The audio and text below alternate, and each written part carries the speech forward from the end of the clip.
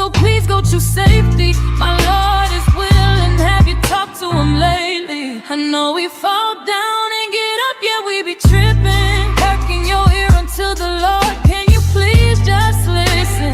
So much evil everywhere you look and turn. Watch it fight and pray. I'm gonna need you to learn. We won't win if we stay stagnant and won't rise above in a world filled with hate. Show more love. Show more love. In a world filled with hate, show more love. This ain't a game, y'all. Enemy out here stealing lives, y'all. Playing our face and we distracted when we see them take they fall, y'all. Wake up, we out here sleeping and the enemy steady creeping. Can you hear me? Wake up or stay stuck.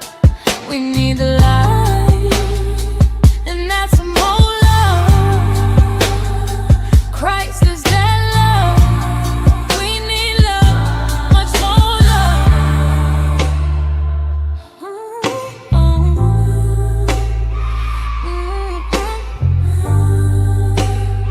Christ is that love. We need love, much more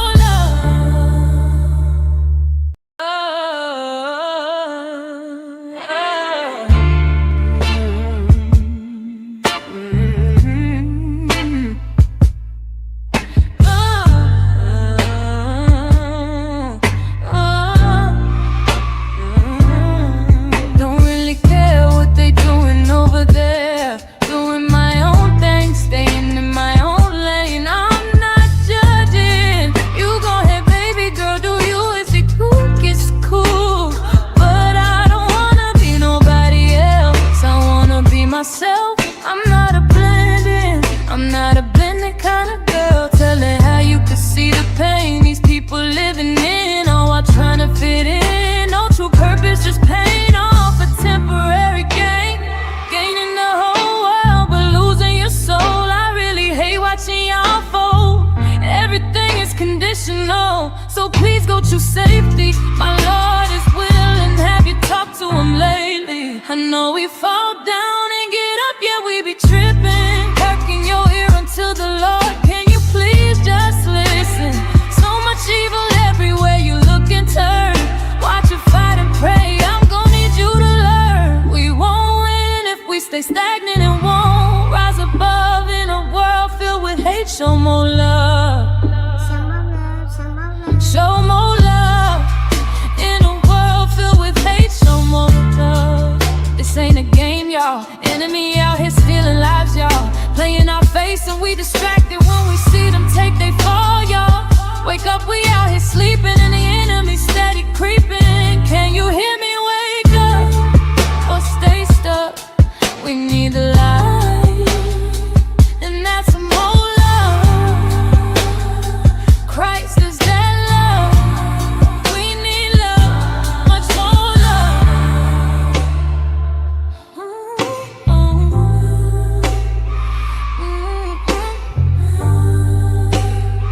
Christ is that love. We need love, much more love.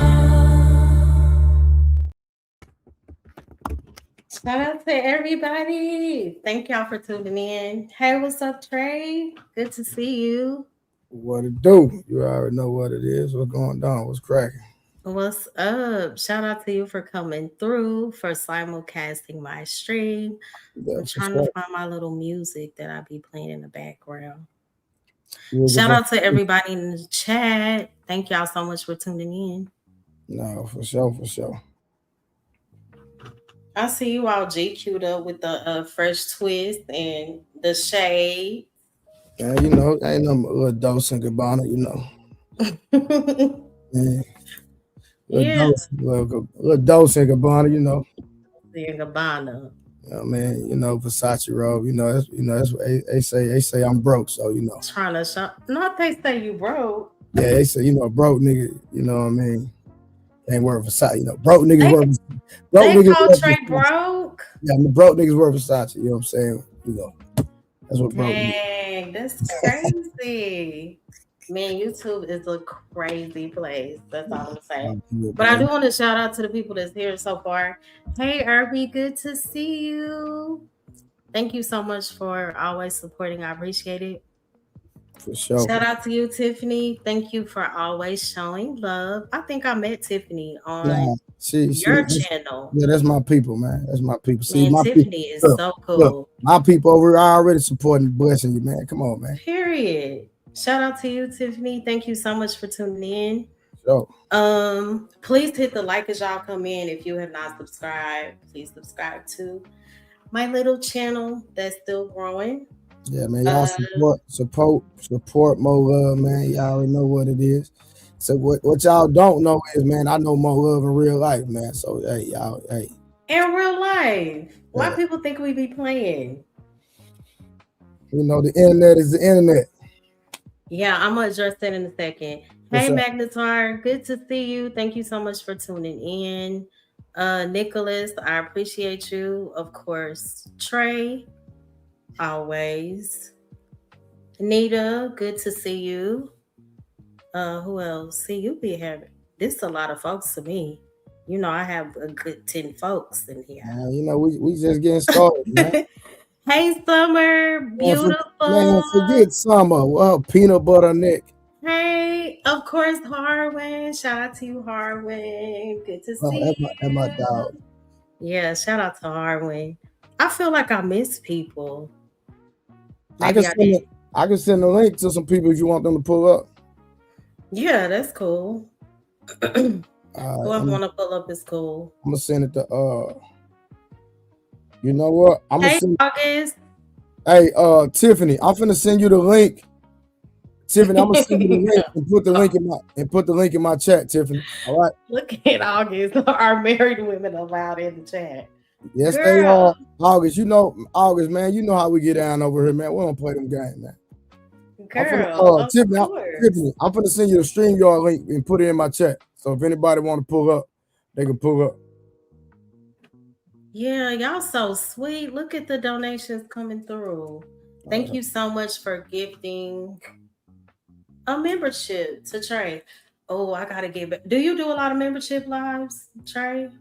Well, my membership gotta be on a whole nother level, baby. Oh, I've been in there. They lit. I haven't did one this week because I'm redoing my home gym right now. You know what I'm saying? So I'm redoing my home gym. I'm putting up like a state of the art gym in the crib, and you know I'm getting ready to start my fitness YouTube channel. So that's why I'm redoing my home gym. So it's gonna look like a full-fledged studio, but you know it's out the crib. You know what I mean? That's fire. You know, broke niggas. You know, broke niggas can't afford to put a state of the art gym in their house. I mean, yeah. I'm just saying. You already got a gym. I mean, let's you know, let's keep doing this and then we'll go into you know what I mean? We'll go into because I heard my name mentioned somewhere the other day and I was like, what did I? Okay. But thank you so much, Tiffany. Thank you, Irby, for always posting the Cash App. If you guys could please support the show by hitting the like, subscribe if you have not. You can hit the Cash App, My Love 8686, or the Super Chat. And you can also support by sharing the stream. Shout out to you. Thank you so much, Nita. Or is it for you? Oh, that's for Trey. My bad. Yeah, that's for me. Yeah. Shout out to you, Trey. Always being a real one. Yes. Keep your feet on these haters' necks and don't let up. Did you hear that though? Man, come on, man. That's what I do, man. Come on, man. Did you hear it? And I heard, man, come on, man. You know what I'm on, man. Stop playing, man. Period. Hey, Truth. Good to see you. Thank you so much for tuning in. Is that everybody? Hey, Kay. Hi, beautiful. Good to see you. I'm a dog, Kay Clarity. You already know. That's my sister. Shout out to Kay. She keeps it real. Get on my nerve. Do you hear me? Hey, Angel. I love Kay. Nah, that's my baby, man. She get on my nerve. One thing she gonna do, she gonna call me out. And you know who else? I think August is hilarious. I haven't seen August on the panel in a while though. Yeah, I know she talks on mute just like her husband. You know what I'm saying? I swear to God. That is so funny. Both of them talk on mute, boy. That's crazy work. Mm-hmm.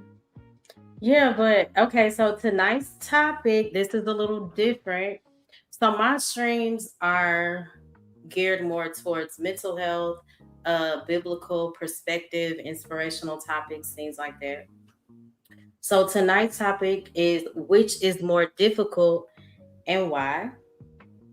And I'm asking these questions because it's more so about understanding of why we answer or respond to things the way that we do. And as we get older, life teaches us that some decisions don't have a painless option. Sometimes we're choosing between two things that both require sacrifice and courage. So, yeah. And pertaining to the enemy, yes, I am a believer of the Most High God. Amen. So the enemy does understand something that I believe many people overlook. He doesn't always tempt us by making evil look good. Sometimes he simply makes fear look like wisdom and things that make us comfortable look like peace. And if he can distort how we interpret our choices, he can influence our decisions without us even realizing. So, my first question, hey Bullet Calls, good to see you. Oh, I think you have to put my stream. Shout out to you, Nita. I know. My goddamn, I messed my phone up. I dropped it, and so I got a brand new phone. I got a switch, and my phone tripping right now, so it won't even let me put the send the goddamn join out. I'm gonna see when Monk. I'm gonna see if Monk come in. When Monk come in, he can send it out, put it in my chat, or you can actually go put the link in my chat to the StreamYard. Put the the StreamYard link. All right. Yeah. Let me see. You can just go over to my channel and put the StreamYard link in the comments, or okay, I'm doing it now. Yeah. I think, is this mine or yours? Oh, this is yours. Yeah, so then that way people can come up, you know what I'm saying? Got it. Okay, I just posted. There you go. Matter of fact, feel free to come up, y'all. I'm a pin it. I'm gonna pin it in my chat. That way people have access to it. Okay, cool. Yeah, so I just pinned it. Thank you. Summer, bring your peanut butter. Hey, Summer, beautiful. Summer is so pretty. She looks like my aunt. I mean, identical. Shout out to Summer. Okay, so the first question. Is it more difficult, and answer honestly, is it more difficult to forgive someone who hurt you deeply or to forgive yourself for the things you can't change? Forgive myself for the things I can't change. Why? Because I believe that I'll be more frustrated if I hold myself accountable for things that I can't change, because I believe in letting God be God. Oh, well, because see, like when you try to maneuver and things that you can't change, now you playing God. Well, you better talk about it. That is so true. You know what I mean? So if God is a way maker, if God is a provider, or whatever situation that's happened in your life, and if you truly believe in God, then you need to let God control the things that you can't control. That's why you depend on him. That's why you have faith. So I believe that it would be harder. I mean, it would be easier to do that versus dealing with issues about things that other people did for you, because that's like trying to control somebody else and they have their own free will. That's insane to me. That's such a good point. Okay, I'm gonna respond in just a second. Shout out to, is that in your chat of mine? No, Maybe I need to look on my. no, that's my people supporting you. That's Nita supporting you. So she gave that to you. Oh, thank you so much, Nita. I appreciate you for the $20 super chat. She said put some color in the chat. Shout out to you, sis. Shout out to you too. Thank you to everybody who has donated so far. I'm gonna answer in just a second. Shout out to y'all. Ooh.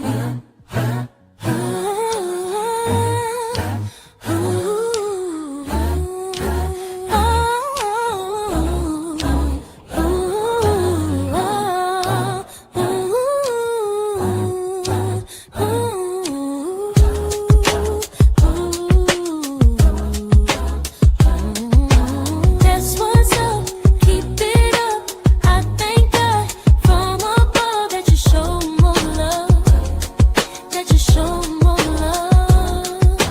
Cash flowing, spirit going, the support, keep it going.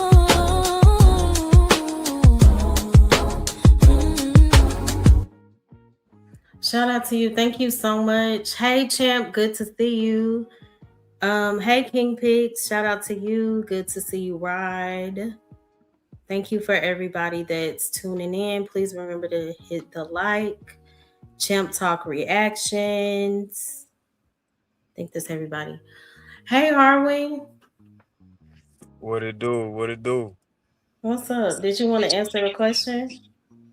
Nah, I ain't hear it because I came in, I guess, when Trey was answering. I just rock with whatever Trey said at the end. I agree. Oh, okay. I don't even know what he was answering, but I agree with it. Yeah, it's is it more difficult to forgive someone who hurt you deeply or to forgive yourself for what you can't change? Oh, man. I think they both difficult, but the second one is less for me. Hey, I think it's Contra, good to see you. And Mr. Mayhem, too. I miss you. I'm sorry. You said both? No, I think they both are difficult, but I think the second one is more difficult for me personally. To forgive yourself. Yeah, I think sometimes forgiving yourself is harder than forgiving others. From situations I've been in my life personally. But all that stuff is, okay, now I see why Trey said what he said. Yeah, all that stuff the Most High can handle for you. That's true. All things are, all things can be done through the Most High. All things are impossible with man, but all things are possible with the Most High. Yeah, that's so true. Shout out to my beautiful mother. She doesn't come through often. Hey, mama, love you.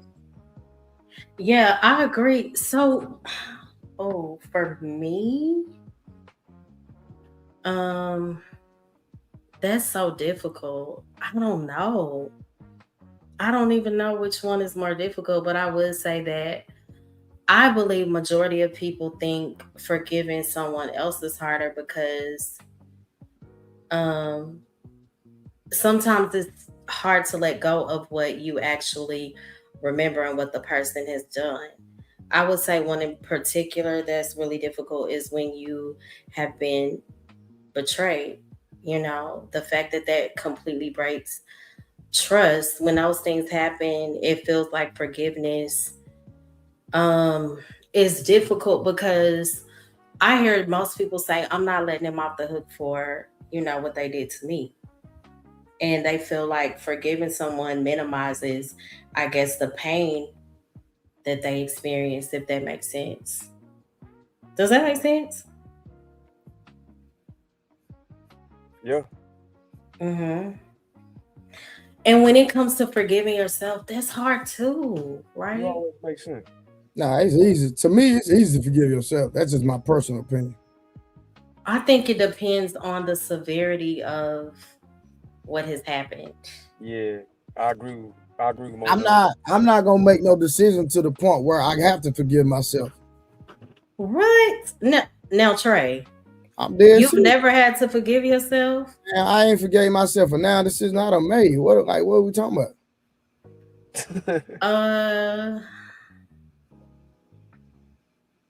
I don't know. I'm speaking for me. I can't speak for nobody else. No, I hear what Trey Well, saying. that's the good thing. That's a shout out to you. It ain't that many. I think it's more situations where I have to forgive others.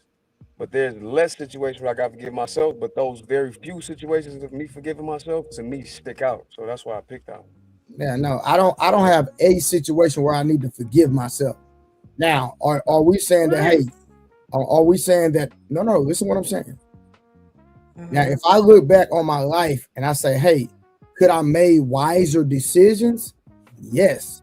But as far as forgiving myself, no. But when you say make wiser decisions, that's what I think that got a lot to do with what I'm saying. Now, I'm not every decision I done made. I'm cool with every decision I done made. I'm not saying I've been perfect, right?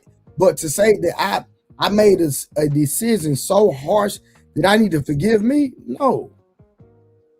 Really? I feel like I've made mistakes like that where I've had to forgive myself.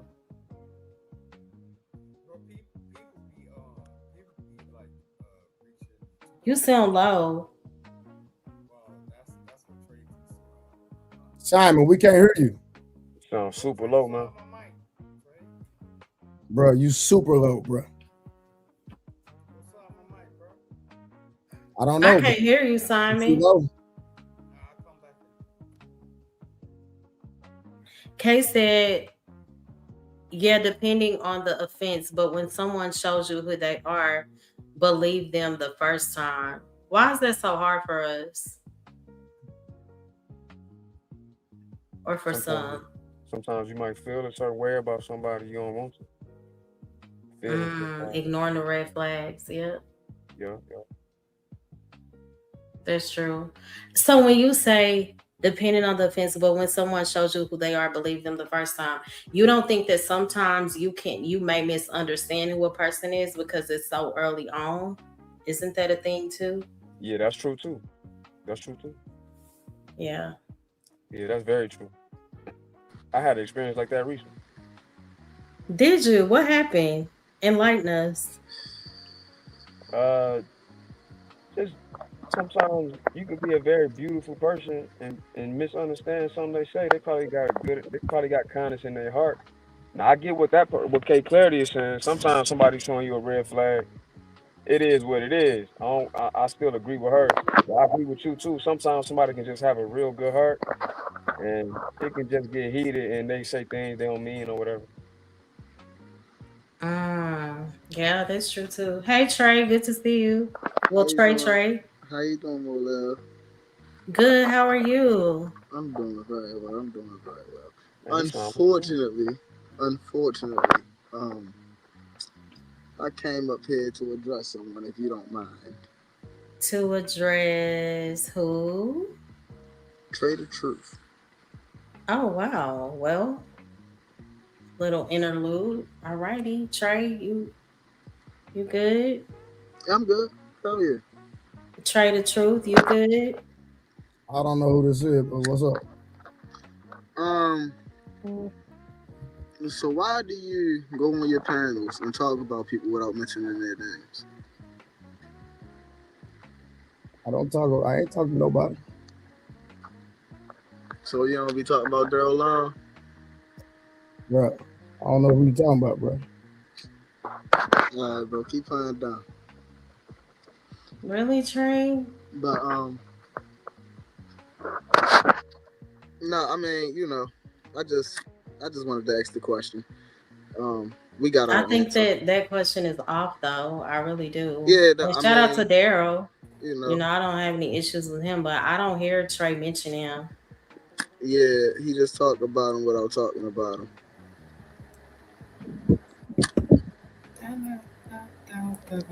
Love that shit. We gonna move on.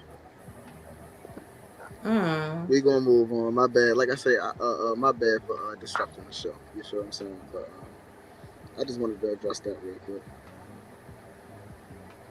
Okay.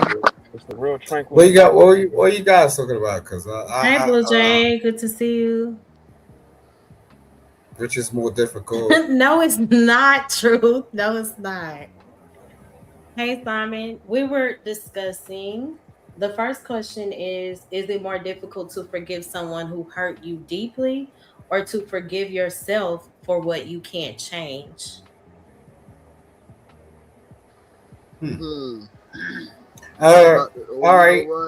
Hey, calm down, bro. She asked me the question. Now you gonna have your chance. Calm down.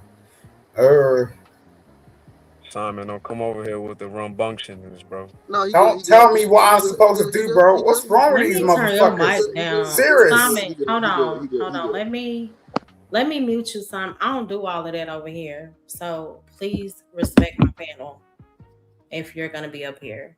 Thank you. That's all I was saying, brother.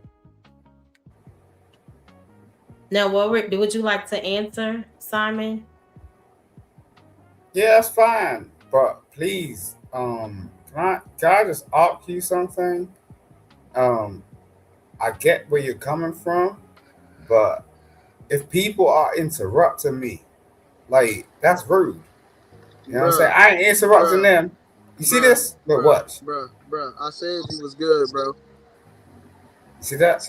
I said you was good. You don't need to say Can we anything. move on? I don't Can we need move your on? recollection, bro. All right, I don't need all it. right, then shut the fuck up, for real. 'Cause you Trey, How you you already wait? know Wait a minute. I don't talk Wait like a that up minute. here. Like Hold on, You hear Trey. that? Do you know, Simon? I'm gonna have to drop you for a second. Can you wait? Yeah, drop me. I don't take this shit. Okay, so do you know Ricardo, Trey? Yeah, that's my guy. He dropped. Ricardo, you can come back. Ricardo, good people. Oh, Ricardo's here. Okay. Hey, Ricardo. Ricardo, good people. Hey, what's up? Hey, salute to you, Trey. What's up, What bro, up? everybody? What's good with Good you, to my see part? you guys. Hey, what's up? Good? What's good, fam? Hey, 84, good to see you. So the question is, if you guys would like to answer, is it more difficult to forgive someone who hurt you deeply or to forgive someone for what you cannot change? Which is more difficult and why? I don't. That's a tough question. I mean, I can answer it. Okay. In my personal opinion, it's harder to forgive yourself for something that you can't change. It's easy to forgive people. You always taught to forgive people. You never get taught to forgive yourself. Okay, that's a good point.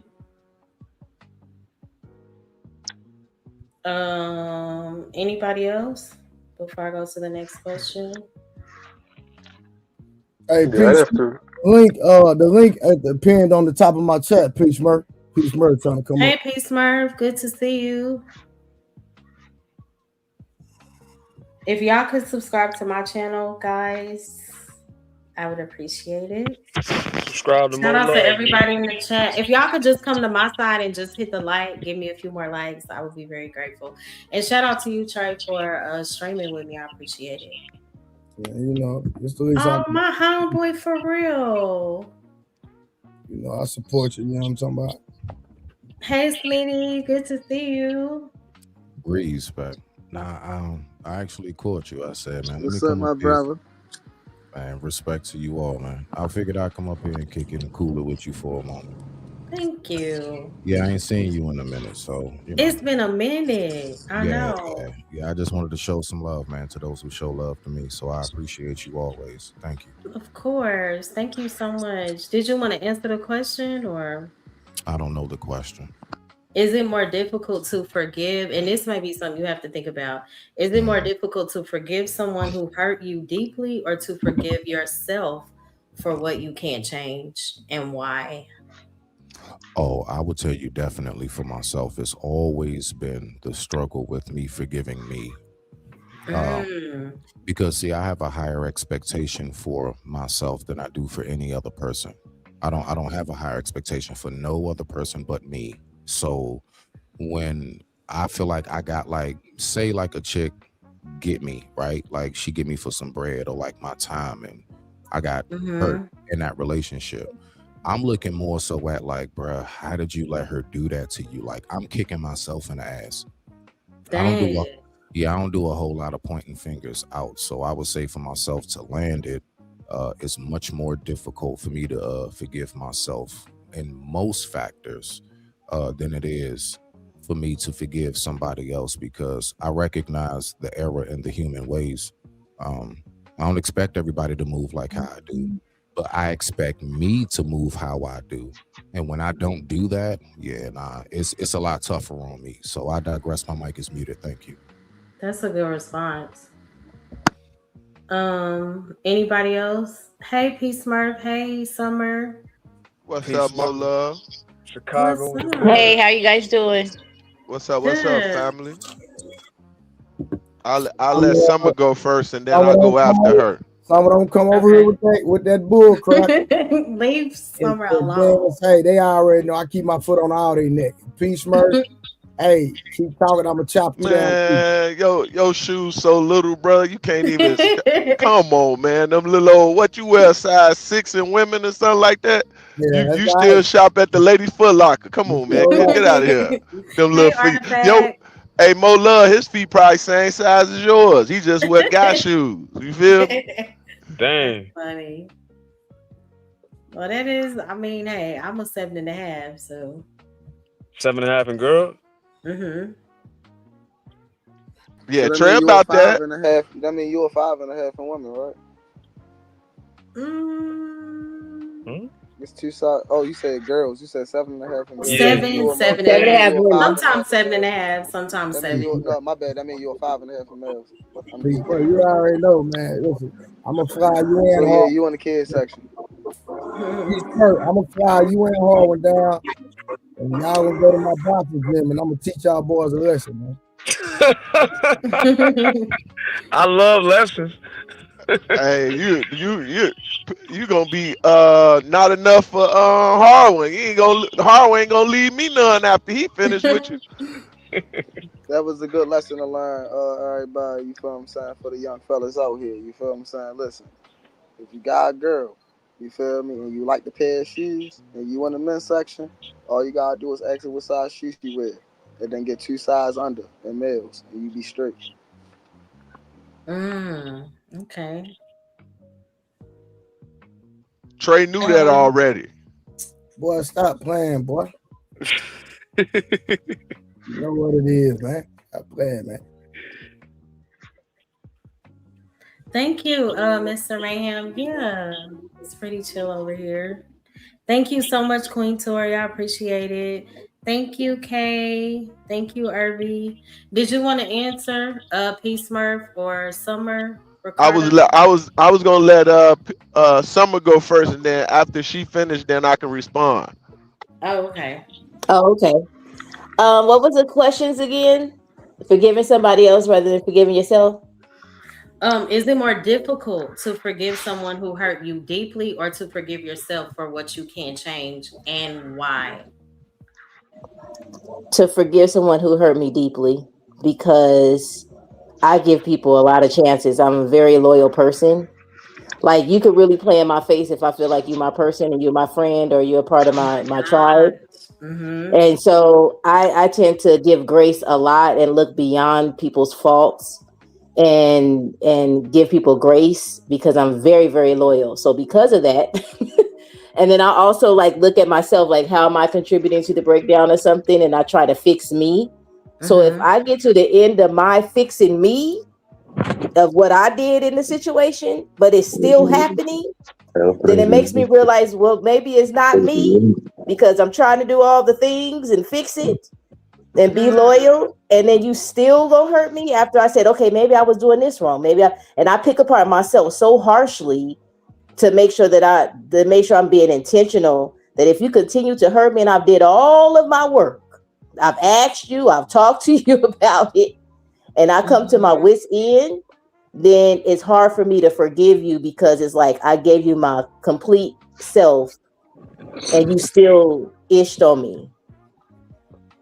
So I feel like, yeah, like I don't give up on people easily. I don't give up on people. I give chance after chance after chance. And people, even my friends tell me I give too much grace sometimes because sometimes I could be a doormat to my relationships because I'm busy trying to fix me. I'm not looking at what they doing. But once I fix me, I can start looking at what you're doing. And then once I see, oh, wait a minute, it wasn't me, then it's done. Then my cutoff spirit is real. Oh, it just take you a while. It took me a long time. It took me 30 years for one of my friends, 30 years. And people was telling me 10 years in the friendship that it wasn't right. But no, that's my friend. She don't no, that's my friend. That's my friend. You mind if I Me respond all to that? day. You mind if I respond to that? Yeah, hold on, Trey. I do want to say thank you so much, Nita. Nita said, "Don't bring y'all beef y'all got with people just because they on Mo Love's panel. This ain't the time nor the place. Respect the lady channel and panel. Real talk. Shout out to you, Nita. Appreciate it. Yeah, Mo, we should turn this to Maurice Wednesdays. Hey, Humble, good to see you. Hey. I ain't seen you in so long. How you been? Not too good. Oh man, what's wrong? Little motorcycle accident. Wow. I'm so sorry to hear that. Yeah. How are you recovering? I'm all right. Guy was with me, man. Police officer hit me, pow, in a squad car. And I could have been paralyzed and all that shit. But I was doing DoorDash on my bike. So I had like my jacket, my DoorDash bag on my bike with stuff in it. So when he hit me in the back, I guess it's a good lesson in forgiveness. I actually forgave the cop. But I'm still suing his ass. But he hit me in the back. And like the DoorDash food items and the stuff and the ice, it like absorbed the impact.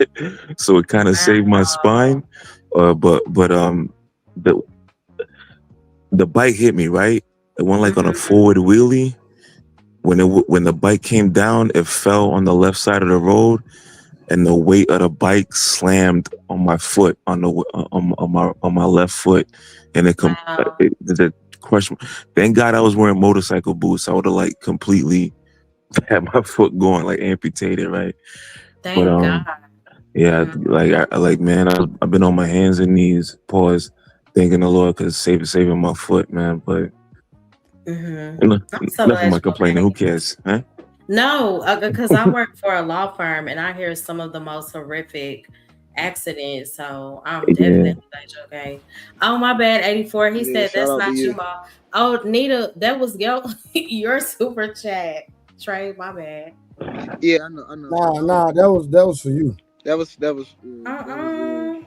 I don't think so. No, I'm telling you. Oh, it was. Thank you, Nita. My people over here blessing you, man. They are. Blessings, man.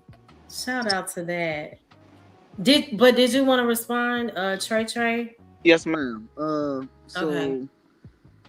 Summer, if you don't mind. And hey, Dory. I'm so walk. sorry to interrupt you. Shout out to Dory and Wolf Stacks. Good to see y'all. Yeah, if you don't mind. Yo, hold on. I was next. Was Summer done? Or I'm sorry. He referring to Summer? What's going on? No, I wanted. He trying to respond to Summer. What Summer said. Oh, okay. Go ahead. Yeah. Take this walk with me, Summer. That's the reason why me and I would say Mr. Seven, Mr. Smitty, said that it's harder to forgive ourselves, right? Because we do the self-work, but we also let people do things that we know that people shouldn't do, right? So at that point, you can't blame nobody else. You can only blame yourself. But, to each is your own. Yeah, I most definitely blame myself for staying in there. But at this, the question was, is it harder to forgive someone that hurt you deeply? So yeah, I blame myself. I shouldn't have stayed. But then when I take a look back on how people were treating me, when I actually open my eyes, right? Because I look at my friends and my family with rose-colored glasses, right? To where they can do no wrong in my eye, because if I consider you my people, you're my people. But once I get to my wit's end and I've done the work, right? Because I've already told myself then those rose-colored glasses come off. Then I start looking at you like you really are. And then it's like, oh, I see. And then I'm able to bounce after that. Right. Hey, so yes, I agree with you, Trey. I agree with you, Trey. I agree with you that it is mostly my fault from not seeing people for who they are. But the forgiveness part, once I realized you've been really been playing in my face after I've been giving you all of me. Miss Summer, Okay. Miss Summer, may That's what I I'm ask you a saying. question, please?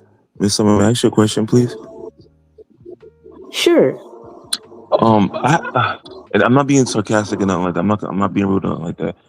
But I just want to know if somebody else experiences this as well, because and I want to ask you because of what you explained. But when it comes to forgiveness, my problem is this: is like I forgive people. Like I would literally sit down and say, God, I forgive X, Y, and Z. Please clean my heart, et cetera, et cetera. But like a week later, right, that person would pop up in my mind. I'm like, man, fuck that nigga, yo. I want to, you know what I'm saying? Like, and I totally forgot that I prayed about forgiving them. Does that happen to you by any chance? Real talk. Yeah. Okay, I'm not the only one. You're I'm not not the crazy. only Then. one. Like we're not. You Okay. human, right? You start thinking about what they did. But I'll be like, damn, I just forgave this. I literally did a whole like 3-hour prayer. Like what's wrong with me? Like, You know it took what me a though? year and a half to forgive somebody. Honestly. That's what I was gonna say. True forgiveness, not just speaking forgiveness, but actually dealing with that thing. It takes time. You go through moments where you think that you are healed, and you go back to being upset, angry, want to beat them up, cuss them out. All of those things are normal. Like forgiveness, 9 times out of 10, it is a very painful, tedious process. So a lot of people that say, "Oh, I forgive them," did you really do the work? Hey, Mo and Trey, can I ask you a question too, Mr. Trey? And I think I want to direct this question to Trey because it's just the way you look and your demeanor. I feel like, I don't know, you got a stern type of demeanor, but like, how can I say this? Trey, can I get your perspective on this? I feel like the hardest part of forgiveness, at least for me, is not forgiving, oh, they're gonna hurt me again. It's the fact that I feel like a sucker. I feel like, oh, you know what I'm saying? Like, you feel me, Trey? Like, oh, they think I'm a bitch. You know what I'm saying? Like, yeah, I'm talking to you, Trey. Oh, okay. Like, I want to get your perspective on what I'm saying. Like, the hardest part for forgiveness is me feeling like I'm playing myself. Like, I'm the sucker. Like, oh, they think that, okay, I forgave them. I'm just a doormat now. They could do it again and again. Have y'all ever felt that way? That made you stop or not wanting to forgive somebody? Nah, like it's too much energy to let somebody live rent free in your mind. You know what I mean? So I just right. You know, like my grandfather raised me to never worry about things that you can't control. Right. So that's the way I was trained from a pup. So that's the way that I process things. Like if it's something I can't control, I don't even worry about it. You know, like getting mad at decisions that other people make is insane. You know what I mean?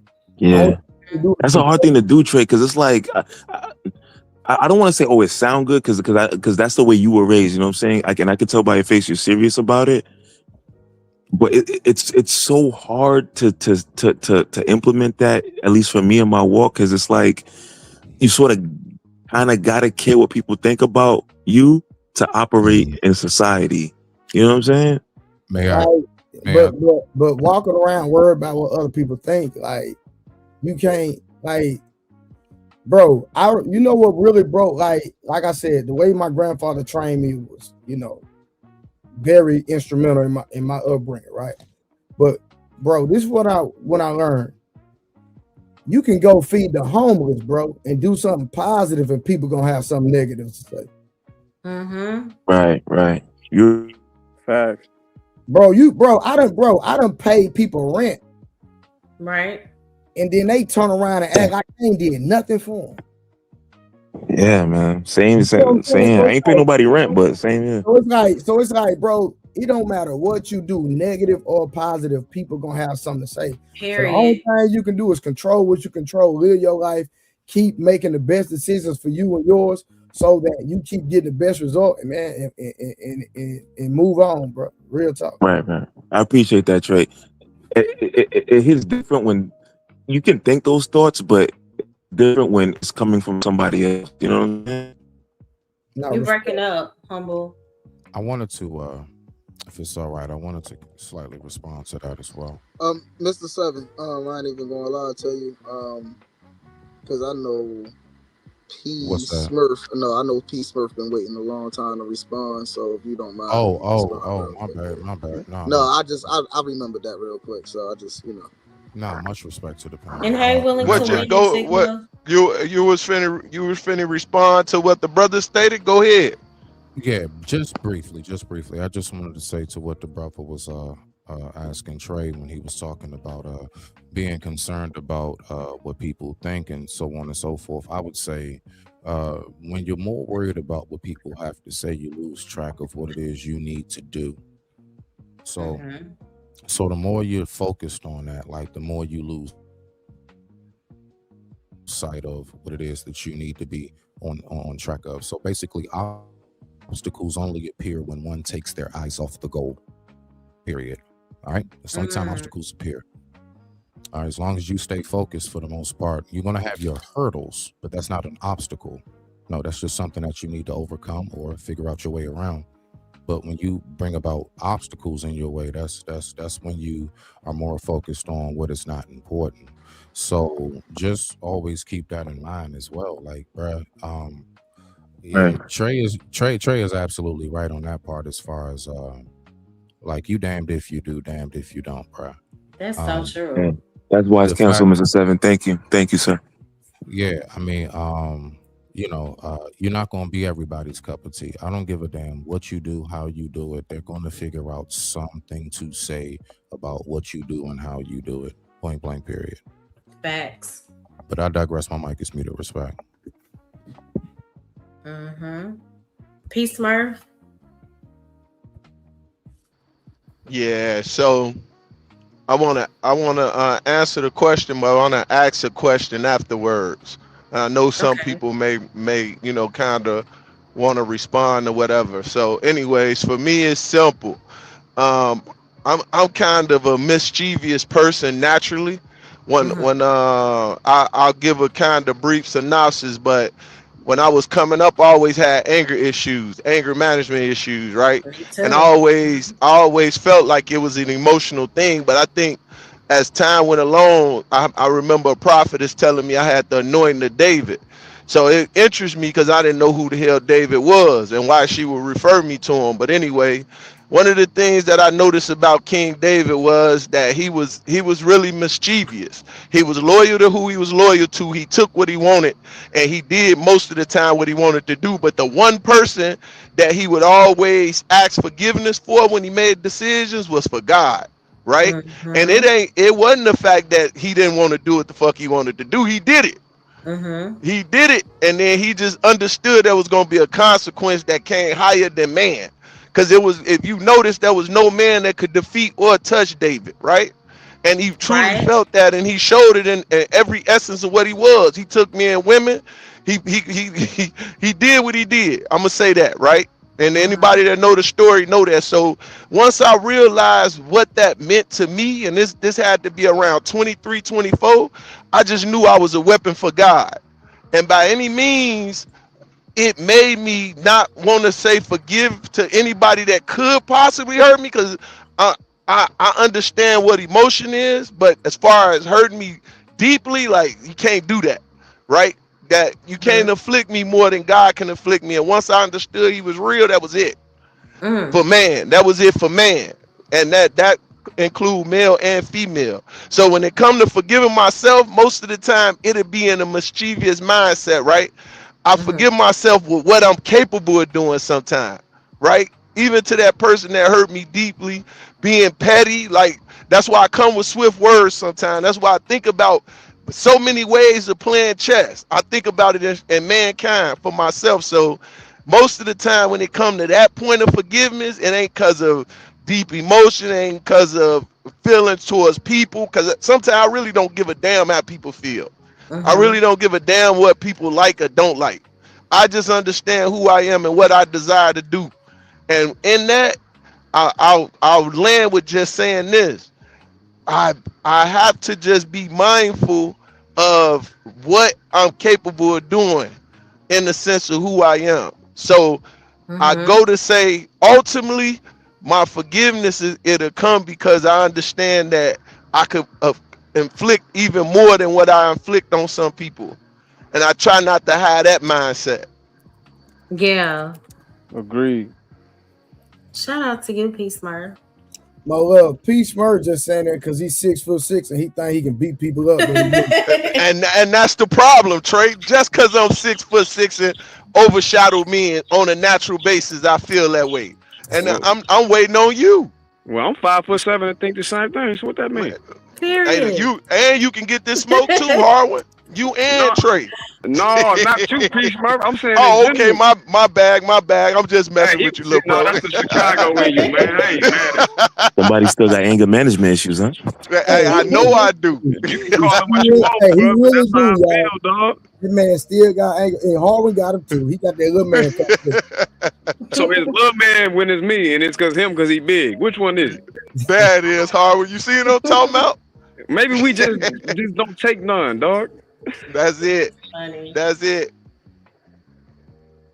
Yeah, but shout out to everybody for answering the first question. Okay, so the second question, which is more difficult, to set boundaries and disappoint others, or to betray yourself by keeping the peace?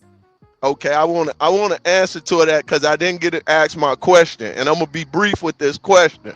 Okay, And it's because I'm kind of nosy and I can be kind of a protector of people that bully.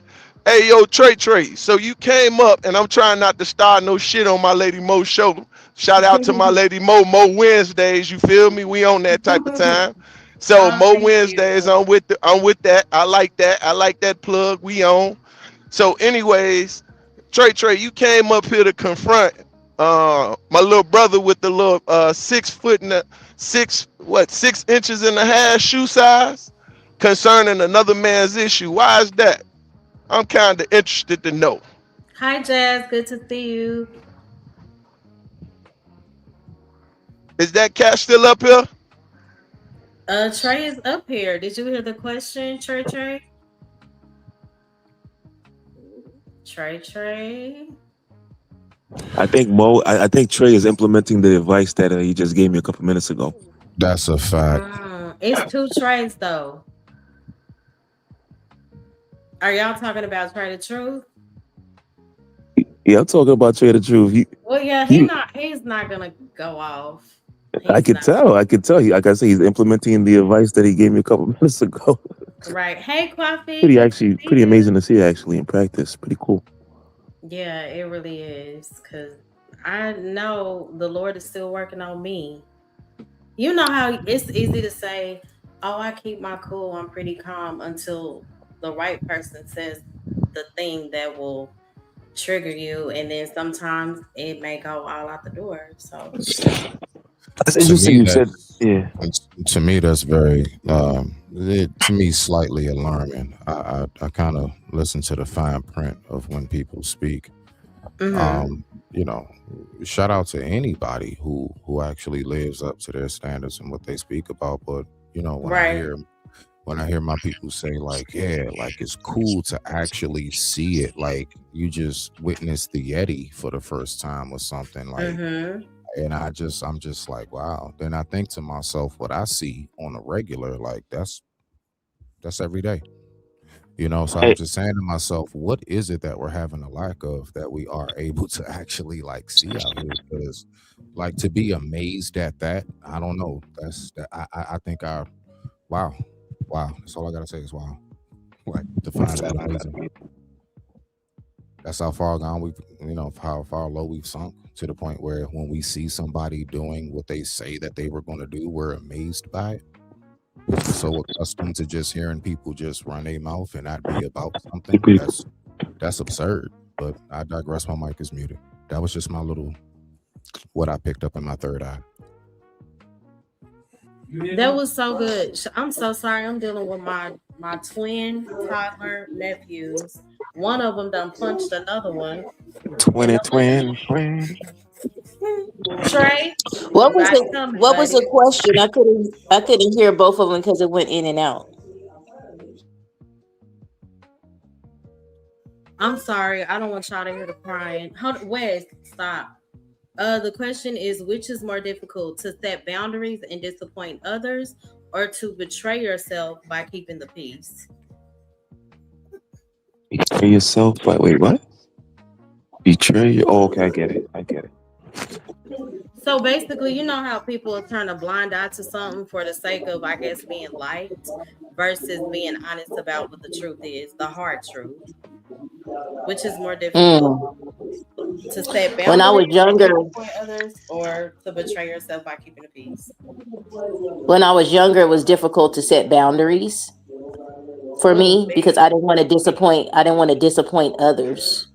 But as I got older and more mature, then now it's easier for me to set boundaries and just speak the truth, period. Yeah. And, you know, in love, you know what I mean? Yeah, in love, of course, but I'm not going to downplay myself or like have you like not adhere to a boundary that I have set internal. I used to set boundaries internally. And then when somebody would break it, they would never know they broke a boundary because I so wanted to be liked, you know. I didn't want to, you know, I'm the bestest friend. I'm the best friend you ever had. I never go against you. I never do this. I never do that. You know, look at me, you know. I was so busy trying to not ruffle feathers that ultimately ended up doing that anyway. So now I just speak my piece and love, but I set clear boundaries, and it's gonna fall where it's gonna fall. You either gonna like it, you ain't. But it took time for me to get there. So I concur. Yeah, I think for most people, setting the boundary is the difficult part, you know, especially because I think a lot of people are afraid of the reaction to the boundary and how the relationship will be moving forward. I think that scares a lot of people. But like Summer was just saying, it's very necessary, and it actually makes the relationship healthier a lot of times, you know. I agree. Hey, Lady Nicole, good to see you. Love you. There's somebody else. Who might be? Hello. I don't know. Oh, Can you hey, get- JT. Hey, what's happening? Yeah, my bad. up? If anybody want Hey, to Greg get T News. Good to see you. Mo Love, thanks for having me. If anybody else want to get on the panel, you can bring them up. You know, it's always a good time with you. And I apologize if I brought any, you know, distractions to your show tonight. Oh, because that was different. But thank you, Trey, for coming up. I appreciate you. All right, see you later. Hey, Scam. So this is my show. Of course, majority of the people are on Trey's side. I think the link, if you on his side, is pinned. Yeah, I pinned it. Let me see. Well, I can drop the link too. Oh, Scam. That's Scam likely? That's Scam. Oh man, where this nigga been, man? Coffee said, "You do other people wrong. I'm sorry. I ain't messing with you, no matter how cool you are with me." Well, it's a good point. Would anybody else like to answer? Which is more difficult, to set boundaries and disappoint others, or to betray yourself by keeping the peace? Okay. I didn't hear the question, so I'll go after the brother. Okay. I'd like to respond to the question. All right. Cool. What's the question again? Which is more? It's the way, yo, Mo, you gotta stop framing these questions in like college. Are they? Yo, just you know what I'm saying? Straight to the point. Straight to the point with it. What's more Like, difficult to keep set the boundaries? peace within yourself at a 90-degree angle. Okay. Is it what's more difficult to set boundaries and say I don't care about what people think? No, that's not right. What's more difficult to set boundaries and disappoint others, or to betray yourself by keeping the peace? Okay, now I think I got it on my second grade reading level. I think it's more, at least for me, I think it's more important for me to respect your internal peace. And I know that's the popular answer, but I say that because I can remember, I'm going to be 40 in August, right? Okay. I can remember in my 20s, like still trying to find my identity. And a lot of that was tied to pleasing people because I didn't know who I was. You know what I'm saying? But I quickly figured out that the more you compromise your own boundaries, the more people have leverage over you, the more people will try to push those boundaries and have expectations of you to please them when those boundaries are pushed. So I feel like respecting your peace internally, it does just that. It keeps you at peace. So that's my a good perspective. point. Shout out to that. Would anybody else like to respond? Trey? All right, ask the question again, because I gotta.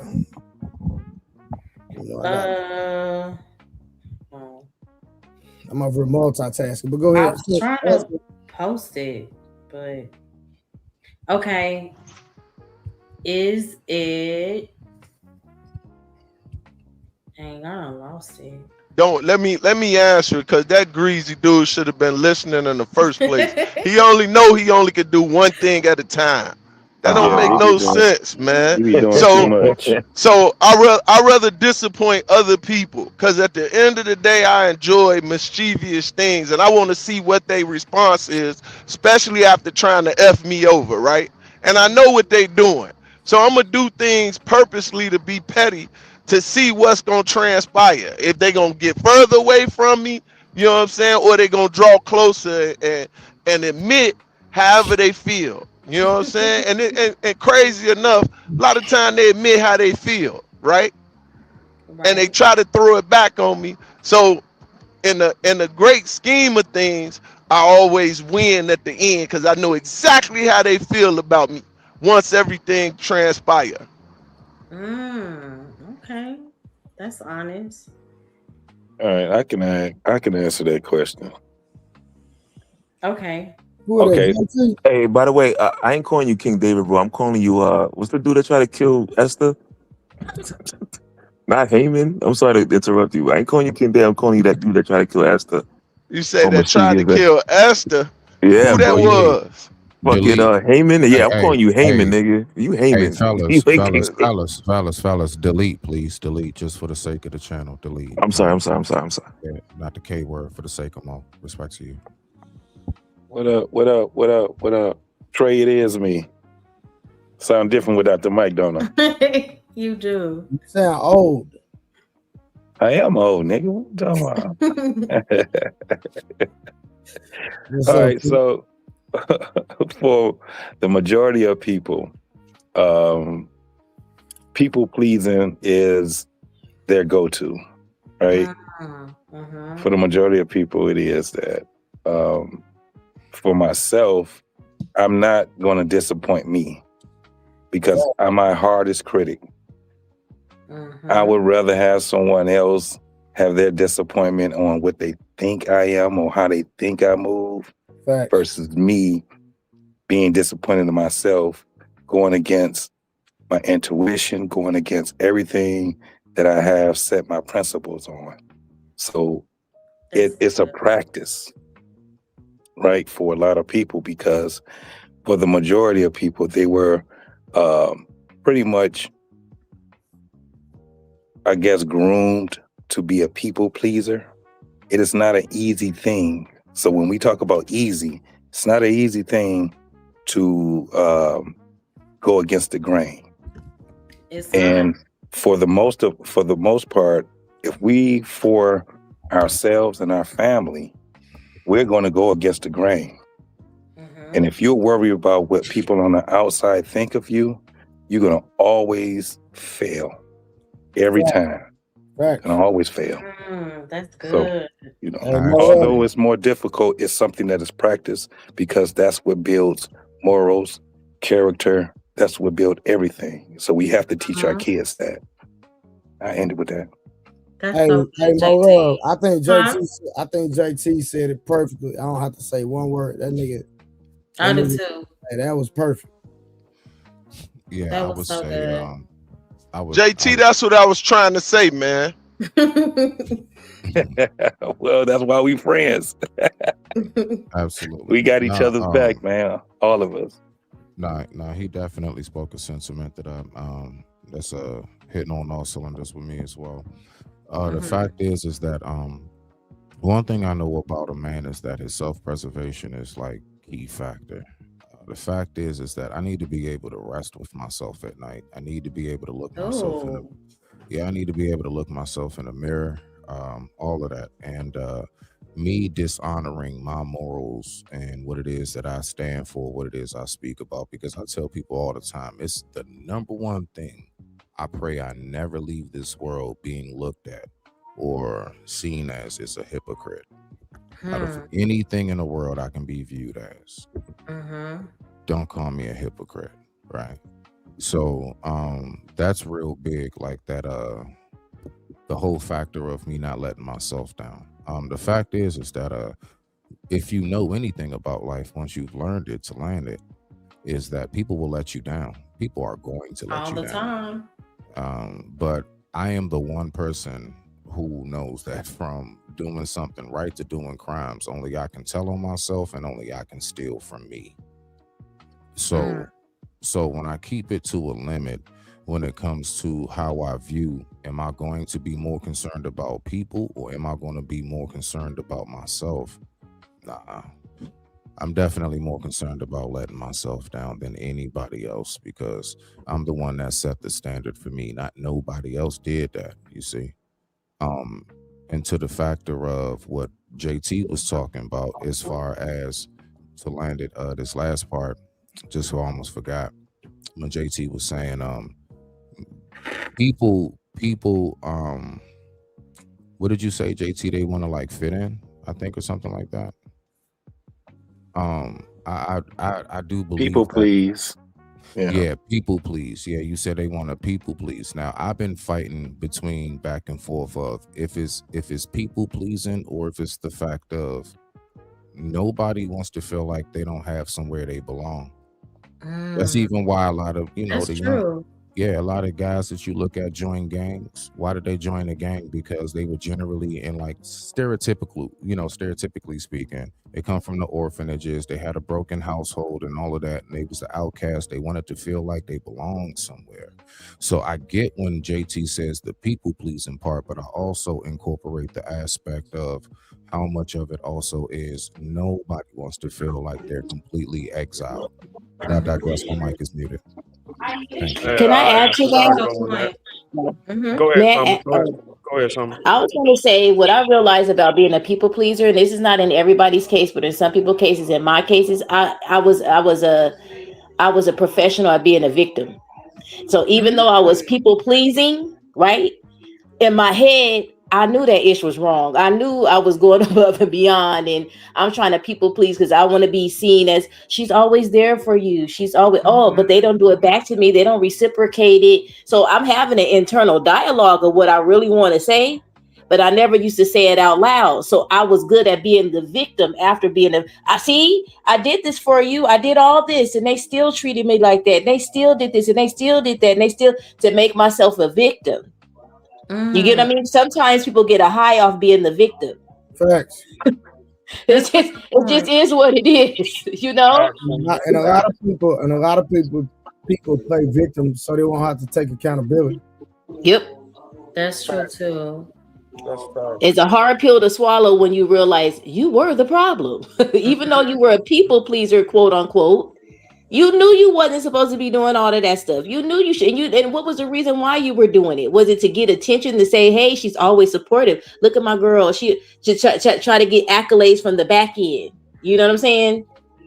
And not really living out loud in the front. With I really wanted to say no. I did not want to go down there and do that for you. But I did it because, I didn't want you to be mad. But then at the same time, in my head, if you do something like to where you don't show gratitude, I'm like, see, they ain't even grateful. And I came down here and I'm a good friend and I did all that. And all these internal dialogues you have in your head that you're not saying outwardly. So I don't, people pleasers, even though they get like, oh my God, they're so good. I think in the essence, sometimes it's like, we know what we doing and what we shouldn't be doing, but we keep doing it. We keep victimizing ourselves. So I think I agree with that to a certain extent. That now. Yeah, I know that now. When you were you get what I'm saying? When you were actually living through being a people pleaser, I think it may hit different.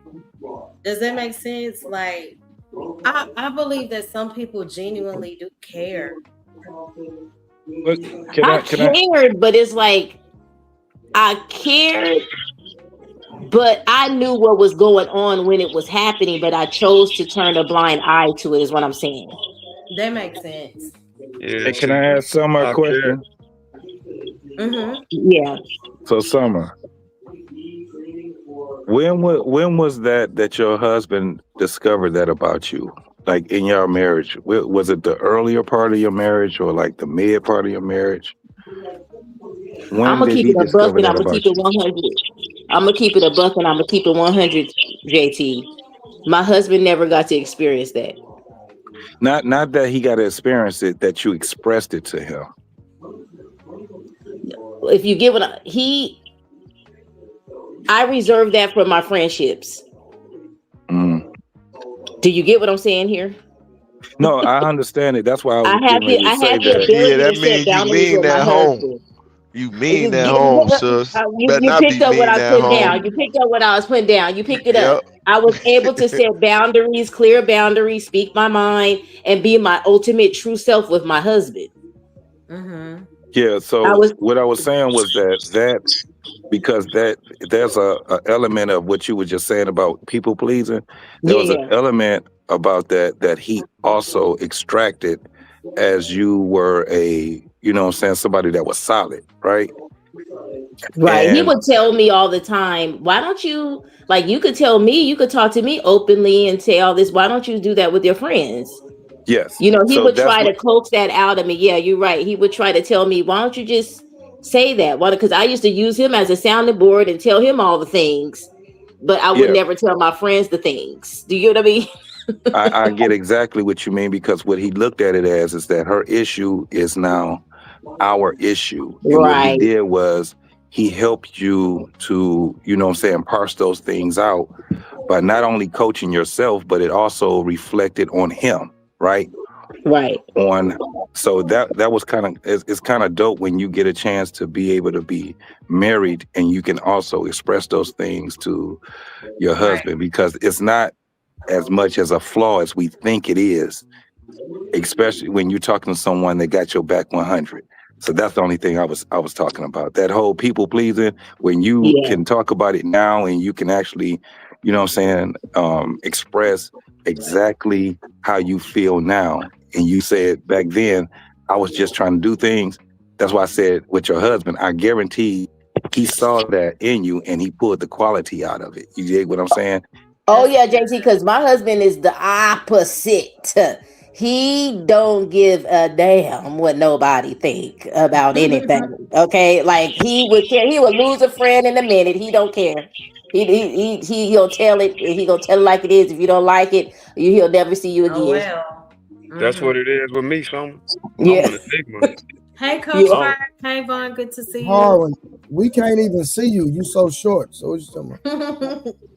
Yeah, but like, you ain't gotta see. You can feel my presence. You ain't gotta see with your eyes, homie. Well, Like, I'm an enigma. I don't give a if you around me or not. Like, I done cut off people that came out the same womb as me because they don't meet my or crossing boundaries or certain standards that I live by. I can love you from a distance, but don't play with me. But you do forgive. Yeah, I forgive, but you can stay over there with that though. That makes sense. Forgiveness doesn't mean that you have to allow access. Like I said in the beginning of the show, it's more difficult for me to forgive myself because I expect things of myself. Yeah. Cause I gotta sit with myself. I gotta look in the mirror. Ain't nobody there with me, and I'm cool with being by myself. Right. Yeah, because it's a process, right? Harlan, Exactly. it's a process when we, you know what I'm saying, we disappoint ourselves. And so what we have to do is go through that process. We have to be 100% honest with ourselves in order for us to do it. And sometimes that can take years for some people. It can take, you know, days for other people, but it's a process.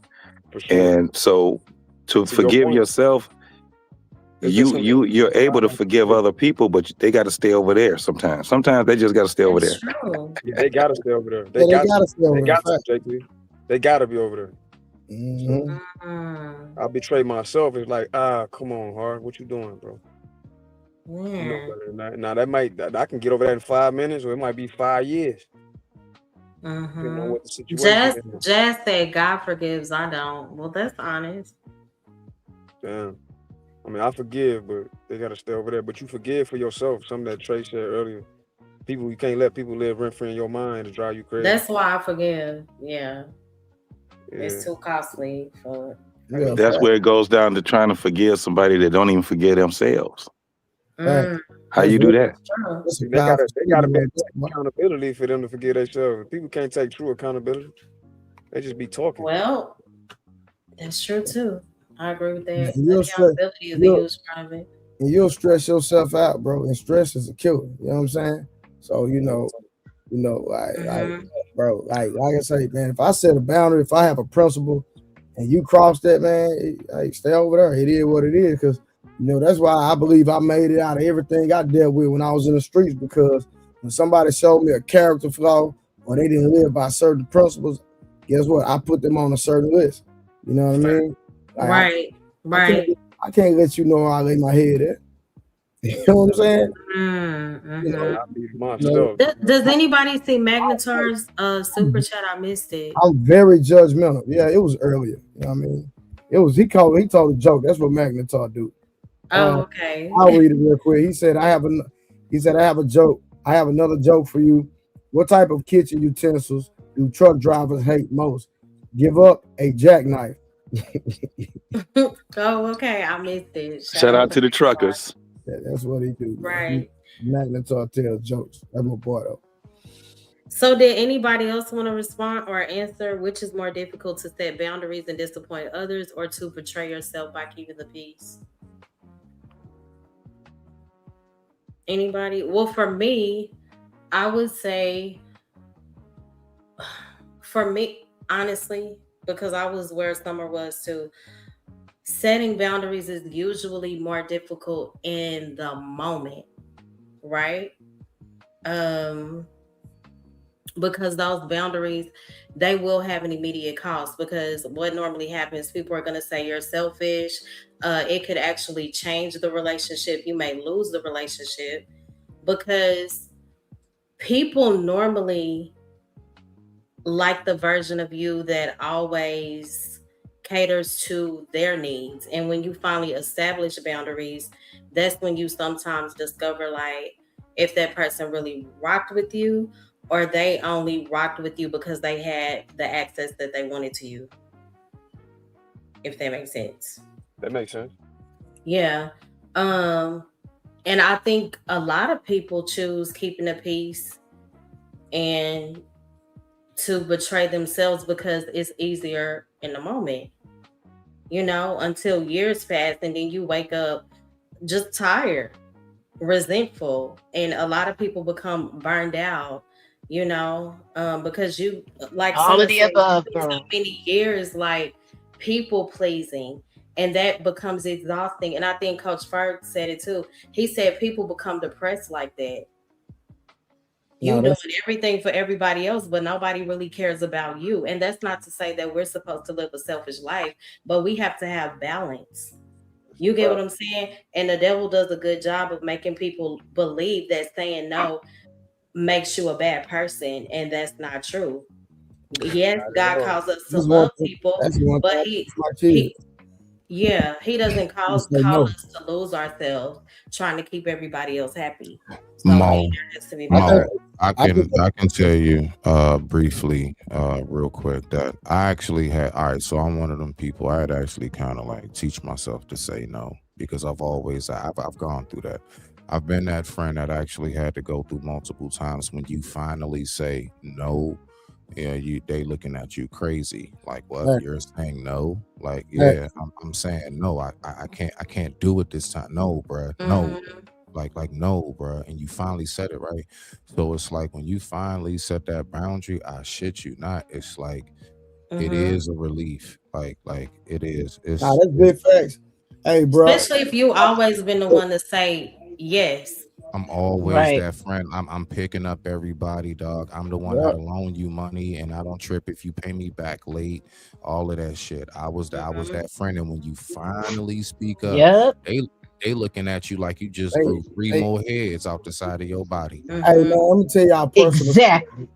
I'm gonna tell you a personal story. My aunt had a whole husband, and I was putting all the groceries in their house. I'm talking about weekly. Now I was doing it because I just love my aunt, right?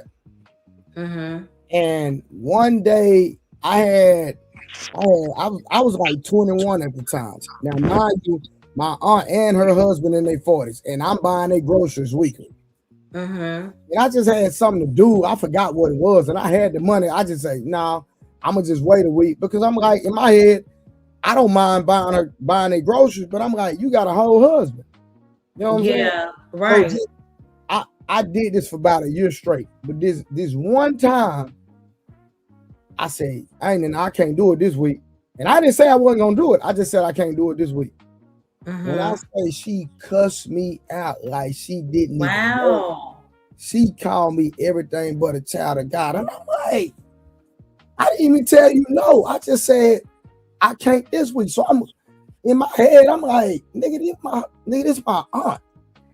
And after that, man, like I literally cut her off. I did not see her again until she was in a casket. Oh my gosh. You know, my whole thing about even what Brother Trey just said, it's the factor of like you yourself know how many times you have let stuff slide, you have letting things go, you do things, and it's just the response that they give you with that one no. They respond to the one no as if you've never said yes a million times over. That one no. It's crazy. So I have a question. Disrespectful, bro. Because when I'm like, I'm doing this every single week. You got a whole husband. And you got a son in this house that I don't even deal with. My blood cousin, I don't even deal with him. Because the last time I had to check him, he tried to steal something from me. And I told him, if you steal again, listen, I promise you already know what I'm on and how I get down. Bro, listen. And so I'm doing all this, and I said, I didn't even say no, I just said I can't this week. And it was just like it literally broke my heart, bro. I'm gonna keep it gangster. It broke my heart that I'm doing this weekly, and you know what I mean, and you treat me like that. And like I said, over all the yeses, all your sacrifices and everything you do, none of that was taken in regard at all. Crazy. Do you think that sometimes it could be our fault because we've said yes so many times that we've trained the person? No. Because at the end of the day, I'm doing this from the kindness of my heart. So I'm not doing anything. That's just an ungrateful soul. It is something wrong with that person. It ain't got nothing to do with me. Well, that's but I think Mo has a slight. I think you're on the. If you've told somebody, what I'm saying is that just shows that reveals something inside of that person. Selfishness. Yeah, but who got that who got that pot to trouble and boil? Who was the one stirring that wooden spoon in that pot? When that person finally snapped the way they did, why did they? Because of what? The access, because you gave them that RSVIP continuous. Yeah, he gave them the RSVIP, but that still was something inside of them for them to come out to be there in the first place. Oh yeah, they didn't value you. I would say that aspect. So two things could be true. Oh no. That's an absolute fact. Yeah, I would also say there is the factor of that would make me look at that point like, so how did you really view me? Our entire relationship, friendship, whatever it may be. Right? I agree. Like at that very second, I'm now doing all flashbacks in my head of every transaction we've ever had in that split second. Every single one. Yeah. Hey, Cody, good to see you. Yeah, for sure. Yeah. I want them to snap so I can hear the big dog. Shout out to everybody. Hey, Scam, you haven't said anything. Hey, Artifact, good to see everybody. Y'all can just respond whenever. Yeah, it was good. Scam, what up, my boy? What up, Scam? You gotta change your face, bro. Every time I see your avatar, bro, I laugh, bro. Bro, it's been 5 years. That nigga ain't gonna change nothing. He gonna stay the same shit. Nah, Mo, I'm gonna ask Find the You've been worst. my brother for 5 years, man. Nah, Mo, Then you we gonna put have up the to worst. ask this person who says they're scam to cam up to make sure it's him, because he didn't start off with dust. So I All don't know right. who that. Right. That is Oh, a snap. fact. That's Uh, funny. People pleasing, it just never made sense to me. What's wrong with saying no? Right. You don't want to do it. The words that come out are no. Just don't do it. But when you really care about the person, I guess it can be difficult to say no. No, No. it sure was easy. Let's do it again. No. But I know it's easier for me because people don't ask me for a bunch of things. They don't be asking. But what about the people that play on your heartstrings and they know, and like what about See? even like my kid, like my daughter, she knows I got a soft spot for her, and I be trying to catch that. Like she knows she can, like I don't know, and I be trying to catch it, but it's like I always fall victim because that's my one and only. But I have peeped that even in the real world, like there are certain people that will play on your heartstrings, and they know you're the one who won't say They no. know it. They know you're the one who is going to come through, or they know you're the one that they can like sway into. They can finesse you into just, They know it. they know it. They can get you to run to that ATM if they need you to, no matter what they gotta say. They You talk know you what? down long enough. they'll That's get such you a to good do it. point. See, I'm the Okay, same way. so I'm the same way with my For that. I do want to say that is so true. So I thank God for blessing my finances. They could be greater. I have a brother who makes over $250,000 a year. But when some of my cousins go through things, guess who they call? My little bank account compared to his. People know who's gonna say yes. My brother say, "Well, I got this coming up. I can't. I gotta." But me, it's gonna take me a moment. You get what I'm saying? Well, let me see. Okay, I got you. So people will play on that. That is so true. Yes, they will. Yes, they will. They And will play on that. truth. I get you. I would give my daughter anything she wants. She gets anything she wants. I'm talking about when they know how to manipulate you.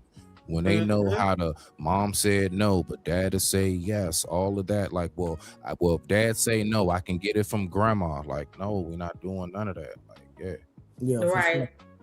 I don't know. You It's know, cheaper. one of the It's cheaper to just say no. Yeah, it's one of the things I respect and I love and admire about my parents was that I had family that and this is me speaking as, as a kid. If my grandma told me yes when my parents told me no, my parents would check the hell out of my grandma. Oh, wait. Same here.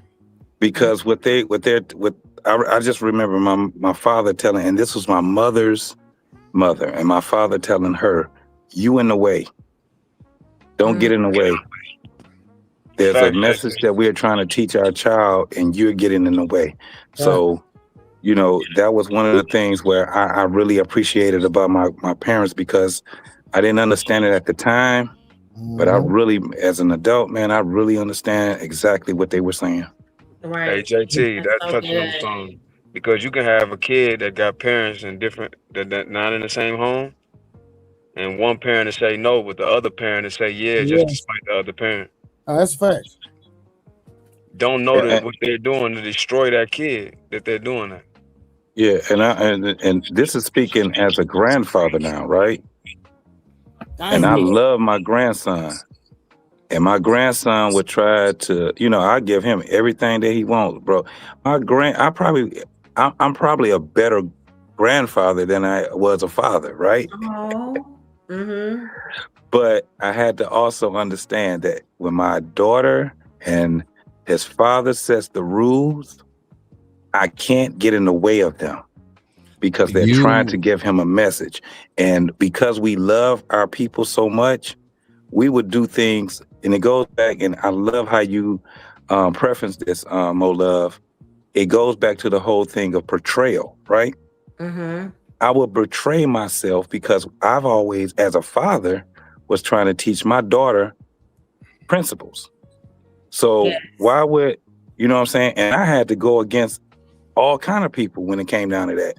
Grandmama, even her mother, you know, other people in the family and things like that. So when it comes down to me now, I'm a grandfather, and if my daughter and her and you know his father set those rules, I'll be betraying myself, because my whole thing to her was principles, right? Teaching your kids principles. I'll be getting in the way of my grandson's lesson if I did something that was against what his mother and his father had, you know what I'm saying, was trying to do. So we have to be mindful of the things that we do in the sake of love, right?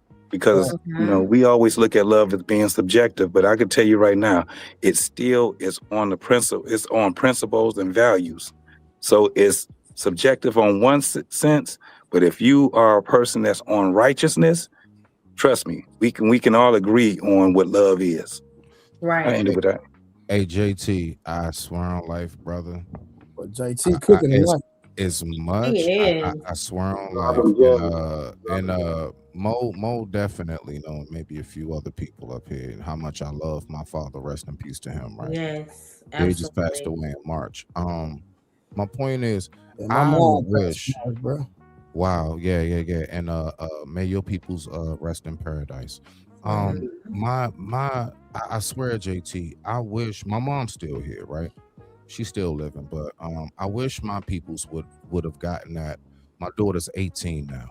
Okay, when she was like around that whole, like I say, between like I came home from prison when she was 9, and between the ages of like 9 to like 16, 17, I shit you not, she always knew she can kind of get away with some stuff with her grandparents.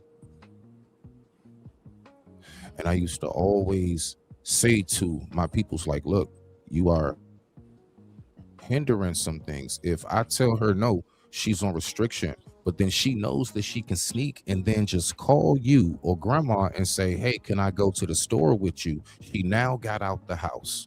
Then what you all are going to say is, no, she can come to the store. It's all right. We're spending time. And I'm like, no, listen, I'm setting the boundary right now. Well, so I can't see my grandbaby. We're getting older. I actually had to fight with my peoples about stuff like that, bro. Like, seriously. Like, I actually did. And it was a hassle for a little bit. But that is definitely commendable for you to say that you actually do step out the way, because I'm gonna tell you right now, I definitely was one of those kids that ran to my grandma. I did. Grandma do anything in the world. We go to Kmart, grandma give me all kind of Hot Wheels, big wheels, any goddamn thing I want. Grandma gonna slide you that $20 bill when nobody looking. Man, what? I'm in the car with my parents. Can I get some McDonald's? We got McDonald's at home. So, but I never got that experience. Both of my grandparents passed on my dad's side before I was born.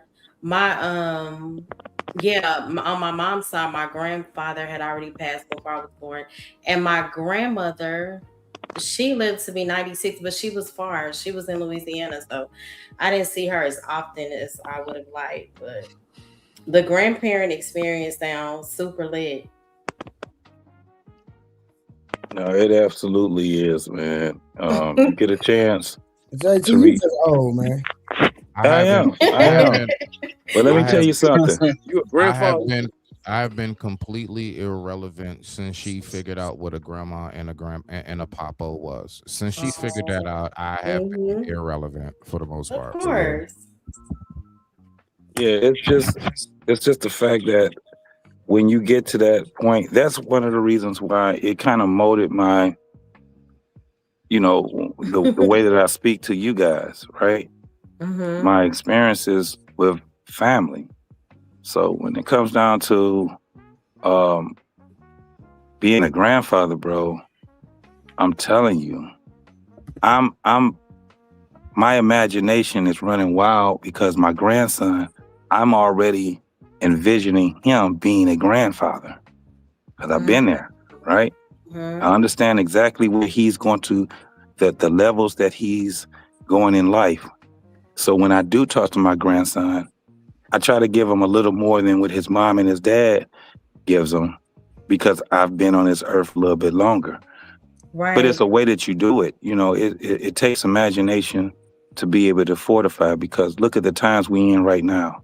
Look at what we you know what I'm saying? I instead of me worrying about him growing up and to these times that we are in right now, I try to do my part in preparing him for it.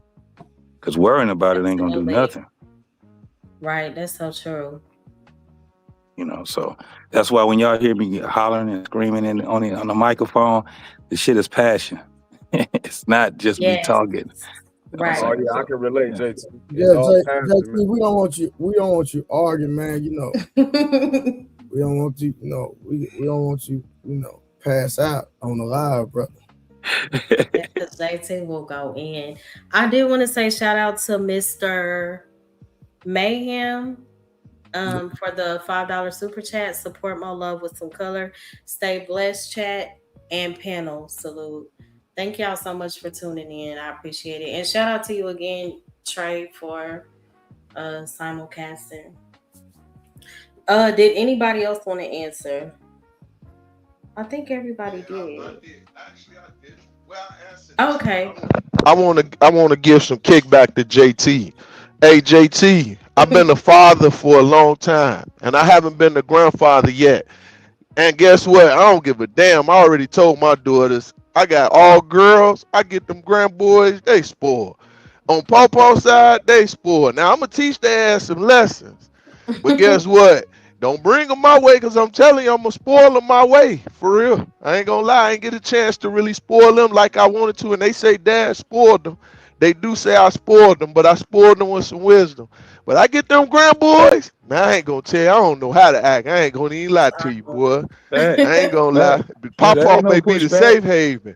Pawpaw may be the safe haven. Like, hey, come over here. He ain't getting no ass whooping over here, but I'm going to get him for y'all. But hey, I got it, man. Listen, I'm looking forward to that part right there. That ain't no pushback. Let me tell you something. My grandson, my daughter, her and her daddy was trying to teach him how to ride a bike. It took them, he learned how to ride a bike at 4. Yeah. When I told him that his mama learned how to ride a bike at 3, he was like, well, damn that.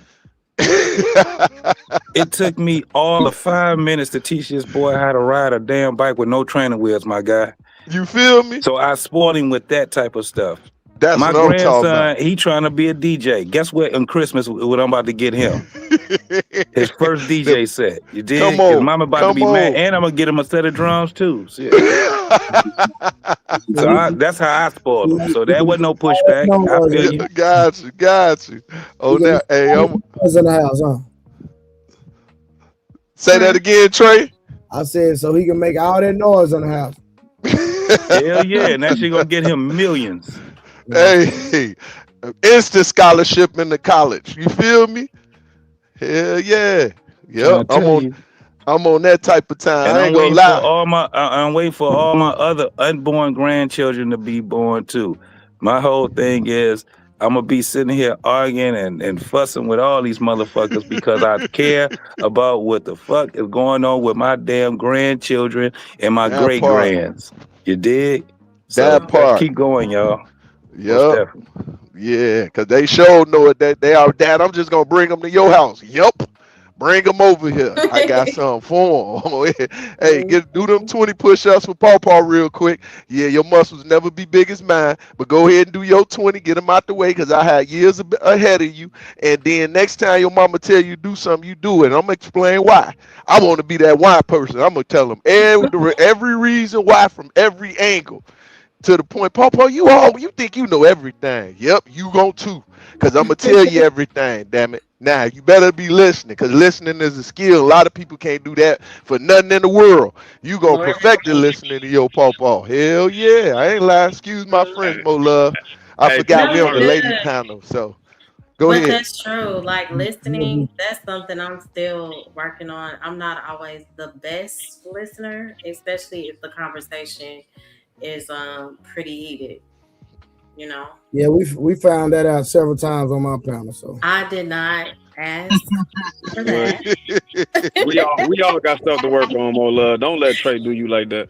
I've been Hey, rocking Trey, with Mo leave Mo Love Love for a alone. minute, so Yeah, I man, already know. don't jump on Mo Love like that, bro.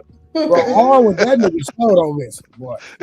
But I think he thinks that he does. Man, that nigga right there, boy. You Damn, feel me, Mo Love? That's crazy. I just took her side. That's No.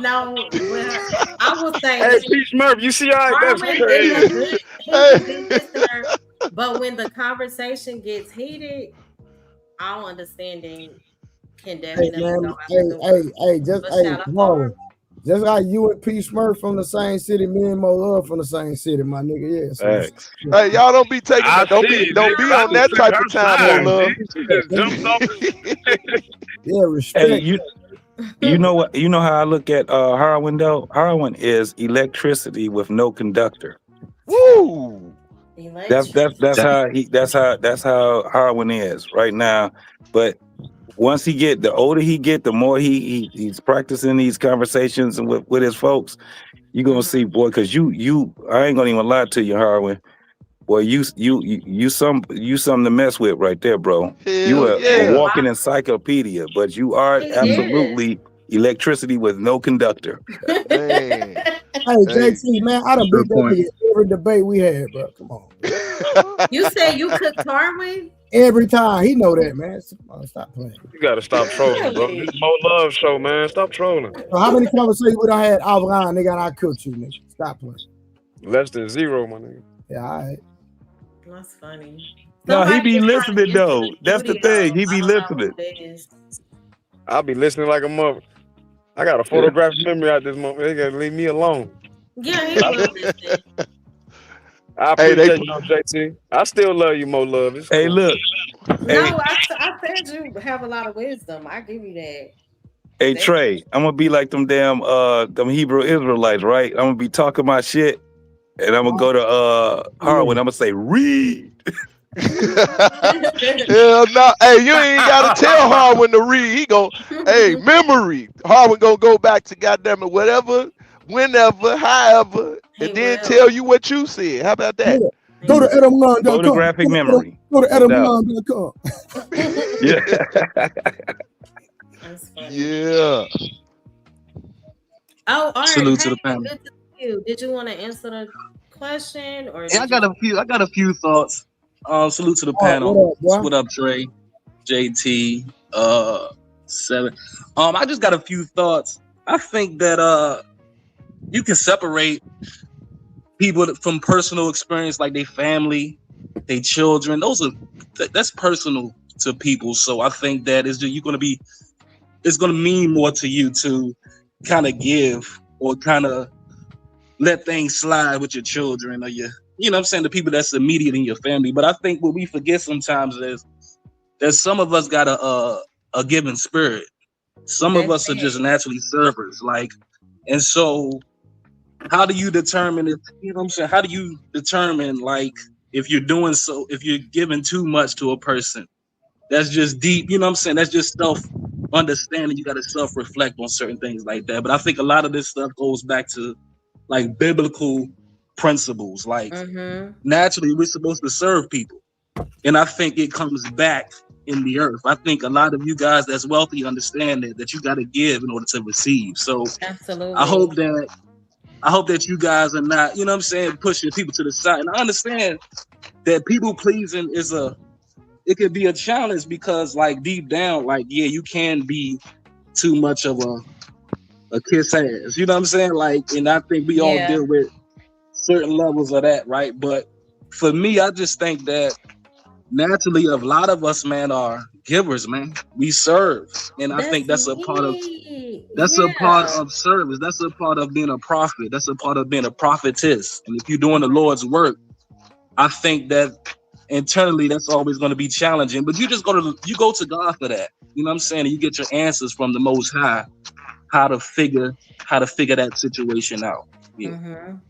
Yeah, there's a lot of conversations. Oh, I was going to say there's a lot of conversations that I had to have with myself to kind of figure out what was a boundary that I wasn't setting versus is this just truly my personality, like you said. So a part of what I like, my love language is act of service, right? I figured that out by being mad at myself, thinking I keep doing stuff for people and they just want me to do stuff. And I used to beat myself up about it. But that's one of the things I had to kind of ask the Holy Spirit about to determine if that was me or that was just me trying to get it, just trying to do stuff for people. And it really was my personality. So for that, I had to give myself grace and say, your personality is to be a helper, to be a supporter. Yeah, if they need you for anything, to show up. And that Summer, I like doing that. At first, I thought it was something I was doing to get being a doormat, but it wasn't. Summer, but you gotta understand, you can do a good thing, but that good thing is not a God thing. That's true too. For sure. For sure. I also agree with Artifacts because we are called to, serve and help. I also have learned as I mature spiritually, but we do need boundaries because people will walk over you if you don't set those boundaries. There are users out here, straight Absolutely. up. So, but yeah. No Thank you so equivocation, much. man. Thank you, Truth. I appreciate you for supporting me. Thank you so much for the Cash App. Mr. Mayhem and Magnetar sent one too. Thank y'all so much.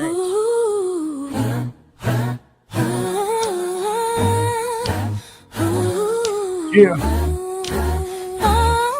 Come on, get it. Say what? Say what? You gotta stop. Yeah, get it. Come. That's what's up. Keep it up. I thank God from above that you show more love. That you show more love. Cash flowing, spirit going, the support. Keep it going.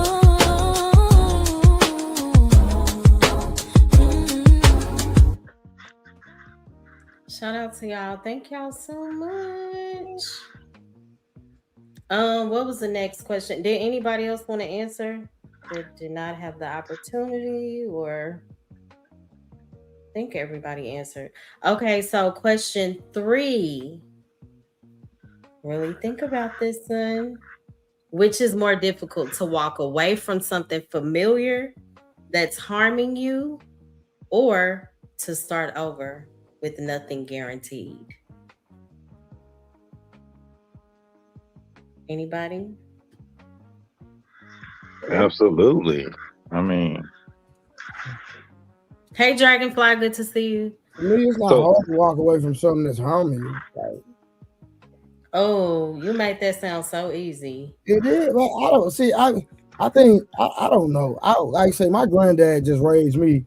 I told you how he raised me. So that's my mindset all day long. You know what I'm saying? Mm-hmm. I love me some me. So I definitely know that's the smarter decision, but I don't know if people always choose that, if that makes sense. no, they not, because again, when you ask the question and you ask what is harder, or what is easier, then I mean, we have to be 100% honest. For the majority of us, it is very hard to walk away from something that is harming you. The reason why is because it's kind of like the whole thing of the frog and the, that analogy of the frog being in the warm water and the water turns hotter, but the frog never jumps out. Yeah. So it's kind of like that thing. So for the majority of people, it's harder for that. And it's definitely difficult for people to go into unfamiliar territory, especially when they don't have a guarantee. So this is the thing we have to start learning. Is that JT, can you say that's with age? Oh, I apologize. Oh, go ahead. I just go want to, do you think that comes with age? Because I see a lot of people, and I can say with my experience when I was younger, it was harder for me to walk away. But then as I got older now, I'm almost 50. There's no way in hell I'm sitting there and I'm staying. I'm out. You know what I mean? So you could change with maturity, not necessarily age, maturity. Right. And so I'll use the word perhaps. However, age is not necessarily the equivalent part of it. What it is that the courage that you have, right?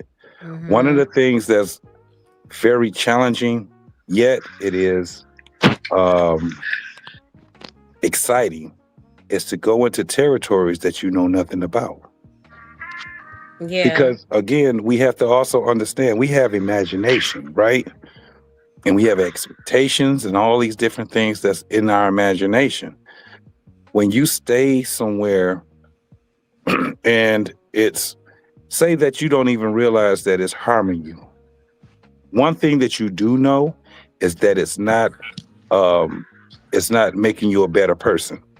So you That's stay true. complacent. You stay very complacent in there. And your end results of being in said place is always going to be a negative result. Or it's just going to be, you just stay complacent there. And when you get to a point where you get tired of being complacent, that's when you will start exploring. Because when you're going into, what do they say? It's territory that is basically, you don't know what's going to happen. It gives you the courage to do it. Yeah, you got it in your mind that, something negative can happen, but you also have in your mind that something positive can happen. So That's courage true. is what pushes you into those, those territories. And that's what we need to do, because that's the whole thing about elevating ourselves is challenge. And a lot of people, so Mo Love, this is the craziest part. The way that you are posing the questions actually is a great way of posing them, because what happens is that we have to explore. Hard. People run away from hard, right? Difficult. Absolutely. People run away from it because what they want is pleasure, right? But when people start looking at within inside of themselves, and they understand that I have the power for my destination to move my destination wherever I need to move it to, this is what makes people start to go a route of going to territories that they have no idea of what is going to be the end outcome. All they know is that they're hoping that it's going to be good outcomes and great outcomes, but they're not scared of the challenge, because that's basically what it is. Hard is just a challenge. That's all. And that's what we have to do. We have to start taking on the challenge, because we want better for ourselves. So, yeah, that's where we go to. I welcome the challenge because I want better for myself. I ended that. That was so good. Thank you so much, JT. Hey, Jonesin. So Jonesin said anyone can say that they will leave when they're not faced with that obstacle. I agree with that. Would anybody else like to respond? Which is more difficult, to walk away from something familiar that's harming you, or to start over with nothing guaranteed? It's definitely harder. Well, first of all, I want to say shout out to Mo and everybody's in the chat. It's packed in Hey, here tonight. D. But I want to say it's definitely harder to start over, because, like somebody else said earlier, you just, we're used to just doing what's familiar all the time.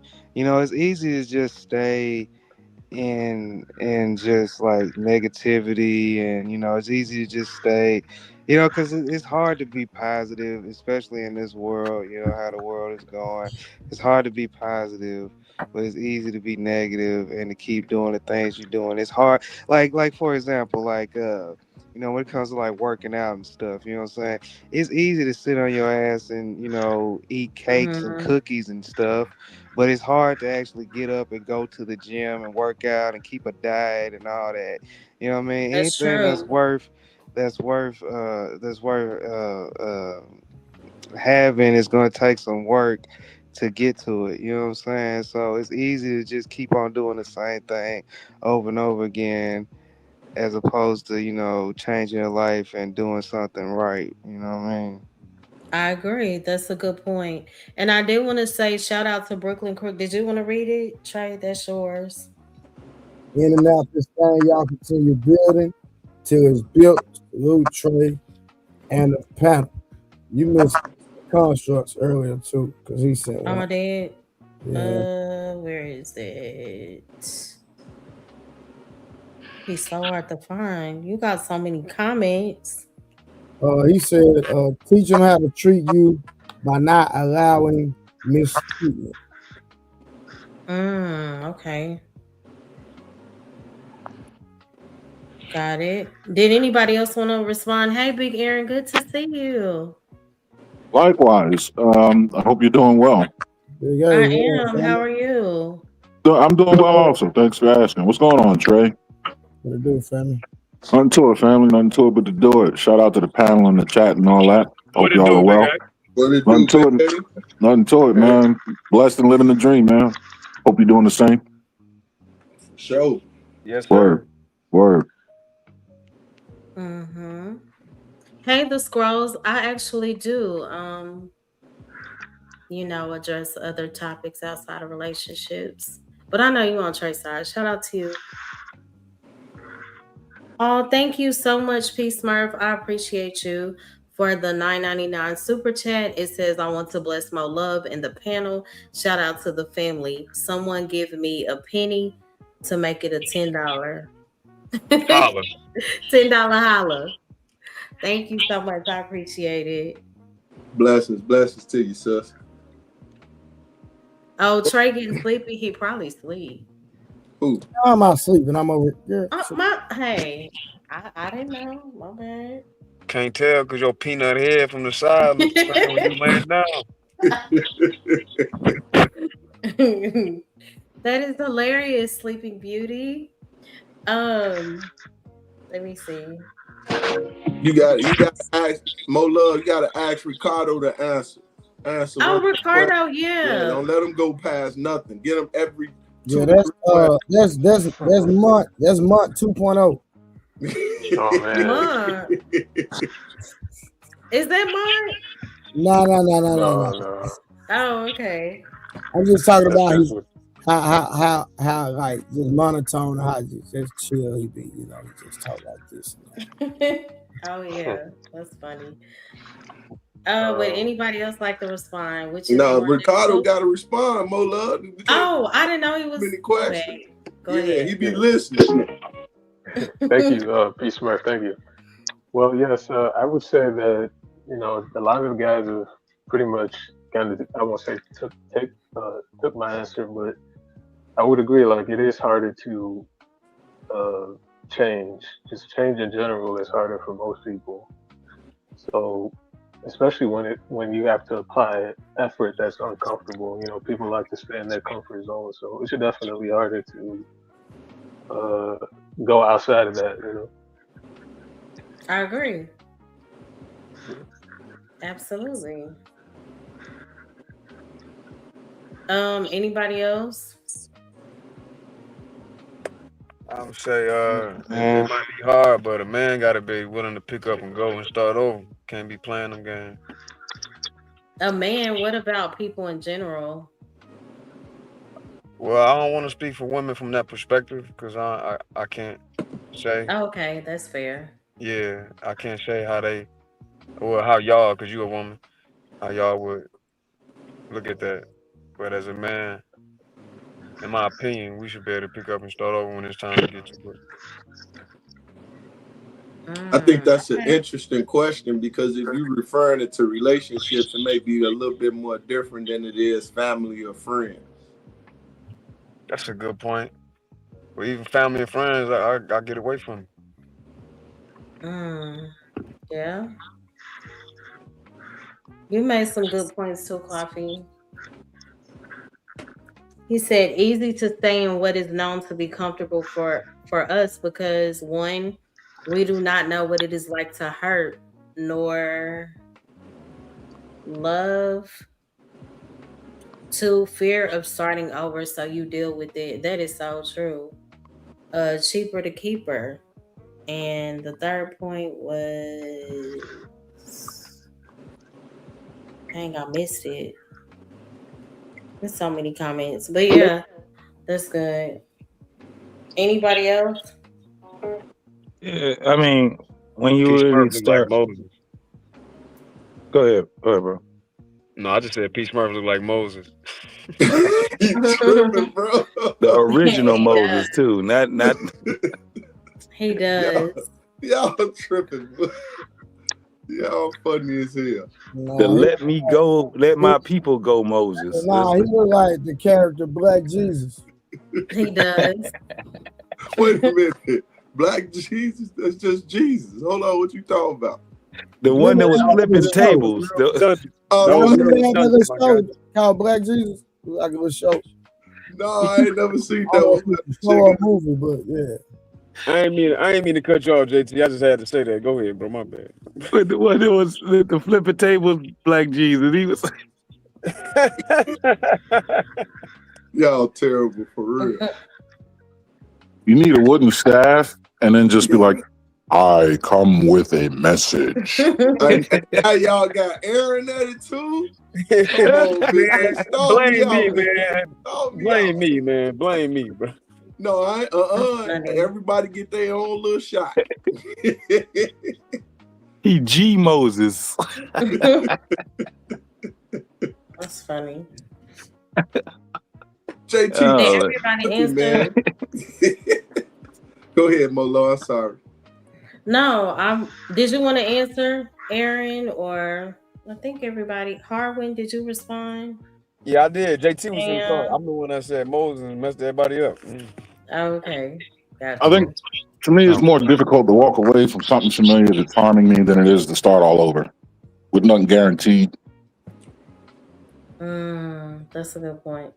I mean, if something is harming me but it's familiar, I mean, there's a reason why it's hanging around. It's a reason why it became familiar, right? Even though it's harming me. If something is harming me and it's detrimental, like that's easy to get rid of. Kind of like, a cold or a disease, something that, an albatross. But if it's become familiar, there's some kind of an attachment, which means it's going to be hard to get rid of. Starting all over with nothing guaranteed. Here's the thing: starting all over is different from starting from the beginning. What would you rather have, $1 million or start all over again from your birth date, meaning the day you were born, except you are born knowing everything you know now?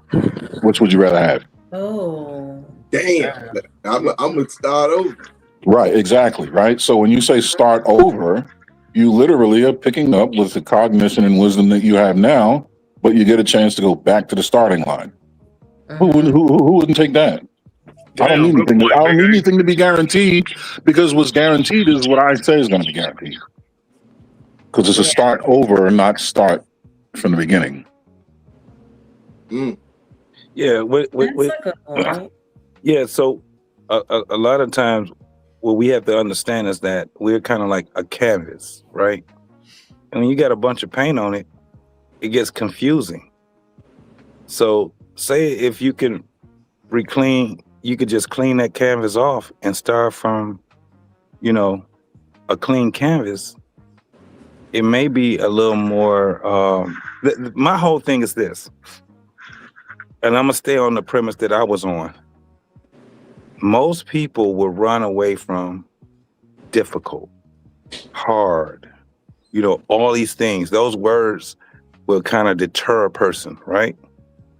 Challenging is a little more palatable for a lot of people, right? So when you're looking at it in that sense, whether it's difficult or hard, the hard thing, sometimes you have the end result will be in abundance versus staying where you're at and you're complacent and you're stagnated. You know what I'm saying? And you're not. So it's a great thing to explore. That's why I said that I like the way that you posed the question, because now it makes us explore it a lot more. I ended with that. Yeah, I agree. That was good. Yeah, that was real good. Yeah, I think it depends on what level of damage you're comfortable, whatever is comfortable is causing harm. If it's something minor and you know you can cut it off at any given time, then it's whatever. Starting over, it just depends on the person. A lot of people fear change. and people who are in complacency or fear change, it's going to be a problem. But people who don't fear change, not a problem. I don't fear change, so it's not a problem. But I'm a fairly disciplined person, so if something is hurting temporarily or it's not a major thing, it's something that can be cut off and adjusted tomorrow or next week. People fear change, you think? Yes. I think so too. Especially the older generations work at the same job, sit in the same seat, and then when they retire, they still have, I got to get up at 7 a.m. and go work and do the same thing mindset. They fear change. Yeah, but this is one of the things that kind of challenged me throughout my journey in life was going into different countries. That was, every time I had to up and leave, and anybody that's really traveled, and I'm a military guy, so I can tell you, I've been in different places where it felt like it was starting all over again, right? And I just got used to it. I got used to going to different places and being able to adjust and be able to understand the different cultures, the different way of how they that they maneuver and how everybody works together and things like that.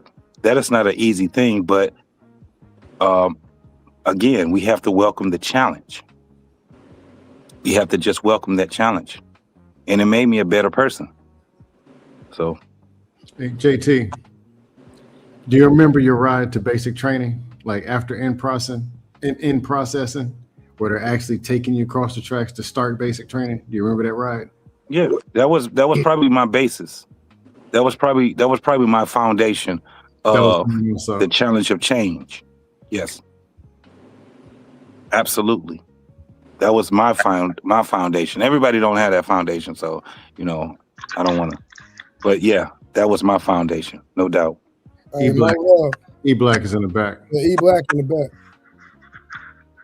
I would submit people aren't afraid of change. People are afraid of uncertainty. Okay, let me let him up. Oh, my bad. Oh, I'm sorry. Go ahead. No. You got it. I was just letting it I see. What's up, E-Black? E-Black, what it do? What it do, E-Black? What it do, y'all? So what it do, y'all? What's the problem, Mine? Mo, this show isn't a good watch visually. You should change the format. I like glitter. I like color. He doesn't like change. You in the echo room. You sound like you echoing, Mo. Yeah, it's an echo. Is that E? Say something Let now. me see. I think so. There you go. Do you have another tab open, E? Yeah, it was E-Black muted. No, his delay is very close together. It's a speaker thing. Thank you, Harwin. Nigga, Harwin, stop flirting, nigga. What'd you say, Trey? Why can't Mont never just speak? Dang. Trey, what'd you say? Nigga, stop flirting with my love. Yo, is the echo better? Yeah, I was. The echo's gone. Yeah, you good good now. now. I think it's gone. Whatever it was. She ain't had no problem with it, Trey. Stop playing. E-Black had more love on all his devices. You heard me, E-Black? You had more love on all your devices. You said what, Trey? Damn. Hey, man, I can hook you up if you want to hook up, my nigga. I'm just. I don't need nobody to hook me up. I'm good. Hey, P Smurf, I do got that Bluetooth hookup on some things, but I ain't gonna say what it is. But I got more love number, nigga. I make it happen, nigga. Oh, More love was on the television screen, the computer screen, the smartwatch, the cell phone, the GPS screen in the car, the refrigerator screen. Say, nigga, I know more Trey love. is like Trey. Nigga, I is know like more love than real brother. life, nigga. What you talking about? Nigga? Yes, I was good friends with his. I believe you. I don't need your help though, brother. I appreciate you though. You always looking out for it, brother. I'm trying to get you a cheat sheet, nigga. What you talking about? Oh my god. No, I don't need no cheat sheet, bro. I'm good. I appreciate you though.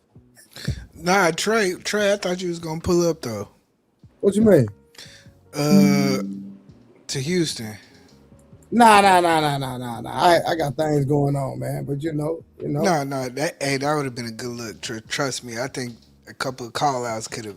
Man, I don't know. Listen, E Black, you gotta understand, man. I deal with professional fighters, bro, and respectfully, right? But respectfully, I understand what you're saying. Oh, I said, E Black. It's only one person that'll get me to Houston. No, who? I ain't gotta say it. They know what it is.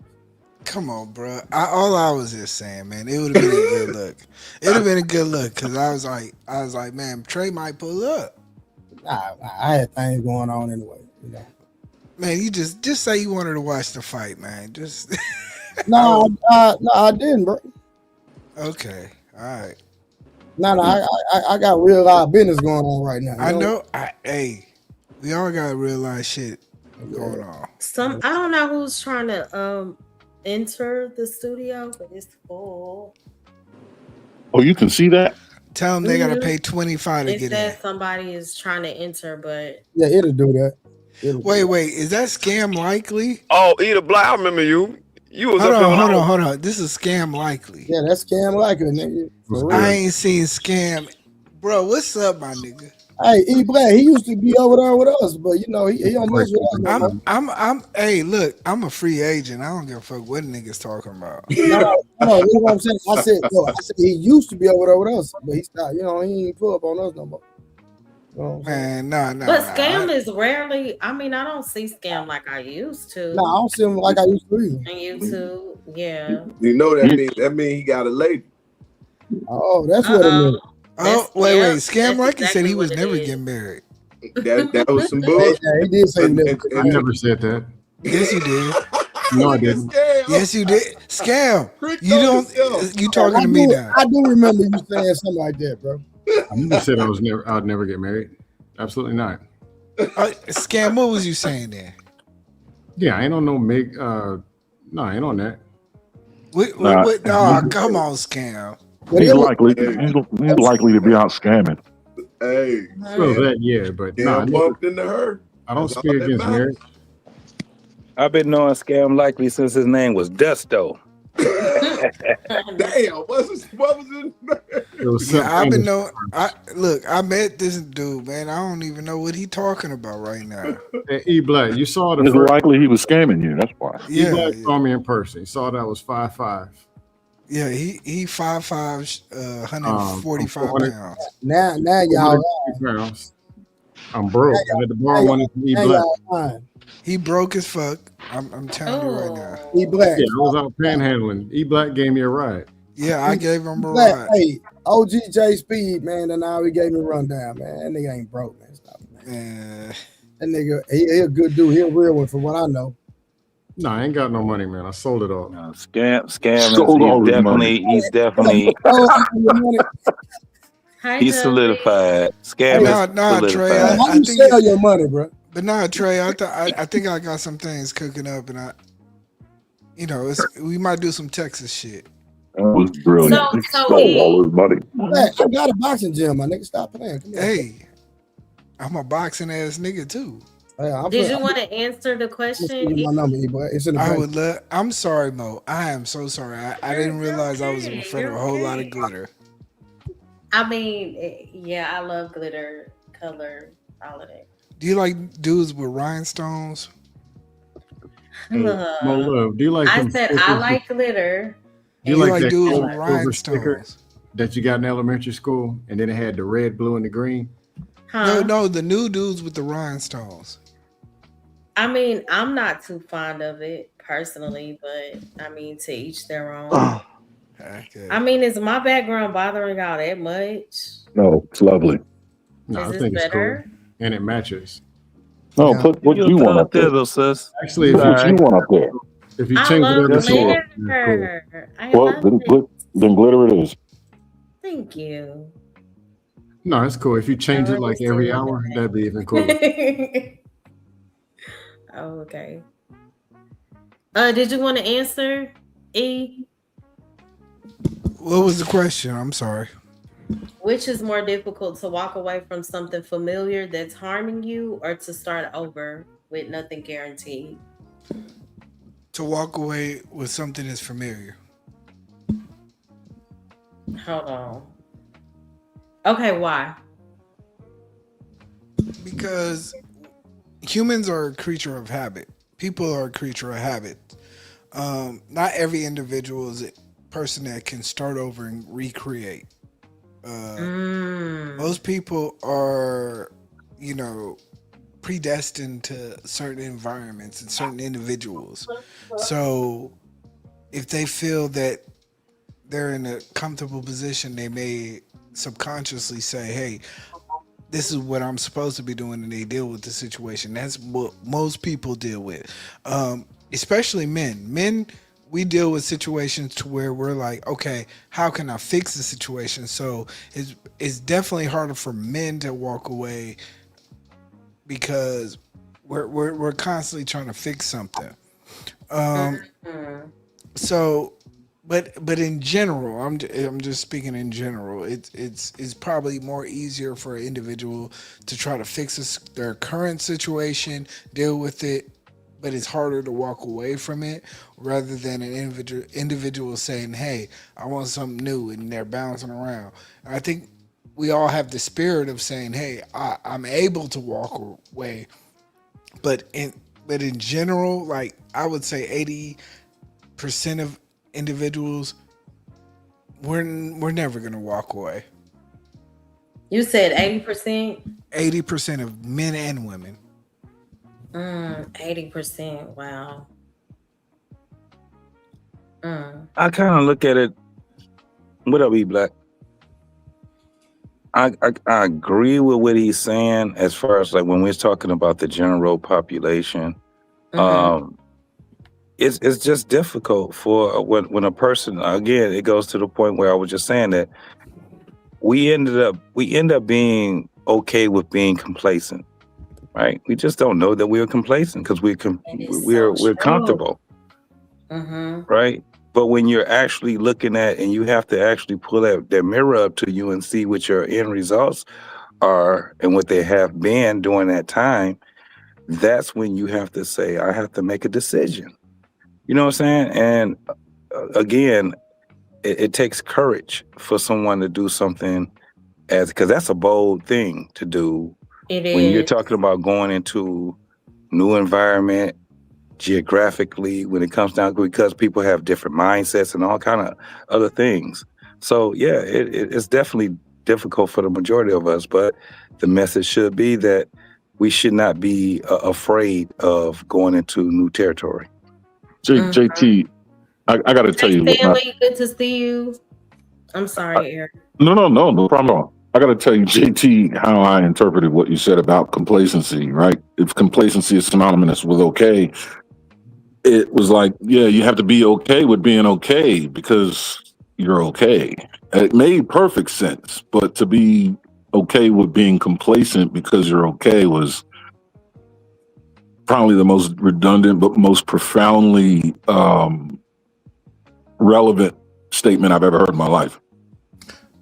But is that what most people do, Aaron? Though? Yes, that's the thing. Yeah, exactly. Yeah. Most people are okay with being okay as long as they're a-okay. Yep. Yeah, exactly. You know what I mean? Yep. Absolutely. Yeah, me personally, I do believe that starting over does feel more difficult because, as y'all stated, like when you have to face the unknown, it's one of the most difficult, frightening experiences, even when people are miserable. You get what I'm saying? You see people miserable in certain situations, but their mindset is, well, at least I know what tomorrow is going to look like. I'm familiar with it. You know, a person knows how to survive where they are. And when it comes to truly starting over, that means completely trusting God without seeing the entire picture. And so many times our flesh craves certainty, you know, and we know that faith requires trust. So that's why so many people will remain in unhealthy relationships, friendships, unhealthy habits, whatever. And a lot of times it's not because they're happy, but it's because, again, that uncertainty feels scarier than facing, you know, But it's a duality. the other part. It's a duality. There are people who are unable to commit to their reality and to commit to what's going on versus the people who are actively chasing their reality. So Right. you have to be so it you know it's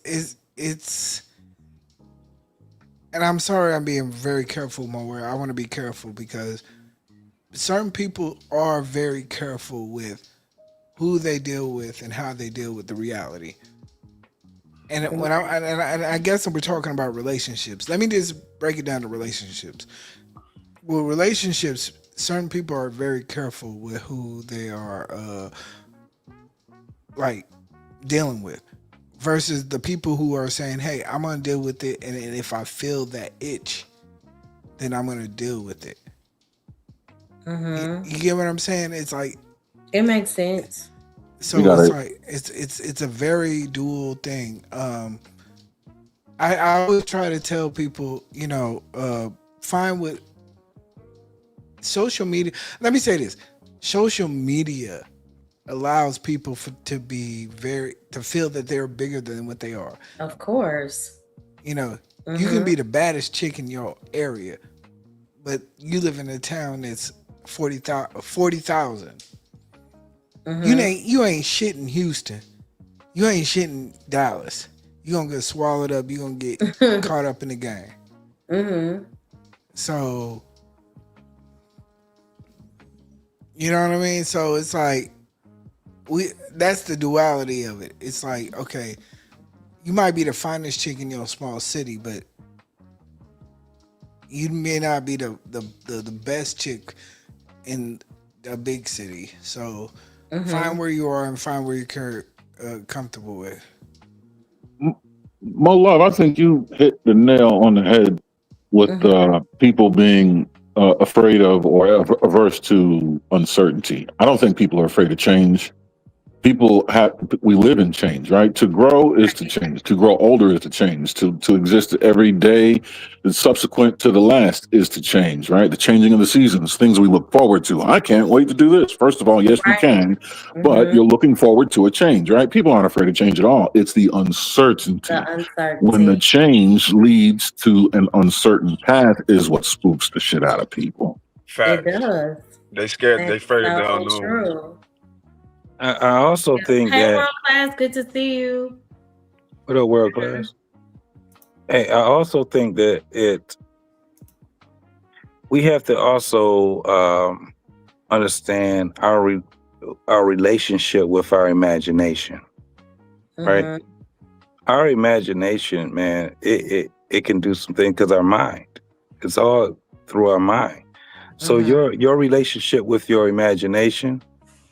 Now, this is the craziest thing because, well, let me say this, the relationship that you have with your mind, because the only thing that is absolutely real is what's right there in the present with you, right?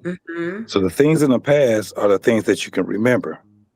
The things in the future are the things that you can imagine. So it all affects one another. What relationship do you have with your imagination actually is what we have to also explore also, because this is what sets our reality also. So that's a big thing too. Is Harwin here? That's good. Harwin is here. Who was that? Yeah. I'm going to let these people run with this conversation. I'm staying as far away as I can, Harwin. Why? Why is Because they're that? going down them roads, man. Them roads. I'm not. Them different vertices. I'm gonna sit and be the audience member tonight. Nope. I want to learn. I can't. But go ahead. Keep cooking. Keep cooking. Aaron, come on, get in the mud with us. Come on. No, sir. Come on, Aaron. No, you don't need me to. You guys are cooking. No, Aaron, I need to get it. There's a time and place. All right, no problem. Nah, damn that, Aaron. I haven't been a fly on the wall with you guys' conversation. So go ahead. You could go let loose. Oh well, no. I mean, I have nothing now, but you have taken and steered the vehicle right onto the right road. So we'll see where it goes. We'll see. Okay. Absolutely. Trey, are We'll you be in Hilbert space, Big A. Oh, man. He sleep. Oh, Trey's sleep too? Oh, get ready. It's the Twilight Zone. Watch. It's over. Harlan. Oh, God, here we go. Pack a lunch, folks.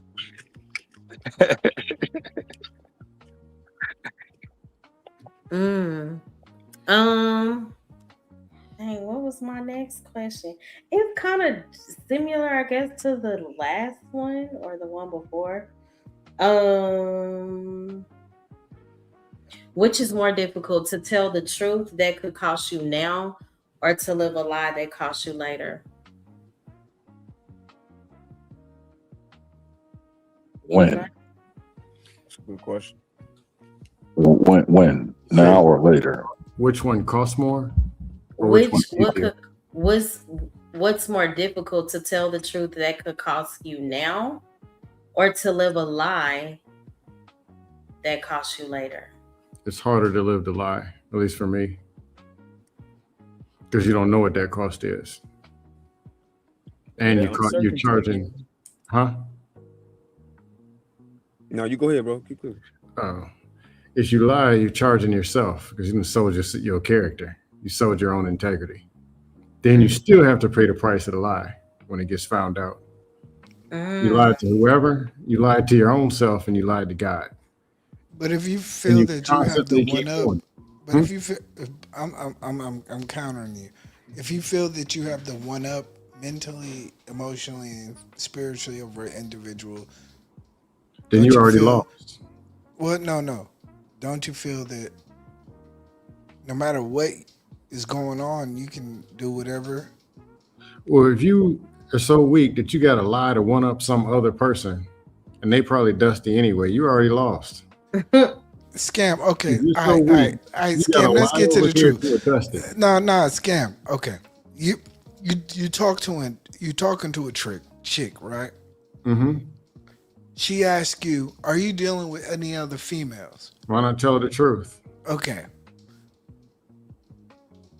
Why is it that you're okay with just telling the truth rather than lying? Because she asked the question, you give her the answer. This is what you do.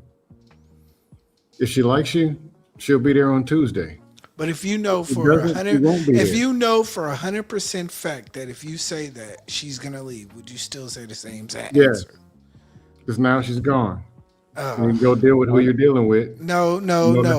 See, that's with the other ones. That's my cheesemo, man.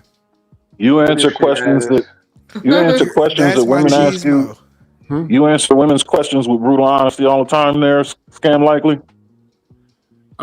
Yeah. You likely, that's a Scam Likely, boy.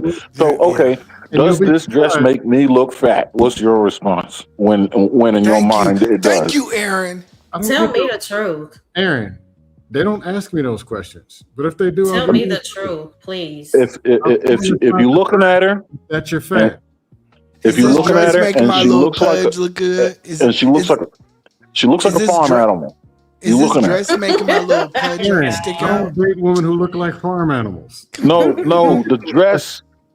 See, folks, you likely to get scammed when you. Yep. Mm-hmm. Would you like scam is not being. Scam, come on, man. Tell the truth. E-Black. Telling the truth works more than all this wild stuff anyway. No, but it's not. Ask me a question. And dealing with women, yes. Dealing with women, no. I disagree. You don't think so? Tell them the truth. Yeah. No. It works better today. It works better in the future. You can never tell a woman the truth. Well, let me say this. I always say, even pertaining to relationships, if people lead with the truth, it's much easier. You give people the right to genuinely make a sound decision. My love, that's versus my leading love. with That's lies. nonsense. No, let me tell you why it That's makes not, sense. hold Because on, people, my let, love. but let me Here say comes this, the dust. That's please, nonsense, man. please. Let me tell you Let why. me tell you So why. weak. Even Trey, if you tell a woman the truth, she's still gonna have a problem eventually. let me say, Hold on. and Y'all not don't you. interrupt Mo Love. She the host. Go ahead, Mo Love. Yeah, Okay, they didn't interrupt I'll me. say this. Moses has spoken. I'm sorry, but I will say this. So I act right tonight. let me just give an example, right? So for men, you come into a woman's life acting like you really want just her, knowing is 7-8 other women you're entertaining. So if you say, I'm not looking for anything serious, but I do like you, you give that woman to say, okay. You give her the opportunity, the chance to say, okay, I'm cool with Netflix and chill. We don't have to be serious. Or a woman that's intentional about dating, she's going to say, let me take off running as quick as I can. Nobody is confused. You can Does tell that make them the sense? truth. Even when it comes to women, like women will lie. Okay, we're just seeing where this is gonna go. We're going with the flow right now. No, I'm not a go with the flow type of woman. I'm very intentional. So I'm not gonna pretend like I can Netflix and chill when you can just have pieces and give me crumbs just to keep access to me. So women also set themselves up for failure by pretending like they can handle a piece of a man. Is that their Just to majority? have him. Yeah, I Is got that some the questions. majority of women?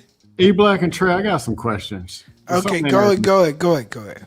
First of all, if you're dealing with 7 or 8 women, and you got this woman, and she asks you how many women you're dealing with or all this stuff, that means the 7 or 8 women ain't doing nothing. You don't like them, and they don't like you. And this one you got to lie to. What the hell you doing? Scam. That don't mean that. You're all over the place. What are you talking about? That do not mean that. No, Trey, if you got 7 other women, Scam, you made and you got to lie to number 8, what the hell you really got going on? No. I give you your props. Scam. If you're dealing with 7 women, there has to be a lot of truth telling in that. No. But then you got to lie to this one. What are you? No, What in the dust? Scam wasn't listening to the original question, which Mo Love actually compensated for. The original question was, do you always answer a woman's question with brutal honesty? Brutal being the operative word. What Mo Love did was take the truth and make it palatable. When she said, I really like you, but I'm not looking for anything serious, the brutal truth is, listen, lady, you're here just to fuck.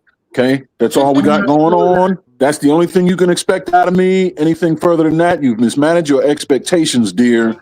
But you can't go and say that. Yes, you can. No, Mo Love told you what to say, which is what I said. But it's in women speak. You say, you know, I really like you. You're a fantastic woman. I really, really, really like you. I'm just not looking for anything serious right now. Perhaps in the future, but right now I have to be honest. I would be doing you a disservice, but I like you and I enjoy your company. We'll keep you around. Okay. All right. Hold on. Let me help Mo Love. That gives that woman the opportunity to choose, because if she's not aligned with just killing me. somebody that's okay with just chilling and having sex and nothing else, like some women are gonna run. If you're honest, just be honest about it. I'm not looking for anything serious. There's a woman that will be aligned with that, and there is a woman that's gonna say, let me get far away from you. Like with me, I'm gonna get far away from you. Period. You gotta stop. Mo Love, most of them like the truth. Yeah, that's what I'm They saying. like Mo Love. Can I get in on this? Nah. Trey about to cook. I already know what he's about to say. Blu-ray. Let me go at the Trey. You don't Mo Love. Have you been around me in real life? I have. You see me with a bunch of women in real life, right? Yeah. That's facts, right? Right. Now, somebody, I'm not going to incriminate myself, but you've seen me in some spaces with all these women, right? I have. That's like seeing P. Smurf with all his hair. Yeah. No, so I'm trying to say something. I'm trying to say something because I'm on the internet. So Big A jealous now. Put it like this: in some of them situations we've been in, people knew their position and still got out of position. Mm-hmm. You understand what I'm saying? Hey, Trey, how you gonna Did be they the fall out of position, or did you put them out of What are position? we talking about? No. They knew their position and they tried to step out of position. Okay, But that's the even other though- one. so what Okay, I'm saying is they knew the truth. yeah. But even though I told them the truth, they knew the truth. They knew the truth before we even started getting entangled in the situation because they seen the situation. Mo Love, you know what I'm talking about, right? I do. Okay, so that right there proves to you that you can tell a woman the truth. They can know the truth. They will still try to get out of position. So why did you say you got to lie to him then? I think that's different though, Trey. Out of position, leave the court or shoot from the half court. What you talking about? What you say? When you say they trying to get out of position, you mean they left the court or they tried to fire from half court? Okay, so no. So this is what it is. No, they were on a bench and they try to be the star player. Trying to be the okay, yeah, nah, okay, nope. That's it. That's I Scottie see. Pippen wanted to be Jordan. Hey, Yeah. Trey, Okay. you said you got to lie to him now. That's what you said. No. At the end of it, I'm not saying you got to lie to all women, but this is my point, Scam. How you gonna be Trey the truth teller knowing you got to lie to him? Scam. What I said was, no, I never said you had to lie to women either. That's not. It never came Which out. one is it, man? You're lying or No, telling the again, truth? What I said was this: you can tell a woman the truth, and eventually they still gonna trip. Is what I said. Okay, and there's ones who don't. And when they trip, they'll trip up the steps. Is what he's saying. I ain't never met one that haven't tripped, bro. Even when they know the truth. I don't know, man. And he said they trip up the steps, not down the steps. Oh, bro, hold on. Think about a pimp that got. Hold on. Watch this. Think about a pimp that got a whole lineup. They all in the house. They all know about each other.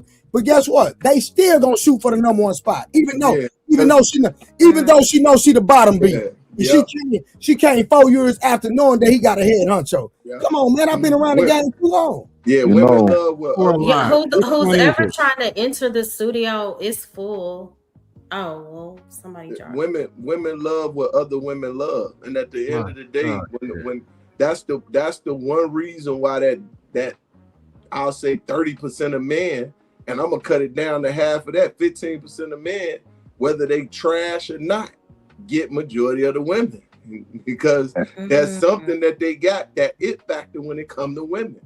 And even the conversation we have when it comes to, oh, y'all choose wrong, they know what the hell they choosing. He just decide in some instances that because he him, I ain't got to do what other men do because she gonna make sure I'm good. If that's and you know what else, P. Smurf? I'm gonna tell them the truth. Women love what other women love is 100% facts. And on top of that, two women can't be standing in the same room wearing the same dress. Hey, they're going to declare jihad against one another. They'll self-annihilate. Hey, you ain't never lied about That's why in polygyny sometimes you gotta have their own room or house. It's a complex situation, bruh. How did But y'all? I still think it's better to tell the truth at the end than to lie. I mean, How at the did y'all beginning, butcher lie. this answer into this? I'm gonna tell you the truth, like, hey, straight up, hey, I'm polygynous, beloved. What you gonna do? Give him an opportunity to leave and go. Yeah, I'm gonna fire the truth. Honesty. They still go trip, brother. I'm telling you. Yeah, I mean, we know they're gonna trip a little bit. Some might trip more than others, but at the end of the day, I think it's better to tell the truth.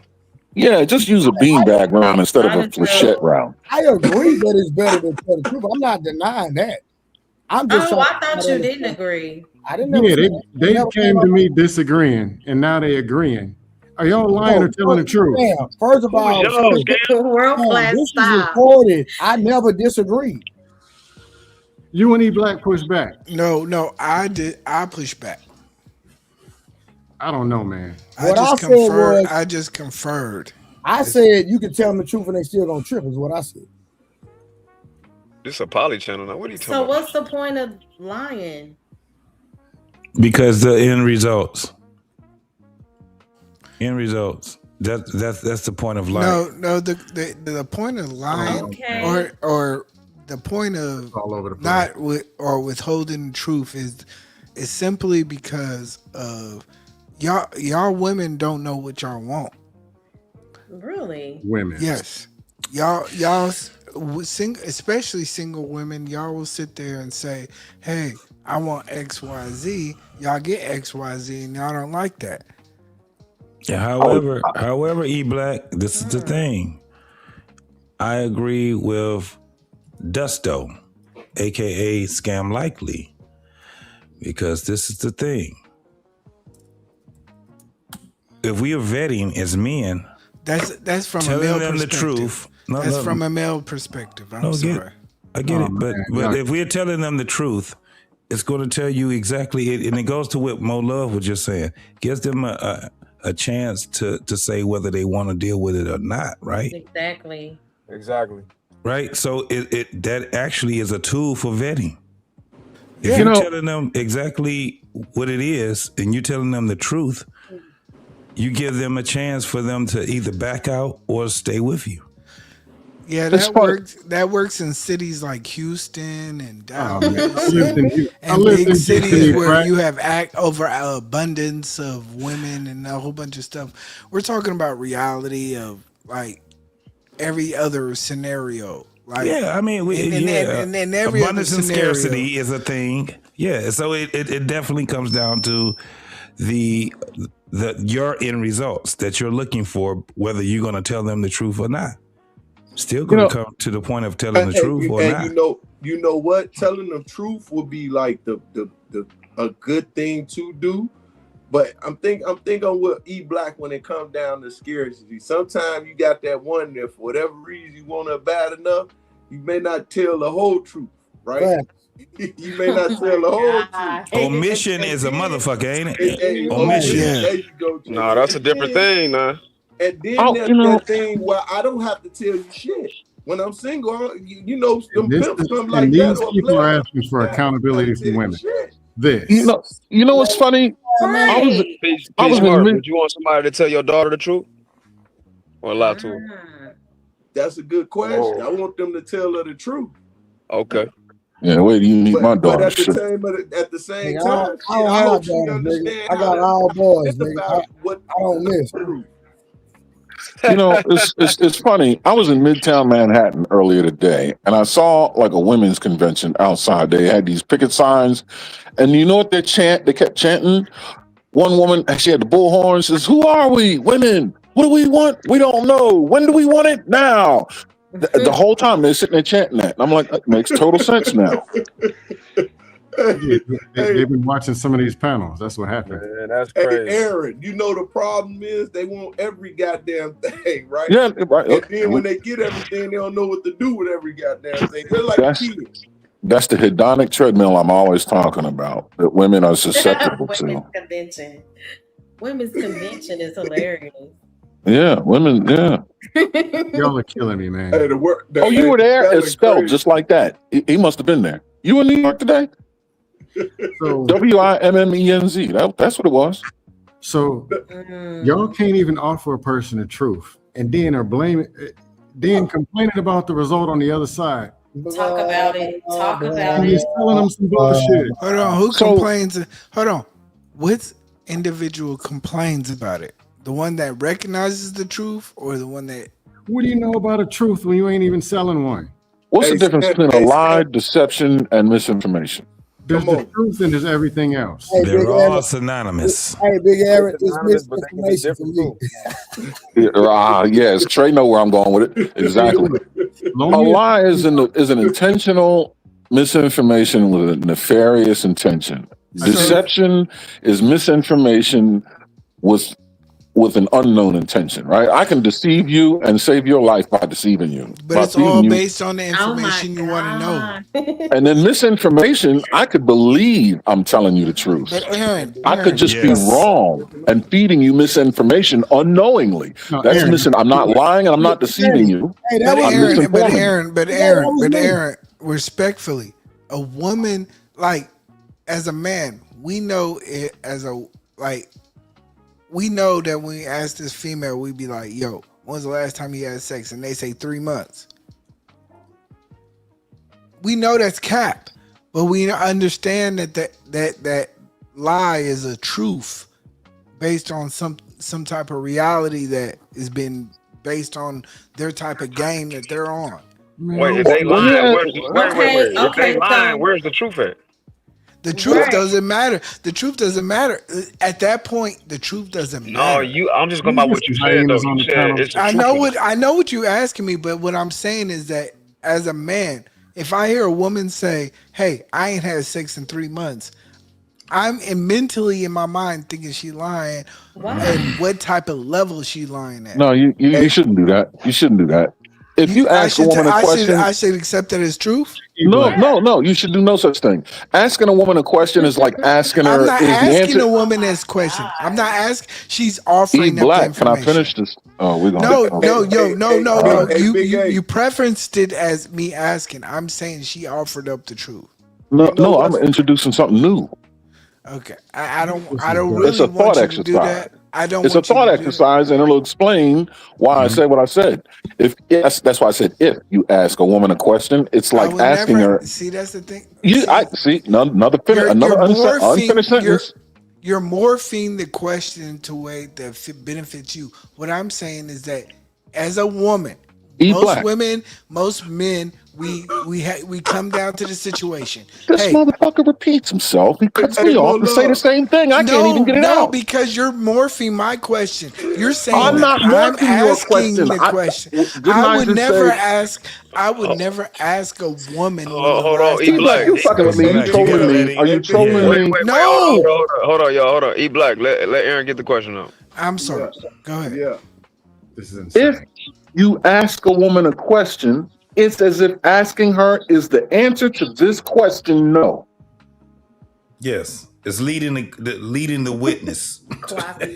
Now try to answer that question. Is the answer to this question no? Try to answer it. No can do, right? Which is kind of more to your point when you're dealing with a woman and the truth or a lie. It's like a no can do situation. You see, you black ass, just let people finish. Jesus Christ. Hey, I'm helping you out, son.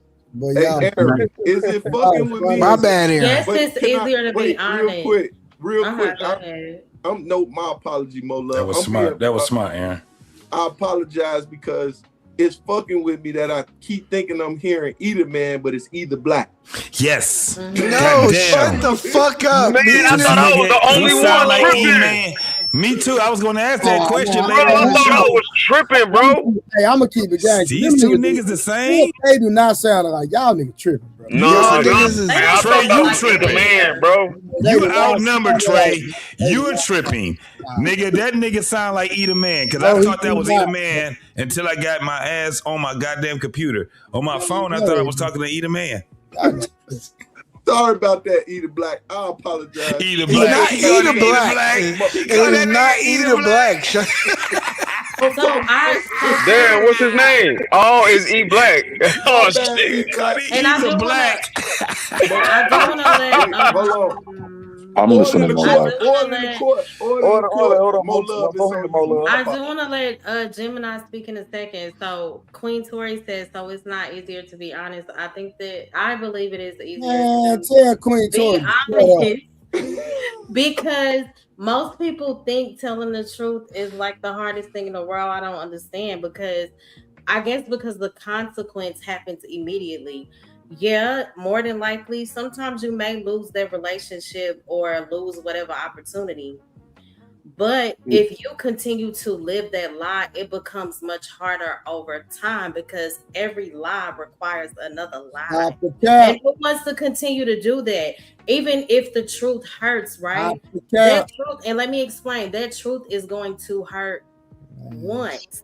It may take you a long time to process it, but it's going to hurt you one time. The lies they keep collecting, they keep building. So it just makes more sense to be honest. No, you just hit it. You just hit it right on the head. It is. She just hit it right on the head. You said it right there. It's gonna hurt. What women fail to realize is men are extremely sympathetic and empathetic to women. Are they? We actually care about your emotional state. It pains us when we see you hurt. We don't like seeing that. We don't like seeing you agitated or anything like that. No, that's a fact. This Max This is why we don't deliberately seek to agitate women, but women deliberately seek to agitate men. That is so. Aaron, I'm calling We Doug. don't do that. Nah, that's true. We're always, you okay? You all right? Women don't ask these questions of men. But let me So say are we telling women, hey, Can I say this? I don't know if I agree with the last portion. I don't think that we seek to agitate men. I think that y'all may interpret it that way. You don't have a problem. Even if we did, you don't have a problem with that. But because when you see us agitated, you do nothing to reverse it. Yeah, and the thing is that Mo Love, y'all would put it in a different term. Y'all would put it in a different. This is what y'all say: push buttons. Y'all know when y'all pushing our buttons, so you do seek to do it. I don't care. You can go out with your little friends. My friends are 6'3" and 6'6". Y'all done fell for the dust. Ain't no man gonna tell a woman, hey, I'm Wednesday I get paid. I'm gonna take you out on a nice date that day because I get paid on that day. We gonna finesse our way. We gonna like this whole imaginary pimp scenario. Like I respect it, but y'all niggas is gang goofy because it just don't represent anything in reality. You drinking Drano? Hey, Big A, I'm gonna do whatever it takes to keep the peace. You feel? Yes, sir. That's what I'm saying. So you saying if I gotta lie, I'm a lie, is what you just said. No.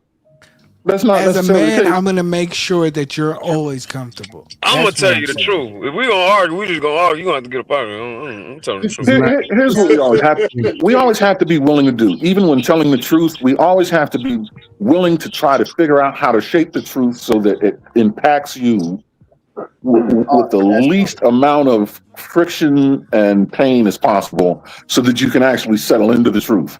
Because the one thing a woman's mind is going to do with the truth, if it impacts her with a great deal of pain, it's going to misshapen the truth any damn way. It may as well be a lie because her brain is going to remix that album. That's a fact. This is Max Dust. She gonna rework what you said. She gonna remix it, and she gonna hear what she heard. You gonna tell her the truth, and she still gonna interpret it with her emotions and say something and comprehend it. I mean, and reason it with something that you did not say. Yeah, this is Max Dust, and the emotions. Guess what? I got the goddamn Clorox. We're gonna clean it up, my boy. Scam likely, huh? Yeah. I'd rather say I'm man enough to like handle any reality. Man enough to lie. Meaning, hey man, I'm sold my character just because I want what I want. But I'm man enough to handle it. I can't look this woman in the eye and tell her the truth. We got Master Shredder and Skeletor on the same panel. E-Black and Scam Likely, two cartoon hero villains. woman that you're scared of, and you can't look her in the eye and tell her the truth. No, it's not about scared. It's not. See, you're saying it's scared. It's about comfort. Women love But you're comfort. telling a lie. And how can you be I'm comfortable? not providing a lie. Scam likely. So you're telling me, with your experience with women, which I don't know what it is, you have never told one lie. Hold on, I'm just asking. You have never told not one white lie. You never told a lie ever in your life to a woman. Not that I can think of. Nope. Just tell them the truth. Or ask them, do you really want the answer to that question? Ask them that. Usually they want to answer. She gonna say yeah, even though she really can't handle Can you it. give her the answer? So They it kind of ask you a muffles. question, you give them the answer. If No, they- It kind of muffles. It kind of muffles the conversation, though, Take bro. 5 When- minutes. It does. when it muffles the conversation when we keep making it about ourselves, right? Lying is making it about yourself.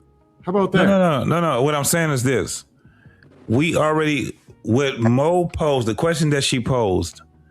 You're like, yeah, it's the majority of people that actually looks at it as well. They're going to tell a lie way faster than they would tell the truth. No, she has The reason, right? But she's not saying you. No, She she was said, asking "Is me it?" directly. But what she was saying was that is it harder, right? We can all agree that it's harder for the majority of people.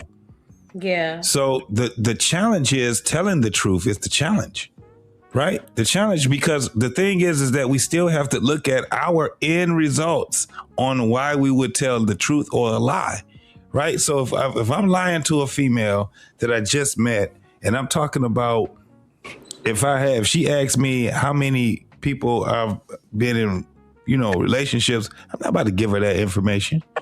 It's not about to happen with me. You know what I'm saying? So again, there goes the lie. Why? Because the end result is I'm trying to get this woman to like me enough so she can let me stick my penis in her. Oh my God. Hold on, y'all. Watch this. Mo Love, you ain't never talked to two men at the same time. Talk to, slept with. Okay, so no. I ain't go to sleep with. Yeah, but have a conversation. Hold on. Get to know two people at the same time. So do what I'm saying. So when you was communicating with the one guy, when you met the second guy, did you tell the second guy that you was communicating with the first guy? Once I got serious, absolutely. So now you got serious. Hold on. No, don't you know I got serious initially? Nope. No. Hold on. No, stay right there. No, stay right there. Why? Stay right there. Why not? Because my dad taught me that it is okay for me to talk to different people as long as I don't sleep with them. It's okay for me to. Okay. So it's okay. It's a better option. So that's completely different than sleeping around. Okay, so hold on. So should men wait till they start sleeping with them? So we should entertain. It's okay for us to entertain multiple women if we're not sleeping with them. I mean, I think it's as long as you're honest. Nah, you weren't honest. You were not. What do you mean? Hold on, listen. You were not honest because you did not tell the other dude that you were already talking to somebody. You waited till you got serious. We're just having a conversation. We talking on the phone. I got you. So hold on. We're not serious. So should men again wait until it's serious or wait until we start sleeping with each other and it's okay for us to entertain multiple women? I think it depends on why I got you guys discuss. Come on, man. You're scheduling. Come on, man. You're scheduling an appointment for amorous congress. Communication is gonna I be. smell hypocrisy. No, it's not hypocrisy. No, it definitely is. How? I just proved it. Yeah, he did. I don't think so. This is all dust anyway. If I'm just having a conversation, getting to know somebody over the phone, and I'm getting to know somebody else over the phone, and I'm not serious with them. You're missing the point. Mo. The thing is this. Hold on, Mo. The thing is this. You're not serious with him if you get to know him over the phone? No. Hold on. Before we even get to that point right there. Harlan, before we even get to that point right there, we know what it is. When we are in the dating field, we all know what the fuck it is. And if we're going off of the posed question, the thing is this, and how Trey was asking you, being honest is letting a person know where they're standing with you at that point right there. I'm right initially. And when he's saying is, do you put that out there that you're entertaining other men?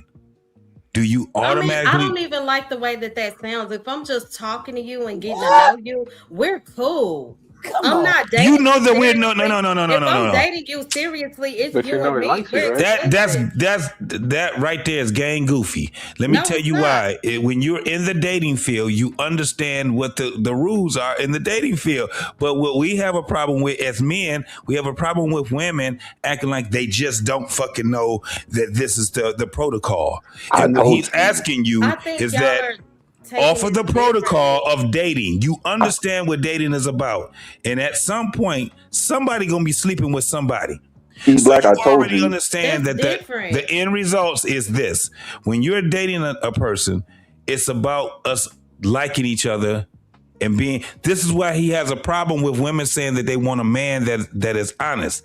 this is where we get that problem, because at the end of the day, y'all want us to be honest with y'all from the get-go, from the time that we talk to y'all, but y'all will omit everything when it comes down to preserving your end results. Let me respond to that, They because turn this into some women. if a woman is not in an exclusive committed relationship, it is generally not considered wrong for her to get to know more than one man at the same time. I'm not talking about sleeping with. I'm talking about having a phone conversation, sometimes not even going out with. And if neither person has agreed to be exclusive, there is no promise being broken. The purpose of early dating or talking is often to discern compatibility before making a commitment. I'm not talking about being out here playing with men's minds. Okay, but it is because most women, and Mo, this ain't you. I'm talking about what do you like? What do you like to do? What books do you like? What are we of the same faith? I'm talking about this conversation. I'm not talking about I am really spending time talking to this man every single day. No, but connecting with him. I'm not talking about that. But Mo, this is the thing. This is the thing that we're saying. Let's just stay where we at when it comes down to it. I'm not that. The first thing that y'all ask is for a man to be honest with you. Exactly. But you're not going to be honest with him because Because this is the thing. When a man asks you, do you have, and most men going to ask a woman initially when they talk to her, do you have a man? Let me tell you what y'all do. That same not shit. Y'all, now not you, me. I'm talking about women. You representing women. Women's. What y'all would do? This is y'all thing. Y'all would tell us, I have friends. Yep. That is cold word. That is cold word. I know but you're making it just about you, and I'm saying this is women. I'm the only woman up No, here. JT, JT, you got to make it about her because she literally sat up here and said that she's not going to tell the other man until they get serious. Yeah, you can't ask a man to give you something that you're not willing to give him. That's what. I didn't say that. Y'all twisted Yes, you did. You said that. You said. So Molo. You say until you become serious with a man and you talk. I'm not going out with anybody. I'm just getting to know you in general. So I'm not spending time with you every day. We're talking on the phone. I guarantee we'll leave you on I'm not red. sleeping around with you.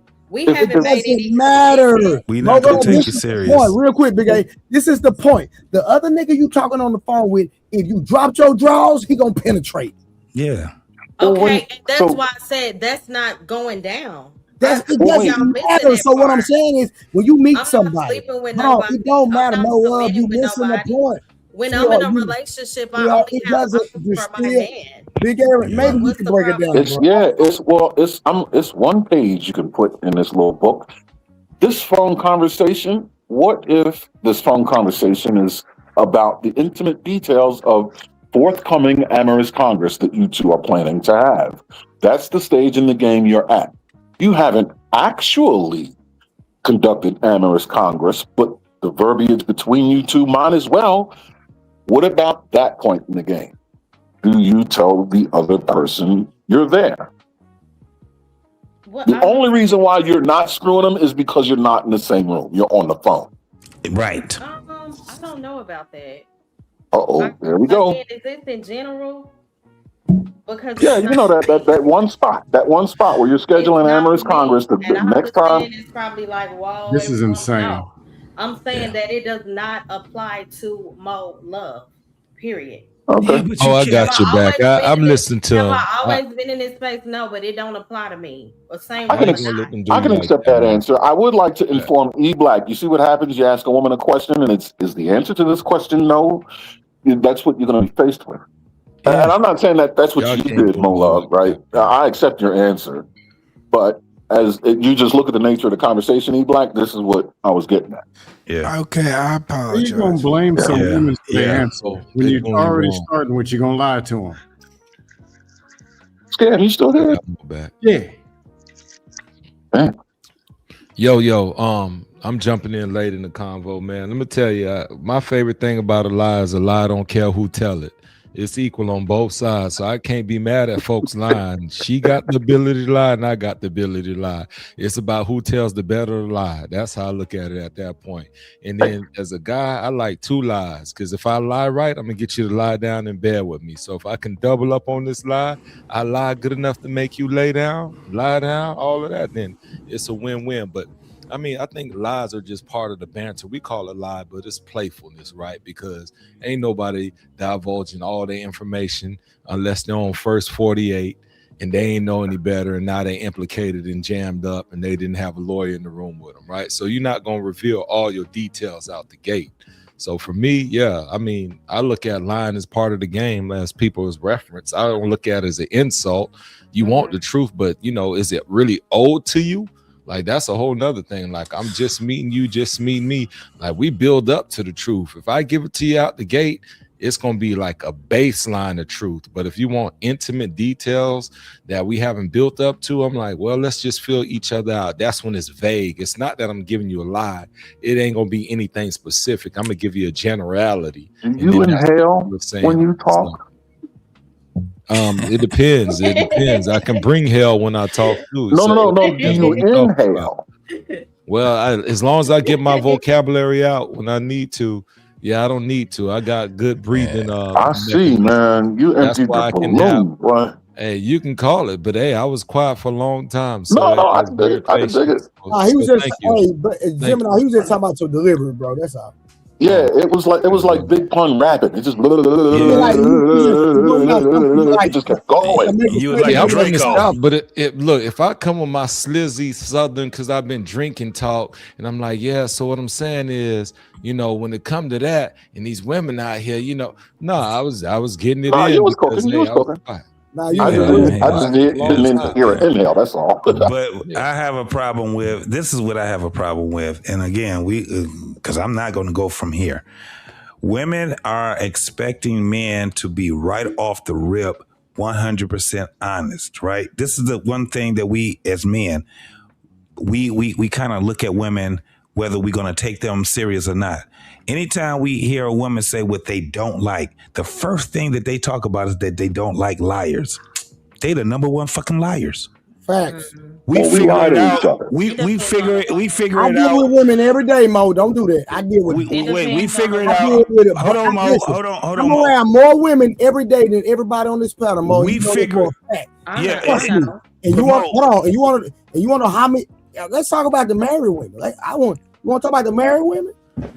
Yeah, that's where I was getting to. The thing is, We always Trey, getting on the single one. it's or the this. divorced one. A lot of women, because we used to have a problem in the 90s, like the mid 90s, that women be like, I don't know why this nigga ghosts me. I'm giving you the answers right now because we hear what y'all talking about. Y'all just now starting to realize that men listen to y'all more intently than what y'all thought we did, right? Because men, that's why when you get on these panels and we get to start cutting y'all off and shit like that and interjecting and shit like that, it's because now y'all get a chance to understand that motherfuckers would let that shit slide for too goddamn long. However, what they also did was not tell you the reason why you failed at getting that man to take you serious. Now you can understand it by us talking to you now. Before it got to the point, one of the things that men have to deal with, women always talking about, the number one thing, and this is doing the initial dating shit when you're just talking to women. I don't like liars. And then we hearing you lie, right? The other thing that we also understand is that the reason why we don't have to ask you what your body count is because you offer that shit to us. The last nigga I used to date, the nigga I was over here dating, y'all also, when we are listening, and this is men that intently listen to women, not them fuck niggas. I'm just talking about niggas that really intently listen to y'all. Y'all tell us y'all body count based off of telling us y'all history. And it's always a nigga that you used to date, a nigga that you was that proposed to you, a motherfucker that sat back and did some shit that was fucked up to you. We hearing all the stories that you're telling us. And we're adding up all of your goddamn body counts. That's why we ain't never got to ask you, because you're telling us what it is when we're listening to it intently. So when a nigga ghosts you, the reason being is because you gave him everything that he needed to know about you. That's true, but it doesn't have to be such a horror movie. Real quick. It's So simple. I do want to say, I would. Oh, was somebody? No, I'm gonna just be brief. That's true, but it doesn't have to be such a horror movie. Women lie to men, men lie to women. What you do to attract a woman is you appeal to her psyche. Women like to be spoken to. That's how you turn her on. Just like a man, you turn him on through his eyes. Women lie to our eyes. We lie in their ears. It's just that simple. That's why she's like, I don't like no liar in the mirror putting on makeup. You don't say. We ghosted you because you went swimming and found out the truth. Yes. That part. Okay, so absolutely, that was my sentiment also. Yes. Okay. Yeah, I wanted to. So I'll be quick. So I do understand that there's a lot of truth to what you said pertaining to makeup, weave, all that stuff. I'm gonna always have pushback on that. As long as that man sees you in your natural state and he loves you, that's all that matters. You don't have to appeal to every man, but that's just my personal stance. And when we're talking about issues involving women, I think it's important to be careful not to make one woman the representation for all women. And that's my issue on a lot of these panels. So many people are speaking from personal experience and they try to make their anecdotal the experience for all people. Not saying that what you're saying is not true, but I think that when we address these topics, we have to be careful because not all women are the same. Not all men are the same. And sometimes I see people getting attacked or for something that doesn't even, pertain to them. It can just be weird. Okay. Oh, I see what's happening. So, we're pretty much saying. Look, I will say this though about not all liars, but you're telling us the truth. Look, this is the problem. People dating circles are real tight, so you're gonna meet all of the same people, even though they're different women. Like it's not too many people leaving where their specific region where they date most of the time and say I'm finna find a different woman. So unfortunately, even if you say it's anecdotal, guy's gonna be like, you know what, if 7 or 10 of y'all the same, then yeah, for just manomics, we're gonna say all y'all like that because that's enough. Even if I meet somebody different in between, but I meet 3 in a row that's kind of similar, that's where y'all get that. And unfortunately, if you're not changing that diet, that story, then that's what's gonna happen. But then for the same time with the guys, if you're not going outside of that dating circle, then you can't be complaining also saying they all the same if you're not going to expand the demographics in the regions you go date and meet people. That's a fact. But if you're lying anyway, it don't make no difference. But some women, you'll find a woman that ain't worth lying to after a while. Like, you lie is the first place for a lot of people. Yeah, that's what a vetting and you elevate. You're like, you know what? She a real. That's what learning how to vet goes from. You know what I'm saying? You don't vet with lies. No. The thing is this: when you're talking about people trying to get together, at some point we have to understand how this game is ran, right? So, like I said earlier, Scam, that I agree with you initially, but this is what the reality is. They're not going to tell you everything you need to know about them until you guys start being serious and dating, right? That's why I was just saying that to Mo, with a lot of men, and like I said, I had to talk to a subset of men, right? Because there's some lying ass niggas out here. We already understand that.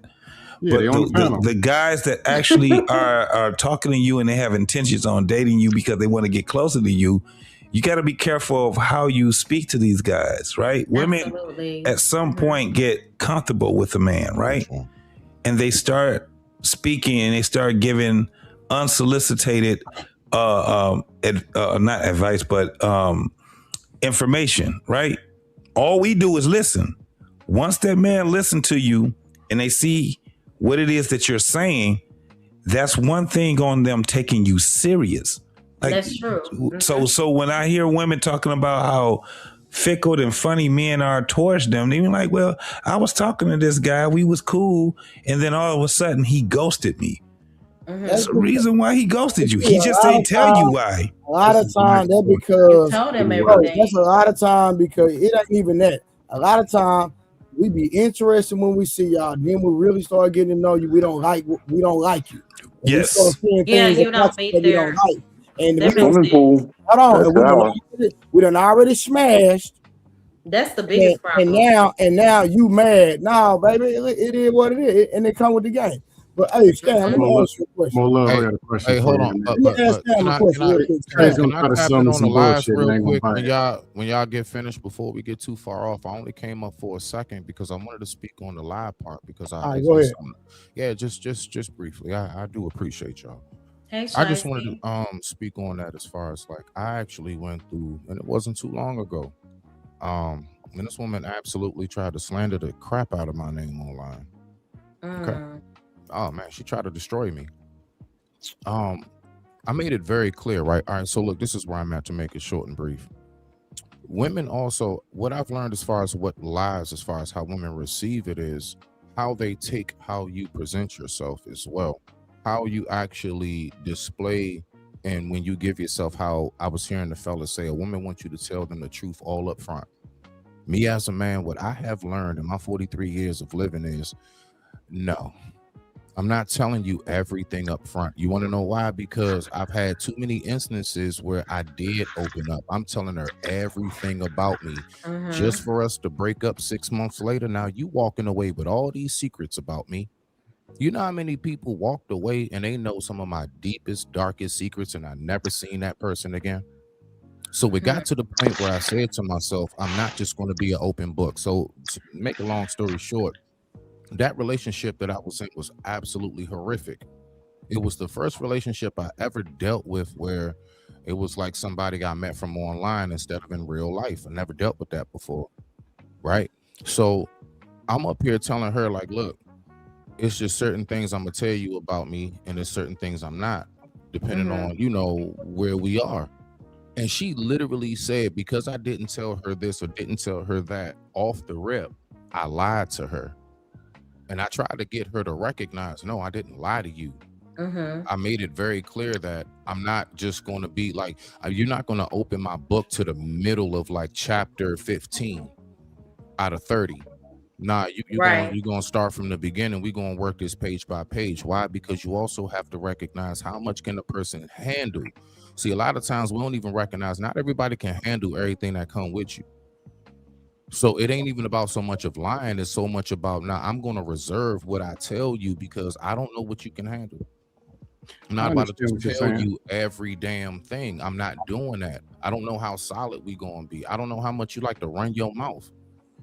We call it OPSEC in America. I'm a very private dude. I don't have time to be wondering, are you sitting up here running your monkey ass off to your peoples? And I'm sitting up here divulging very private stuff to you because I'm only reason why I'm doing it is because I'm letting you know I'm trying to solidify something here. I'm investing not just my time, my money, and energy. I'm also investing me telling you about my life. But what I learned is I don't do that shit no more. Nah. So if you look at that as if you look at that as I'm lying to you, then I'm just gonna have to take that for what it is. But I'll be damned if I'm just gonna tell you everything all up at once. So I digress. My mic is muted. In the military, we call it OPSEC, operational secrecy. All right, let's hear these bullshit questions. Yeah, I'm probably gonna destroy you. So why my question got to be that? You say you trade the truth. I had to ask you a question, bro. Then it's the truth. Then it's the lies. But somehow it's something wrong with women. When did I ever say lie to a woman? Well, you and E Black were the first ones pushing back. Again, what I said was, and Aaron started lying. For the 15th time, what I said is that you can tell a woman the truth and she's still a trip. Is what I said. The truth or the lie? Which one, Trey? He just said the truth. Jesus, you listen. Is it the truth or the lie? This nigga, come on, bro. So, let me ask you the question. So, is a woman like, okay? Why does let me try to make it all make sense. If a man gets a woman number and he's interested in her, right? Do you think that man would want to know if that woman's entertaining another man? I don't know. They're all kind of bullshit. Come on, Wow. man. See, Yeah, bro, and that was the truth. nigga be real and ask these real questions. Man, That answer's a no for me. That's an easy no for me. Man, When you first get your number, we ain't why did waited y'all bring it nothing. up? That's an easy no. Like Why what did y'all y'all bring it out up? the gate? No, hold on. Why That's did a- y'all bring it up and then dump it Right. all on Mo Love? If y'all don't That's want to know what they and it's not do. important. Y'all dumped it on Mo Love because she's the first black woman. You know them women. But I'm confused. I mean, even down.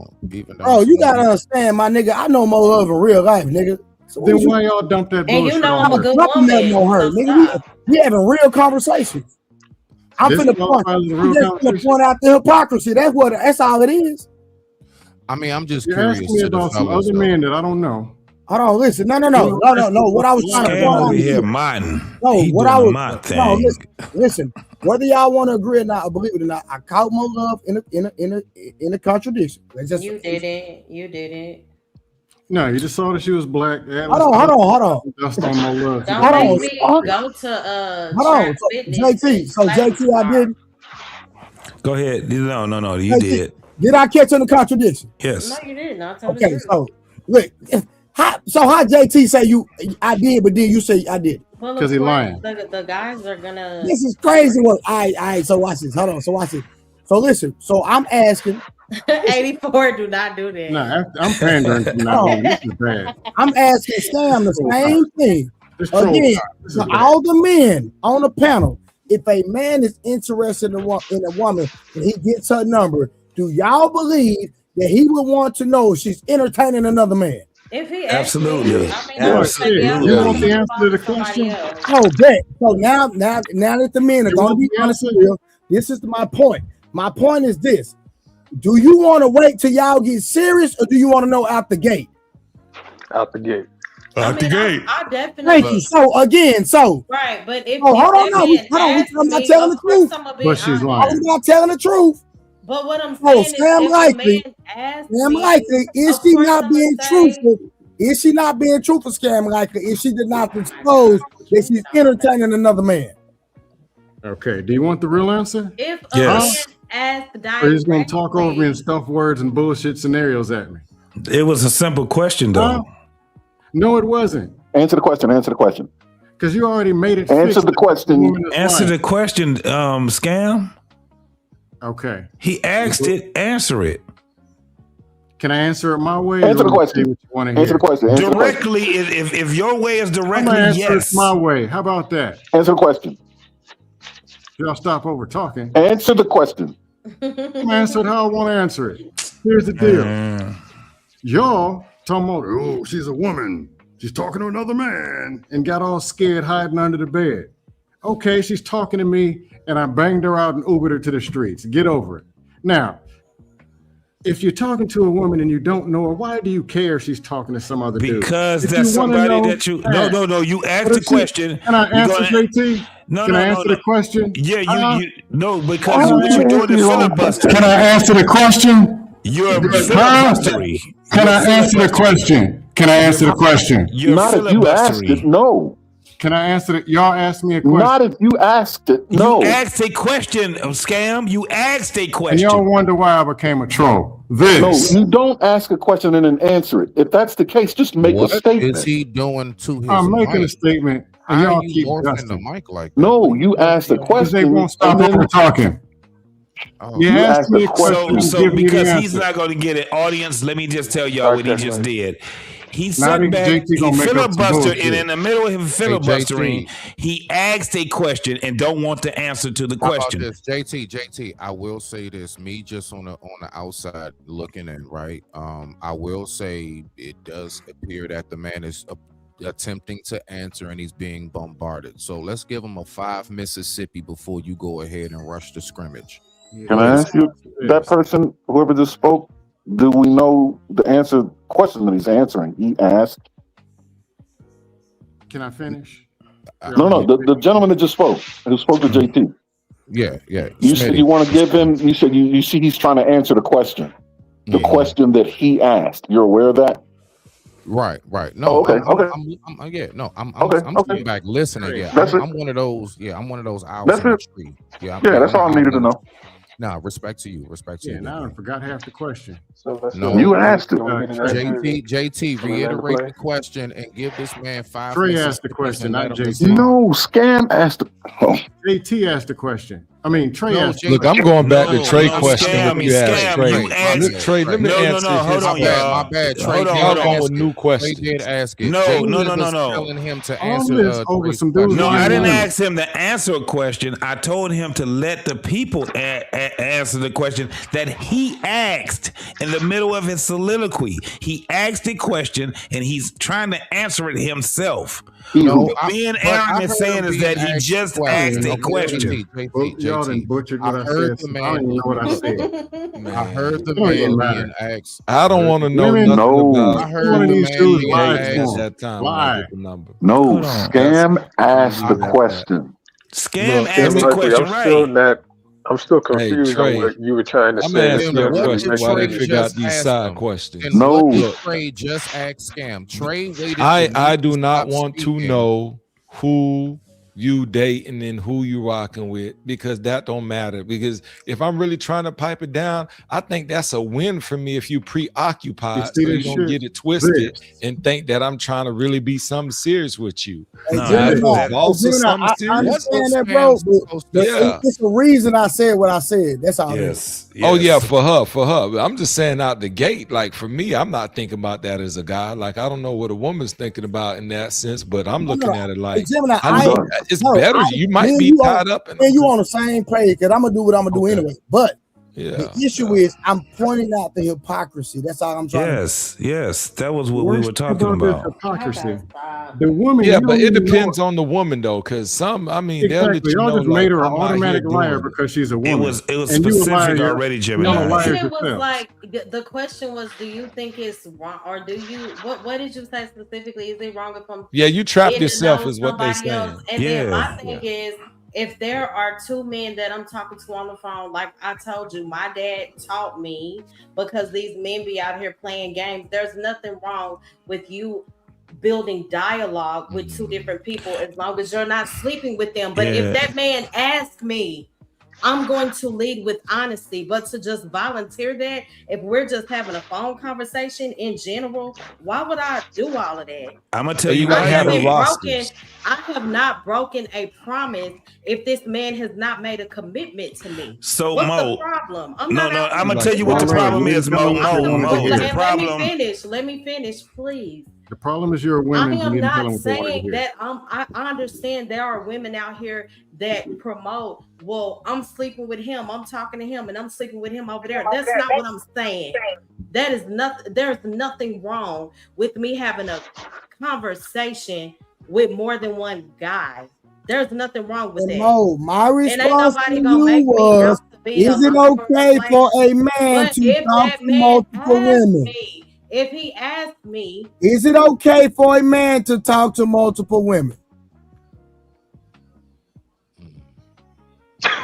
That's to you, Mo. I mean, yeah. Oh, yeah. Nah, If nothing, if no, come no, on, man. if we have Yeah, not This is established Max that Dust. we're exclusive, Getting worse. I mean, what can I say? Yeah, it's okay. My thing was at the beginning of this conversation, I said, Hey, friend, that's people not what you should said at lead. first. You know that, Listen, right? friend. Friend, Listen. you know you didn't say that at first, right? I'm just letting you know that. Okay, listen. Do you remember maybe 30 to 45 minutes ago, I said people should lead with honesty, both men and women. I gave two examples. If a man is saying, I'm not looking for anything serious, but we can hang out, I just want to have sex.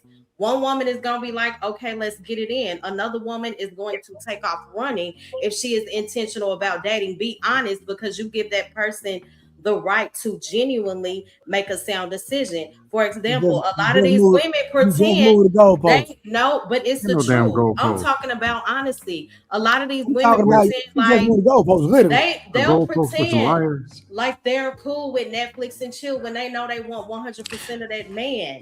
People need to be honest. No, I'm not cool with this. I don't know how to give you my tempo and pretend like I can walk away as if nothing happened. People are not honest, and that's why we have all this chaos. I'm not saying that I'm going to rob a man of the truth if he asks. If he asks me a question, I'm gonna be honest. And no, and I'm not so- talking about sleeping around, entertaining, giving my body to multiple men. No, we're talking about having a phone conversation. Why are y'all making that sound like it's the most horrible thing? So Mo, this is where I have a problem with women, is that y'all can't even be on the same page with each other, because on one end y'all always talk about keeping it real and being up front and the things like that, right? What Trey was just asking was something that we all, again, as men, we would ask you when we are just dating you right off the rip. Now, I understand what Gemini was saying. I'm really not, you know, if I'm just meeting you and shit like that, I'm really not all invested into if you talking to other men or not. The thing is that when a man asks a woman, are you entertaining other men? Most women will not be 100% with that. They lead with this bullshit like I have friends. But did you hear me? But I didn't say it was you. That's why I told you, Mo, that it's not if about. that man asks, I am going to lead with honesty. But this is period. the thing. I'm not talking about you. This is why you gotta. I know it would sound like it, Mo. But if you notice that most men, we're not just putting it as ourselves. That's why when I said it, when it comes down to in general, men don't take women serious because women don't know how to tell the truth, but they ask of the truth of the man. You guys ask us for something that you are definitely not that you can't do it. Hey, No. Listen, I think it's the other way around. Hold on. Let me just finish my thought. Let me just finish my thought, and I would just land. This is some wild crap. Listen what I'm It's pretty saying. bad. Listen what I'm saying. Just listen to what I'm saying while y'all ad-libbing. The reason why women, because the ones that do all the fucking talking about men this and men that, it's women. So what happens is that men are not going to tell you. What we're doing on this panel is explaining why men don't take y'all serious. And one of the reasons is because y'all would take the truth and y'all would make it y'all truth. You would stretch the fucking truth. You would call it everything other than what it really actually is. And you wonder why the man will not only ghost your ass, but if he want to get the pussy, he gonna lie to you. The reason being is because he already understands what he's trying to do is just hit that pussy. He's not taking you serious. So what y'all doing is y'all making it seem like in the relationship that y'all have with us, that y'all took us seriously and y'all was being honest and that nigga was being a fucking fuck nigga by lying to you. No, both people were lying to each other. And that's what we're trying to say. The end result is basically what it comes down to. Don't hit her with sledgehammers, man. I understand what he's saying for whoever fits that scenario. This is not. It's crazy because they need to go like JT. Look, right. One thing that I do know is this, right? First of all, when you talking about like, is it okay? Now, one, I would say the truth's question, right? I get the question he's asking, but I would say to myself, I didn't hear enough context as far as like, is it okay for a man to be talking to multiple women? As what? A married man, single, somebody actually who now says, hey, we're now together. All of that. All I'm hearing is it okay for a man to talk to multiple women? And I'm not hearing nobody ask the question of at what stage? At what stage are we speaking about this on? It's woven into the question. Because Smitty, if they're talking about men leading with lies, how you gonna have some kind of standard of or a stage or anything? Does any of it matter? I just look. We're talking about no integrity. Then they're talking about some kind of goalposts and guidelines. I'm just listening with an objective ear as a non-biased individual. No, I'm not talking about you. I'm talking in general.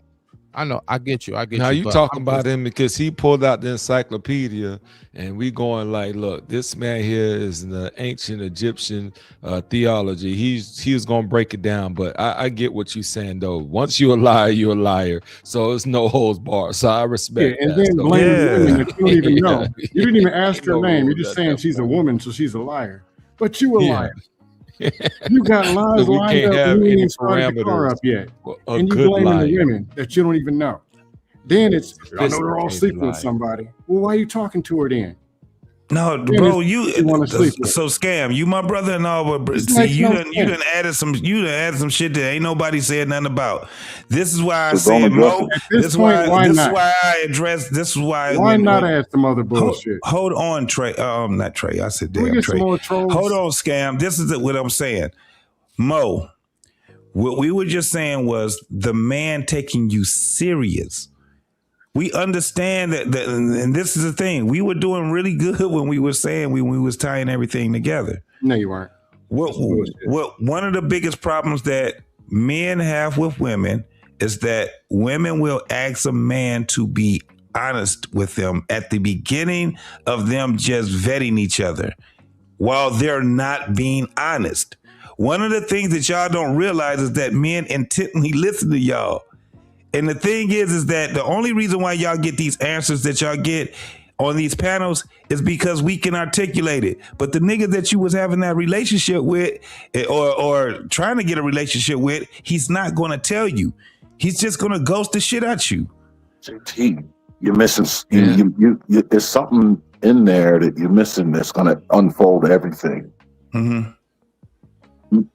Mo Love, you remember when you said that everybody on the panel was speaking from their subjective realities, and that at some point that's going to start leading people to feeling attacked? I did.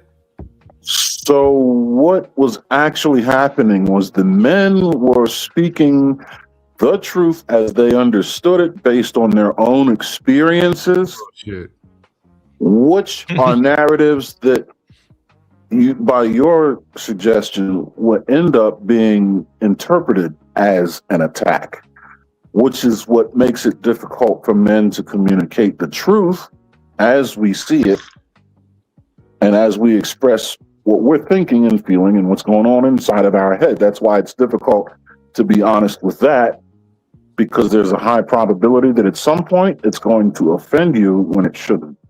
So, Aaron, that's why we don't believe you when you say you want the truth, because when we give it to you, it's like, not, you know. That's all. I can only speak. I'm talking to Mo Love. Mo Love. Right, I do want to say this. Yes. I absolutely That makes sense, prefer Aaron. the truth over a lie, believe it or not. And when it comes to these particular conversations and these panels, I have watched women get attacked for situations that they don't have anything to do with. So I think that we have to approach these conversations more carefully, because people will apply their anecdotal and make it everyone's experience. So when I hear y'all this, y'all that, and I'm the only woman up here, of course, even if you say you're not talking to me, it does appear that way. You get what I'm saying? So I do. Look, I would be terrible. I would be terrible for this dating scene now. Let me say Let me this. answer the question. I do understand what you're saying, Mo Love. No, I'm not cutting you off. I'm answering her question. Who going? You answer the question. Go ahead. I'm answering her question. So, Mo Love, I understand what you're saying, and you're correct. Unfortunately, that's something that both men and women are going to have to kind of get over, that we just use the word y'all to identify a particular demographic, even though we may not necessarily be identifying the actual audience, right? Because women do the same thing, and I don't mean that to be a tit for tat. You're right. Right? Huh? Right. Yeah, you see what I mean? Like, it's not that, but you're right. Like, I agree, and I'm saying women do it because I agree. What I'm doing is I'm empathizing with what you're saying. And it's just something we have to work on. But please don't feel attacked. I can assure you, at least tonight, as far as I'm concerned, I don't see a reason to attack you. I only see a bunch of men saying the truth, even though the truth could be a hard pill to swallow. But I understand your perspective. No, look, you just Mo, I see ain't why it's gonna gang difficult. up That's on all. you. I can't speak for all these brothers. I ain't gonna gang up. That's all I want to know. They gave you a lot of work. I've been neutral. I'm gonna give you a pass, but about 3 brothers on here, they had that work for you because you snitched on yourself. But I will say this: I really didn't snitch on myself. when it comes It's to the called being dating honest, game, though, and I'm so secure in who I am. I don't care what. yeah, they you're a say on the sweetheart. panel.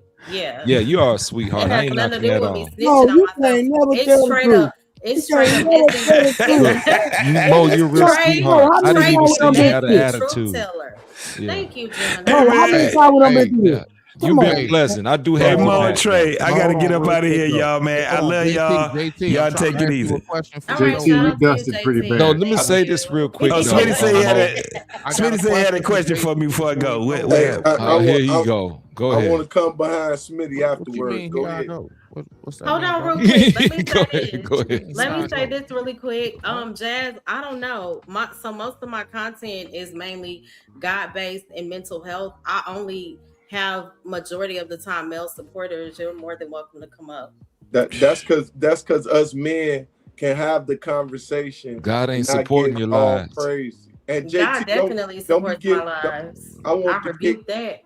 And hold on, let's put context. Listen, Jazz, it ain't that it's so many men. I'm simulcasting, so most of my people over here. So that's why she got most of these men over here. So it's not that. Let You me know how speak it for be. myself. Jazz, you know how it be. Scam. Now we gonna put some context. Ain't nobody jumping on her. Okay, right. That's But what's going on. but let me say this though. Even when, and shout out to Trey, I appreciate you for bringing the people over here. Even when I do my own streams by myself, I only have men on my panel unless my blood sister here for the tea hits the link. Oh, okay. Or who else? Maybe Blue Jay will pop up every blue moon. And I'm okay with that. A lot of the women support me from the chat. So it is what it is. Hey, we big time supporters. JT, don't be putting your mic on neither, bro. I know when you switch No, over fuck on the that. I phone. was on the porch I was on the porch enjoying this weather, man. I had to come in the studio. Hey, I sure heard when you switched the mics. I've been trying to get back at you the whole time, but nah, you was cooking tonight, brother. Good night, my brother. Most definitely. Smitty, what's up? Yeah, I just wanted to ask you this briefly before you go, brother. I appreciate you. So would you say that us as men, that it's more beneficial for us to listen to a woman's words or her actions? Her actions, absolutely, most definitely. Oh man. So basically, where I was going with that briefly, when you were saying that most men would lie to us, one thing that I do know from my experience dealing with women is that I make it very clear to a woman when I first deal with her, like, look, I'm gonna listen to everything you say, but then right after that, I'm just gonna pay attention to how you move on everything you just told me. Men And too, then- though. Hey, Sorry. that's from big. there- That's solid. Thank you, That's Jazz. like I real talk. appreciate you, beautiful. that's solid. I appreciate you, Yeah, uniquely. Thank so you, my beautiful point ladies. my point is, to make it quick, because I know you got to get out of here, is that that I look at more so what you do, like once you tell me how you move and everything, I'm looking at everything you told me, how you such a family woman, you love to cook, you do this, you do that. Now I'm gonna go ahead and I'm gonna just sit back and I'm gonna just see how you move from there. Yeah. So all I'm saying is that women, what I've learned is that a woman can tell you anything. She'll tell you whatever she want to tell you, just as much as we'll tell her whatever we want to tell her. But I think at the end of it all, we look for their actions and they look for our consistency. But I digress. My mic is muted. Most You definitely. agree? I agree with it. Hey, Most Mo, definitely. I had a question for All right, you. y'all. Love y'all, man. Y'all take Love it you, easy, man. JT. Thank Most you. definitely. All right, Mo. You take it easy, baby. All right, you too. All right, my boy. Hey, Mo, Yes, sir. reach Yes, out, sir. Reach out, JT. And I'll use Yes, some sir. best to be continued. All right, This is bro. bad. Y'all take it easy. All right, peace out. More love. Hmm? I'm going to ask you some simple questions, and I want some simple answers. Were you attacked by these men? And did they bring the energy as if you represent all Black women? Yes or no? 100%. And Trey, the truth teller, started it. Correct. Okay, more love also. We snitching now? Did you say that you lie to men? I never said that. Do you lie to men, more love? No, I try to lead with honesty. Now, I only lie when I feel like I absolutely have to. I don't have time for that because I don't want nobody playing in my face. okay. Now, it appears in this space that men are always right and there's something always wrong with the women's, as if they did tonight, because the question was actually not geared towards women's, and they threw 68 Black women's into it that didn't exist. However, if men are saying that they have no integrity and they got to lie to get the women's, does it matter at all what happens after that? Does it make a difference? Would you blame the kids and the dog for lying? This is insane. Hold on, ask me that again. I'm sorry, my If the little men start off toddler nephew came in here. This is ridiculous. If the man's, before he even ironed his ugly ass shirt, went to the club and started his car up to go shoot for some women's, he already had 64 lies in his back pocket and 3 in his wallet, and said, I'm gonna lie to some women because I want something. Then said, women accountable to some standard, and they all liars. Then they all Does attack that me. make any Scam. sense? You know this is recorded, right? This is terrible. Of course. Cool, absolutely. All right, listen. All right, one thing about me, recorded. like, if we're gonna have a 522 women turned into feminists You know, tonight tell the truth after about watching the this video. It's sad, really. We're gonna lead with no integrity, and then blame the Y'all women for not not telling the having truth, any 'cause integrity. y'all not telling the truth is crazy. More love, did I say something? Did I just make up something? It don't matter what you like. I can hear you, nigga. We Nah, on ain't no screen. This integrity is over here. recorded. Ain't no This is integrity or nothing. recorded, nigga. Hey, We let gotta me. lie to them because we care about how they feel. But We're hold on. emotional. But I think that there's something that needs to really be asked honestly. Like No, who it's dust really hour now. who really does take being lied to tougher and can't get over it more? The women or fellas? I don't. Men. No, honestly, I'm not Are going you to the serious? Gender Olympics to go and measure this. No. Reason why I'm asking that question is because when it comes down to, you talking about being lied to, like me, I can tell you right now, I was in a relationship where I didn't want to lie to her. I never did lie to her, but I always felt like there were things I just couldn't say because I had to walk on eggshells. I just never knew how she was going to take it. Like, period. Right. Like, so once you, so there is that dynamic of, at times, that's why I asked that question, not to make it a gender thing, but I have recognized that, like, I'll be told 1,000 times over the landing, just tell me the truth. Just tell me whatever. And you're like, okay, all right, no problem. And you actually come out and you say it full-fledged. You say it calm, you say it respectful, right? And they just flip out. You get all kinds of cuss out, you BS, you know what I'm saying? Everything else. And it's like, then, so it's like, all right, man, do I want to go through this again? And as the fellas know, we do. We want to keep our peace. We want to keep our peace. So I get it. I do want to say shout out to Stan. I want to say shout out to Stefan. Thank you, Stan, for the $4.99 super chat. I appreciate you. It says Mo Love panel in chat. Salute. Stefan, it's good to see you. I haven't seen you in a while. I pray all is well. Where's the comment though? I lost it. Oh, Stan Autry. I ain't seen I him in a don't minute. see it. I know I haven't either. Seen him in years. It has not been years. Stan Autry? Yeah, I ain't seen him He be in my chat all the time. in years. I'm missing one, but thank you so much, Stefan. I can't find it right now. But yeah, Scam, I do feel like I was attacked. But no, I'm making this But up. I'm wrong, Aaron right? was pretty nice. Yeah. Hold on. Don't Man, disrespect didn't my nobody name attack too. her, I've boy. been She fair, hung Mo. like a motherfucker. No, it's dust hour now. Aaron said something about you. There's a woman. You Bro, got Fuck you, man. see, bro, listen, see, You got to lie and keep see, peace. listen. And That's why niggas don't come on my Tell the y'all truth. know on my chat, we gonna keep it gangster. We gonna tell the truth. All this old lying going on is crazy to me. Now watch this. You ready? So the We one keep it argument, real Mo over Love. here too, Trey. There's the one Man, that's girl, lying. man, I just called out the truth and y'all tell me I'm lying. Man, get out of here. Mo Love. This scam likely individual is going to sit here and say that I've lied and all this sort of thing and try to gaslight you away from believing that I'm an okay guy, which you just said, and I appreciate it. Thank you very much. You see, can I speak to the young lady? Thank you very much. Of course I can. So Mo Love, what I'm hoping your takeaway from this conversation is, and I've been trying to make the point on my brother a minute ago made the point. It's not that men want to lie or even think we should lie. It's just that we need you to understand just how truly difficult it is to tell the truth. We understand that that's what you want. We hear you when you say that's what you want. And to a degree, we believe you, or we would like to believe that's what you want.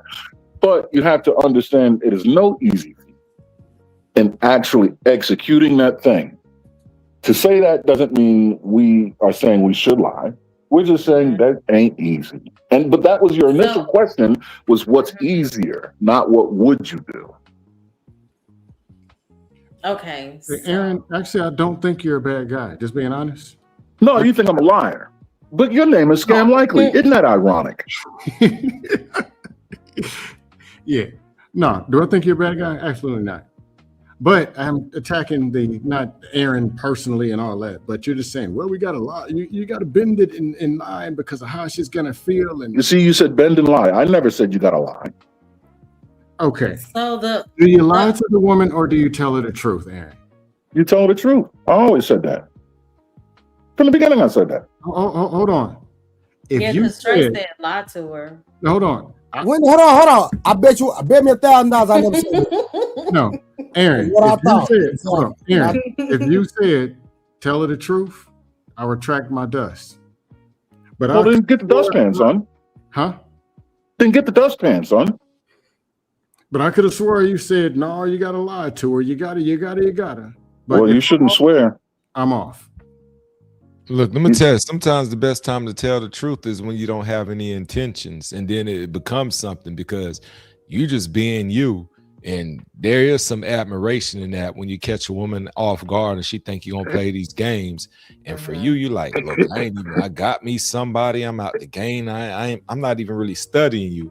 But then she like, dang, he shot me the truth. Now it's the intrigue. So it's funny, even when you tell the truth, you still can get the results you want in a roundabout way if you that type of guy, right? Because you're like, I'm just keeping it real with her, letting her know I don't want anything. But she's so tired of all these other guys playing with her that she elevates you, even though you might be in a situation. So, it just depends. And then also for me, I'm terrible. Ain't no way I could date in this game now because they'll be mad at me and think it's first 96, it's first 48 times 2, because you ain't gonna trick me. If you ask a woman, do you have any kids? She can be like, no, and that might be the truth. But I'm like, let me remix this question. Have you ever been pregnant? Because now I'm finding out you don't have any kids, but you've been to the women's health clinic 3 times.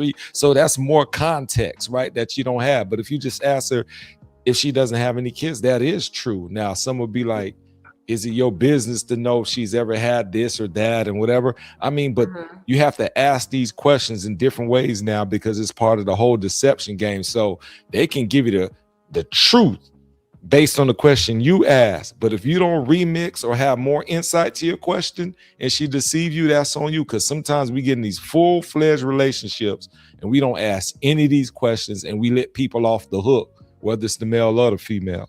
Scam, I got to sort you out, man. What you got? What I said was tell the truth. I said, but you are going to be required to shape the truth so that it can fully land on her. Because if you hit her with the truth as if it were a 17-pound sledgehammer, it's not going to land. It's going to be as if you told her a lie. I said, you may as well be telling her a lie. Because she's going to take it and filter it through things that's going to mutate that shit into something that is so divergent from the truth you wouldn't recognize. That's what I said. Oh my God. What I said was tell her the truth in a way where as much of the truth as you can get to stick, get it to stick. So you're just and if that means get a little sandpaper and sand the corners off that motherfucker, that's what you got to do. But you got to tell her the truth. Okay, But you're just talking about the delivery. truth stands on its own. You Of course it does. shouldn't do much with that though, right? No, I get right. No, she said it. You shouldn't. You're right, but we do. Because like you said earlier, you're going to feel attacked. Like there's going to be all these things that we're going to have to deal with. Like you say you want the truth, but then when a man delivers the truth as it is, right? And there's no parsley on the plate, there's no nothing. It does not function the way you think it does. And most men, if you listen to the majority of men telling you the same thing, there's got to be some truth in it. Right, but you said majority of the time the women are going to feel attacked. Honestly, sometimes it is an actual attack though. Okay, no, I didn't say majority of the time they're going to feel attacked. I said you're going to have to face the probability that can happen. Man, Mo just run out. Man, Mo You just see what I run mean? out, man. Oh, they right, being technical with words, man. Look, even if you said Big A, watch you said it is an attack. Watch this, Big A. Mo, do women love being around me in real life? They do. So when you was hanging out with me, didn't y'all love being around me? You was cool. Nah, don't do that. I was cool, nigga. No, Huh? we had fun. Y'all have fun when y'all with me, right?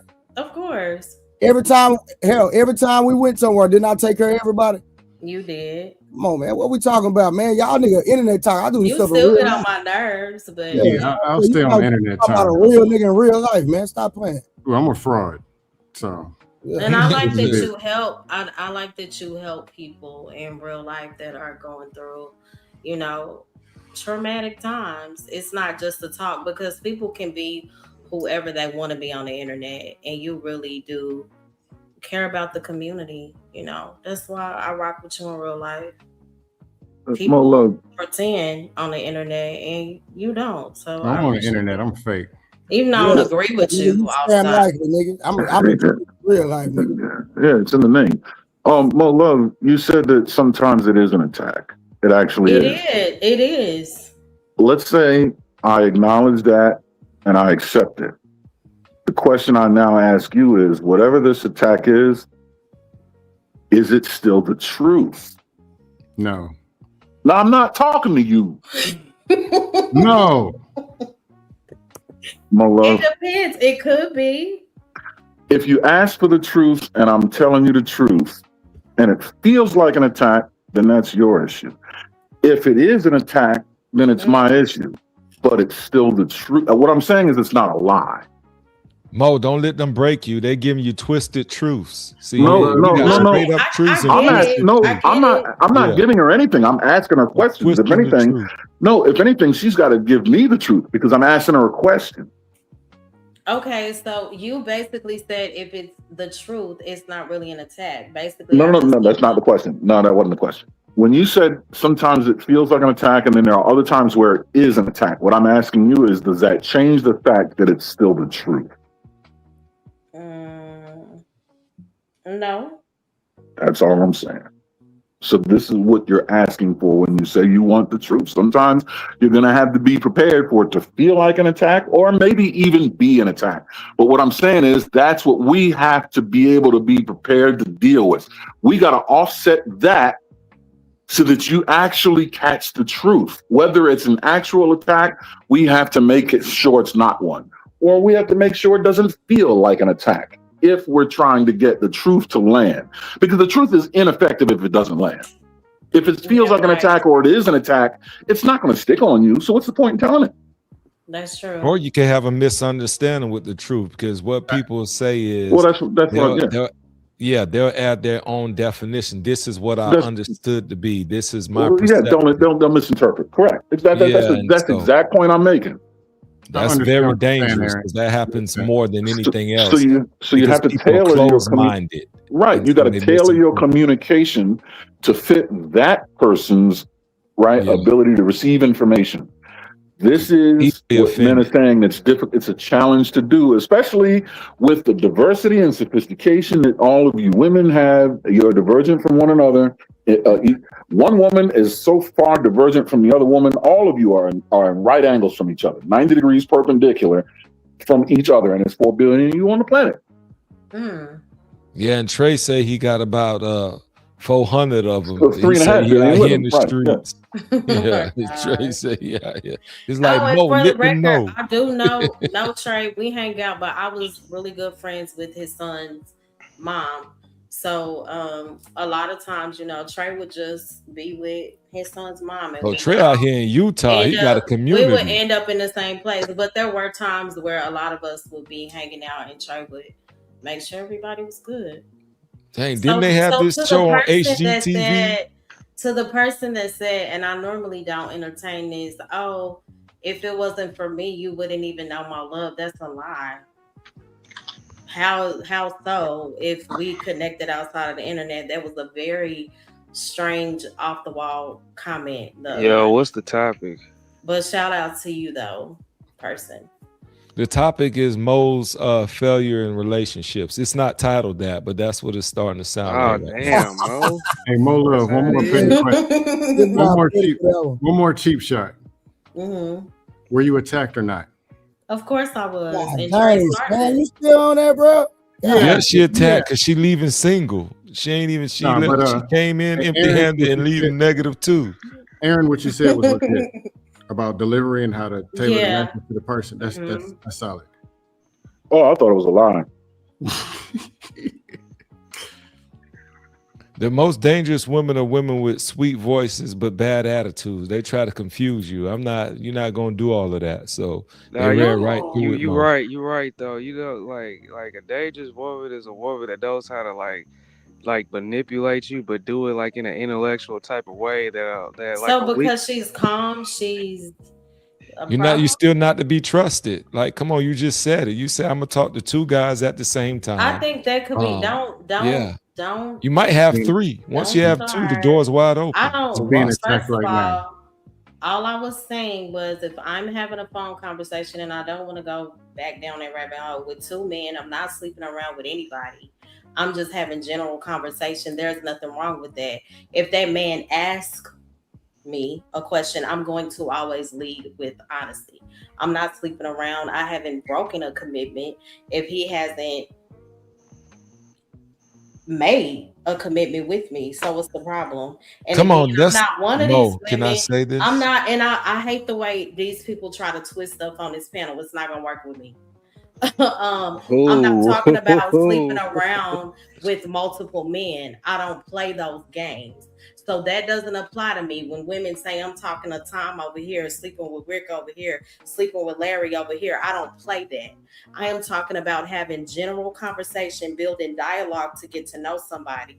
Nobody is going to make me feel like I'm out of order for that, period. Mo, with that understanding and what you communicate, I have this question for you. So do you believe in uncommunicated, right? Because so basically what I'm saying is sometimes you can say we're together, but then you have an underlying understanding that, look, I didn't say we together, but I'm pulling up here 5 nights out the week, we grubbing, I'm cooking over here, you cooking over my spot, we vibing, and then you have a dude like this dude might not have had any sex with you, y'all might not have made it official, and you're still talking to somebody else. If this guy doesn't ask you like that, if no, if I'm you're just going asking though, out if with this me- guy doesn't ask Yeah. you, will you volunteer the truth on your own without being asked? So what I'm Will you saying is, if volunteer? you're taking time with me and I'm spending every day with you, I'm not entertaining another man if we've gotten that close. So It happens, when it though. comes to, not with me, I don't even have the time and energy for it because I don't want anyone playing with me like that.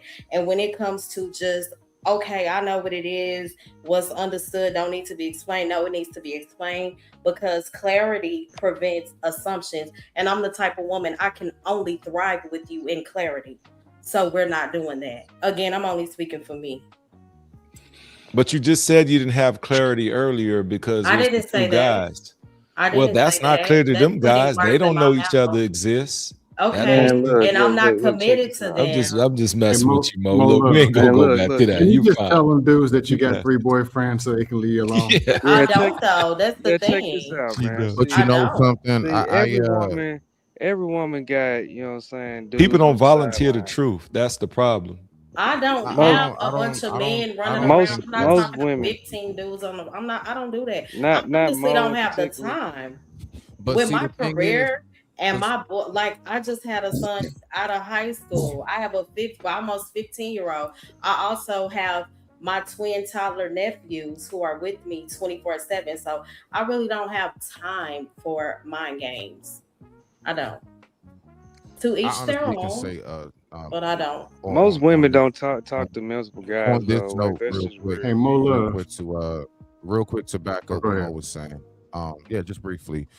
That's why I was asking JT before he got off, which do you more so listen to, a woman's words or her actions? And exactly what Mo just said. I honestly can say, like, I really look at how she moves, and when I say that, like, yeah, like if I'm with you, like damn near 5 days out the week, we stay on the phone, you stay calling me, I'm calling you, whatever it may be. Like I do get it when she says, I ain't got no time for that, because I've also been that dude in that position where I had to explain that, like, yo, I'm over your house like 3 to 4 days out of the week. Then you come over to mine for like 2 or 3 or whatever. Like we're with each other 24/7. When do you think I got time? Plus, on top of that, all my money's going into. But she needs it to be official though. Still, I'm listening. Yeah, I do. Yeah, you gotta say it. Like that's what he's saying. There's still confusion, even But though you a know how guy may many be like, people "Yeah, like I'm But I'm rolling." just just lay up and they have that I don't know. understanding? I don't know. Once a person shows you, you know that saying, once a person shows you who they are, for the most part, believe them. Basically, I don't know. Look, I might be rocking with that, but for her, she like you still, and that's why I asked that question to see is it official? Because you see all my times going to you. Because if not, that means you officially didn't have to tell me if you had somebody else. But see, what you're saying is you need me to tell you it's official. But in your mind, because you're giving me all that time, it's official. But then it's not official because you saying I need to tell you and we need to address that. But then on the flip side, you said, if I'm giving you all that time, I don't have time to entertain somebody else. So obviously, if I'm rolling with you, then it's official. So that's the confusion I have. So why is he having that understanding? But for you, you're like, yeah, we need to put it on wax to make it official, because you said Do you don't y'all have time to entertain that on the other side. So, I would just have to say, who is do that chick? y'all believe that relationships are more complicated because of do y'all think that YouTube or social media in general overcomplicates relationships? 1000%. Yeah, definitely. 1000%. Okay, because it makes it like it's just so much stuff I hear on here. I'm like, where do you all get I'm this gonna shit say from? no. yeah, Like, that's where why do you I get it entertain from? these conversations maybe once or twice a month because they irritate me. It And irritates the the shit out dialogue of has me. been very good tonight, No, it but was a I'm lot of just dust, like, Molo. you know why they don't complicate it? Because I don't date on the internet. I date in real life. So what I'm hearing on there is separate. So I can't say I hear these things like, oh, it complicates and it confuses me, maybe to the younger generations. But for me, I'm like, if anybody dating like in the same mindset as these conversations on YouTube, then I'm like, yeah, you're already in a bad spot, right? Because it's completely different out there. I'm not saying that there's no overlap, but overall, nah, this doesn't impact me. This is just banter. Because when you go out there, it's a whole different ball game, especially if it ain't just done by screens and you actually having to meet people in person. I think that's the toughest part. A lot of people behind screens, so YouTube and the social media make them used to that form of dating. But if you're talking about real dating face to face, that's when you say it's complicated. because people don't Let me do say that this. Let me anymore. say this. In, Like, in I real gotta agree. life, I'm just briefly in real life, bruh. Man, I got homies and everything. Look, man, in real life, dog, I know folks been married for a long time, dog, and I mean, they wife is not the hottest at all. And that man loves that woman and all of her chunky monkey that come with it, and same with his balding ass and everything else, all of that fit and friendly stuff, all of these narratives that we be talking about. As a matter of fact, I don't even hear the term 304 in real life. I only hear it here. I only hear that shit here. I don't hear most of the terminologies and slangs we even say. It's a completely different world. It's night and day. It really is. Like all of this, like what men ain't going for, women ain't going for this and all that. Bruh, people are going for whatever they're going for out in real life when they want to have what they want to have. It's all bullshit for the most part. I digress. My mic is muted. Yeah, like I gotta agree. You know what I'm saying? Like, you got a lot of these guys that be on online dating and stuff, and I don't know if y'all ever like delved into that, but the girls that like they like it's like guys be saying that this is how girls act and stuff, going off of what they see on online dating, but that's not how it is in real life. Like women are not that rude and disrespectful in real life as opposed to like online dating. You know what I'm saying? Like they don't really have that ego in real life than they do on online dating. Like you can like if you would walk up and talk to these girls in real life, they're not gonna have that same persona and the same ego that they do on Hinge and Tinder and shit like that. Hinge. What's Hinge? Hinge is a dating app. It's like you gotta the woman has to like your profile for y'all to be able to have a conversation. And a lot of time I think because it's like that on Hinge, the girls get like this attitude like, oh, I had to like your profile for this conversation to even happen, so I'm the prize and I'm gonna act a certain way with you. And guys be thinking that that's how girls are, but they're only like that online. They're not like that in real life. As a person who dated online all the way back in AOL and Planet. Y'all remember blackpeoplemeet.com? I never. Yeah, I got remember that. I never But- went on there, but I just remember. No, I met first people online. I was what, 17? But no, this person who's dated online, and dates in real life and dated in real life, all that. People are who people are. The computer don't change and turn somebody into something that they're not. There are good people online. There are good sites, bad sites. Has it gotten worse? Yes, because the numbers have got insane. But it's not a ridiculous difference as in online there's something else and then in person. Because once you talk to them online and you meet them in person, now it is real life. They're in person now. Unique Sterling said, uniquely stunning, my bad. I think online dating is for weirdos and rejects. In my opinion, I don't do it. Yeah, I got friends that met their wives online. My brother met a second wife first and second wife online. I mean, back in the people get day, married. I ain't knocking that, but you got to get past all the bull. I think that's the thing because it's a double filter. That's different than. Oh, go ahead. Yeah, no, I'm just saying, like, when you talking about online, it's how you filter it because it's tough.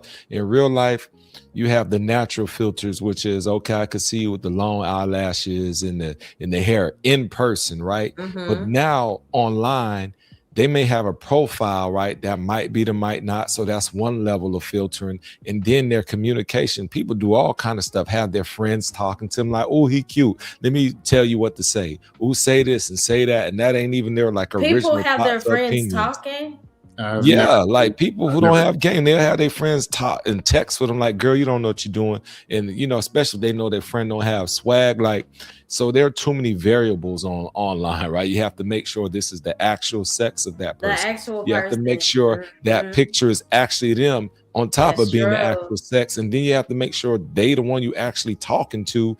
And it's not, you know, a friend of theirs playing. So I'm like, look, man, let me meet you at this grocery store. Let me meet you at the lounge. Pull up. Hey, we people are can. Hey, crazy. you gonna know immediately. And plus, let me tell you why I like in person because I have the hug rule. I'm not in dating game. I'm out of it. I'm married. But if I was in the game, I want to go to your hometown, your territory, because let's go to the lounge that you frequent. Because if about two dudes come up and hug you, I'm like, yeah, you for the streets. Ain't nothing we can do. I know people like, oh, these old friends. No, let me tell about a guy. When they see a woman and they're like, oh, she's moved on and they respect it, they may give her the look from a distance, but they ain't gonna interrupt the date of the guy that's with her. If a dude is bold enough to come, hey, how you? It's been a minute, hug her, and then another you like, oh, I see you fresh out the streets. This ain't even like a few months, but you know what? I'm glad that's my hug rule. Yeah, no more dates. We made it, had a good time. I'm out of there. Like, yeah, I want to go to where you be at. I need to see how long ago you was out here in these streets. So, you know, I have fun, but it's little things like that. And you have to look for buy-in for a woman. Us dudes gonna buy drinks, turn up and do all that. But if a woman buys me a whiskey and Coke out the blue, I'm like, okay, that doesn't happen too often. I might entertain it because I'm getting buy-in. You're not getting all this stuff online. This is the type of stuff I like to see and break down, assess it. That's non-digital. So, you know, I'm still an old school guy. Catch me in these streets. But if I were single now and I had to do online, I would do it because that's the norm now. But I like meeting people organically. Yeah, man, that's the best way you're supposed to do it. That's how it's supposed to be done. You know, online dating, that shit is whack, man. Like, you know what I'm saying? If you're on my online dating, delete that shit, get outside and actually meet somebody. I don't think it's going to be reversed. Like at this point in stage of where we are, how far along we are with the meta, the online dating, and everything being virtual AI. We're only going to get deeper and deeper into that. Unfortunately, we really need to cherish and really take heed to the fact that soon people aren't going to be connecting like face to face. Period. Just like how soon we're not going to be exchanging things with money anymore, you know. So it's just one of them things that's dying out. Like people actually talking and interacting, and it's making folks more awkward and more weird and more just socially distant. And that's why we have so many stupid arguments over the dumbest things now, because people really just don't even know how to, on a basic format, communicate. But I digress. My mic is muted. I agree with that. Yeah. Shiesty, I don't know what a brass monkey is. What? A funky monkey, brass monkey. monkey. And hey, Unc, good to see you. I haven't seen you in a while. Unc said women keep women single. That could be, but I don't believe.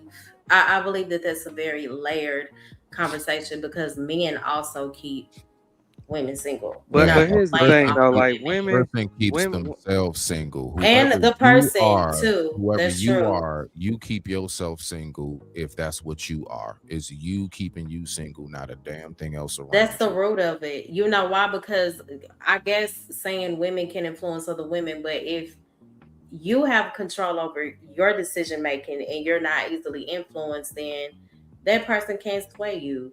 You get what I'm saying? So yeah, it is up to the individual, but I'm not gonna blame other women for keeping certain women single. Did you say you're not going to blame women's? For keeping women single, no, You blame them for the power outages in San Francisco. Blame women's for everything. Why not? I disagree. Women do keep. See, women these single. are the comments, and shout out to you. I'm not mad at your opinion. So women be like crabs in a bucket, and men don't. All these men that team up. If women's are crabs in a bucket and it's dudes with diving boards jumping into that bucket, complaining about the damn bucket, I mean, what are we talking about? Nantucket. No, that's when everything starts shifting into the gender part, and then we start getting distracted from the fact that this is just a people problem. Like it's just like some things you just cannot slap a gender on. You can't. You can. You can't. Some things is just cross the board and just leave it be. Yeah, dust is across the board. Even the dog is dusty at this point.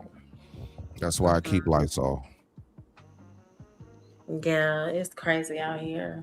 But but 90% of the complaints in women's, men's, they're not online. I think these are the real life. Right. And then they're online making the complaints. It's crazy. Yeah, like I It's universal. But when you think about 84 it, though, said, I'm sorry to interrupt. He said, don't trust women. Mari should have showed y'all that. Joking somewhat. I guess that's valid in a sense. Again, that's why I don't like to point blame, because we could say that for men too. like how so though? Well, not pertaining to that particular comment, but we could say don't trust men because they're full of lies also. So But Mo, how do men keep other men single? I want to hear this. Is that a trick question? I didn't say men keep other men. I mean, if you're weak-minded, that could apply to any gender. She said men keep women single. She threw a jab at us. Oh yeah, because men can be the reason behind a woman being single too. It's not all women. Everybody keeps everybody You're single. calling it the Derek Jackson effect. I guess so. Explain that, please. Basically, how he was one of the guys that would do a lot of talking as to why a woman shouldn't be with a, like, ladies, if he's not, drinking your mop water, then he's not the one for you. Like, he would say any reason in the world for that woman not to be with a man. Is my point. That's one way. Uniquely Stunning said, men literally created a whole online cult convincing men not to get in relationships. Valid point to me. Then we need to find those men and burn down that site. Yeah, you're talking about a specific faction and group. We know that. That was my point. Yeah, but y'all have movies though. Stella Got a Groove and all these little movies y'all Waiting to Exhale. Yeah, that's what I was thinking. All these digs been thrown at guys through movies. So that's Ricky form of Lake, social media. Oprah. Stop it. Basically anything Tyler Perry. I mean, just end it there. Ricky Lake, Oprah. And BET has taken over that whole, F these men, they secondary. Because Tyler Perry is, that's why. Yeah, so don't act like there's not been numerous campaigns. He telling women F the man because he wants to F the man. The only good dude in the Tyler Perry movie is the side nigga. That's it. Because he's alleviating her. That's it. That's about it. And he's still secondary. See, that's how bad. Like, yeah, exactly. Like that's the only good dude to be the side nigga. Oh, Shiesty said rap music been degrading black women for over 50 years. What y'all got to say about it? Yeah, I agree. It's 50-50 though. I agree. No, hold on now. I agree. That's not true. That's a lie. No, that's not a lie. That's not true at all. That's the truth. Who said it wasn't a lie? No, yeah, that's the truth, bro. We had the Brats, the Queen Latifahs, the Lauryn Hills, and all of that. Yeah. I don't know who these heifers are that decided to be strippers with a microphone. Okay, so did rap degrade women? Or it went from gotta get a roughneck to know. don't chasing waterfalls they and scrubs themselves like that back then. So no, they were I back gotta in the disagree. day. So let me get this right. All dudes are working in the post office wearing suits, including a Reverend Snoop Dogg and Officer Dr. Dre and 2 Live community crew. And then somehow these horrible women came out there and decided to start twerking. These men told them to stop, and they kept doing it. That's what happened, right? Some jokes just aren't funny. That's how this happened. That was a WAP situation. We got to go all the way to the extreme. Absolutely got to go to the extreme. So let me get this right. 2 Live Crew said, shake that vagina, shake what your mama gave you. And then women said, okay, we're going to do what you say. And there's a complaint. Wow. They did what they asked them to do, correct? I would say that the impact is 100. Now it's Let's pandering don't time. get caught up in that with the women and all that, because these are the same guys that they saying, "Oh, I'll take your old lady." First off, though, you saying the woman can be bought, and then you just tried another dude because if you got money and you gangster and you bred it and you rapping, oh yeah, I'll take your old lady, and then on top of that, we're gonna spin the block. We're gonna do all these things to these other guys. So it's the impact is the same, whether it's degrading women or saying the other guys, hey, push come to shove, I'll eliminate you and I'll pull up on your scene. That's not a win for any demographic. I get it. Y'all feel worse because y'all being objectified, but in real life, the objectification is going to happen without rap. But because of rap, guys are getting eliminated. And you're like, dang, how many rappers, how many this and that? And, there's real life implications to all of this. So I think guys are still getting the worst end of the stick when it comes to rap compared to women. That's a fact. And I just want to throw in briefly, I do believe now and convinced thoroughly that Scam is the ghostwriter for Scrubs by TLC. Yeah, I wrote it. I'm pandering for the rest of the night. If y'all it's got out of contrroll. It's time to pander. You broke up. You broke up. You say that again. Can you break? Scam broke up. Sounded like he said he's pandering for the rest of his life. Is that what he said? Right. Yep. I shit you not. Because y'all done throwing women's in anything. So I think this is the most ridiculous comment. Black women have killed more Black people than slavery and the Holocaust combined. Times 100. Worst thing to happen in mankind. Yeah, that's not true. They talking about going to that clinic. No, I know what he was talking about. What they talking about. I know. Yeah, they going. Yeah, as if a man wasn't present. Like right, and they didn't push. It was 2 single moms dating each other. No. Well, how many of them were paid by guys? What you saying? Half. That too, but you telling me all of these a man was don't do that, bro.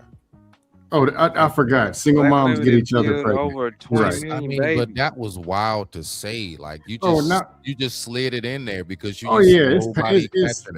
I'm pandering for the rest of the night. But also, what you say, D? If you look at the top 10 causes of death of men, they got nothing to do with women.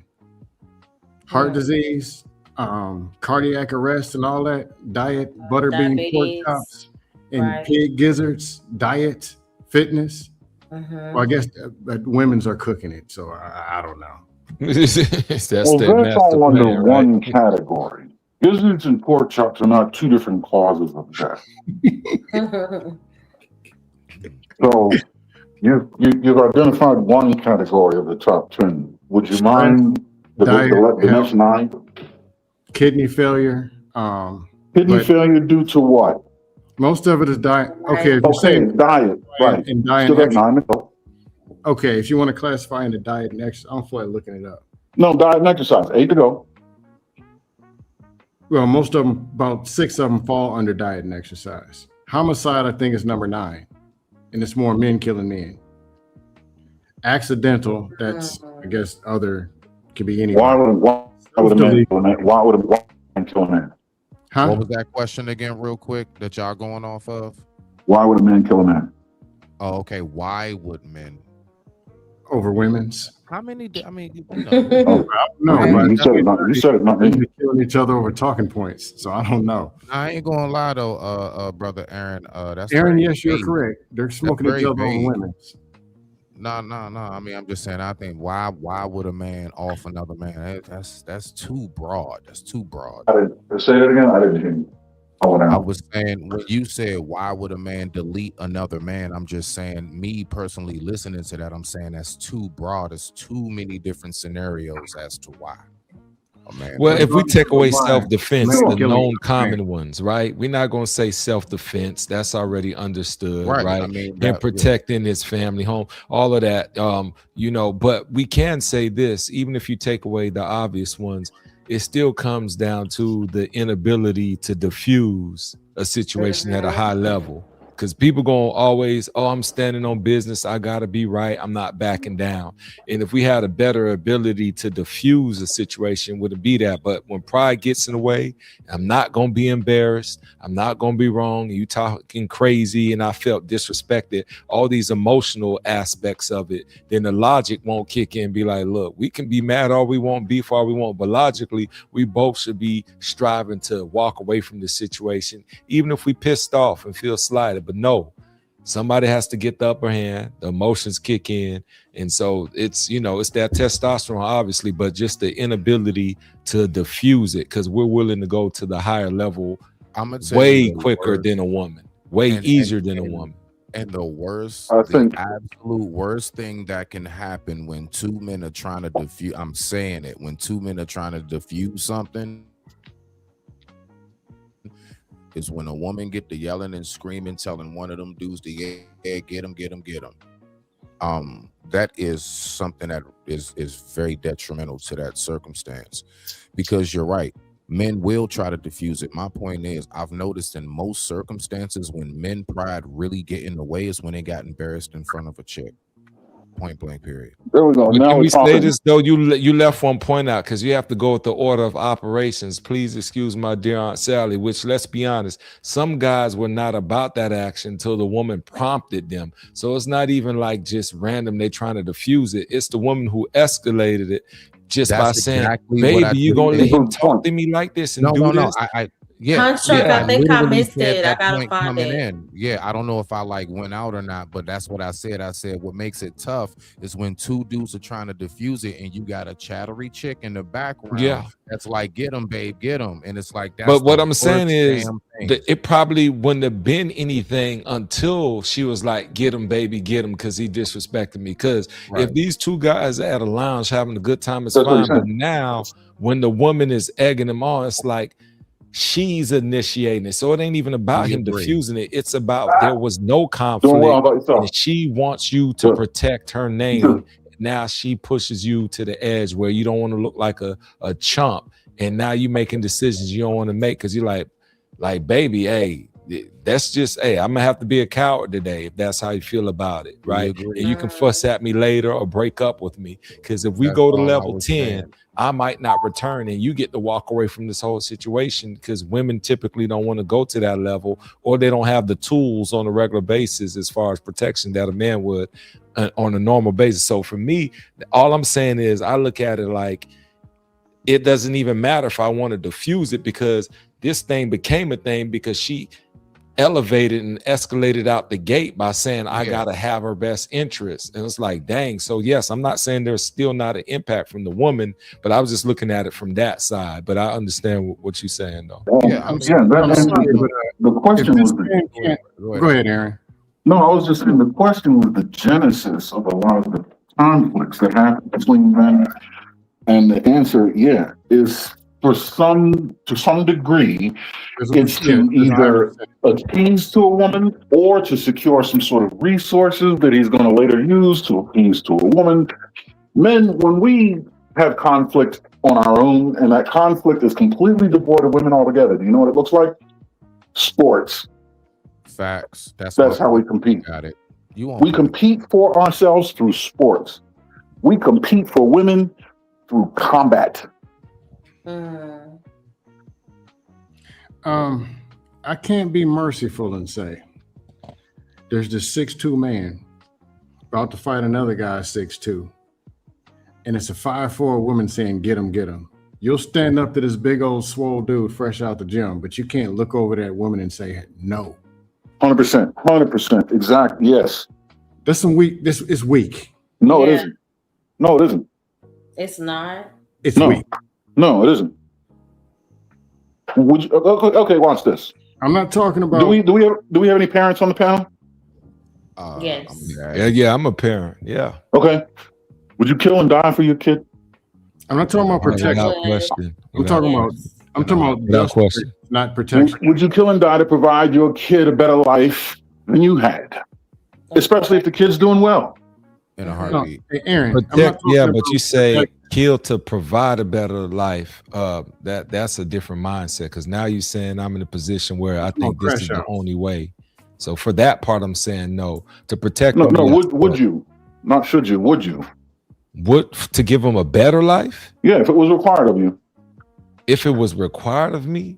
Yeah. Heartbeat. That whole requirement part is just kind of questionable, because it's like, why would it be required for me to do this to give them a better life unless you sound in the military? There you go. There you go. You said it. Circumstantial. Right. Okay. Yeah.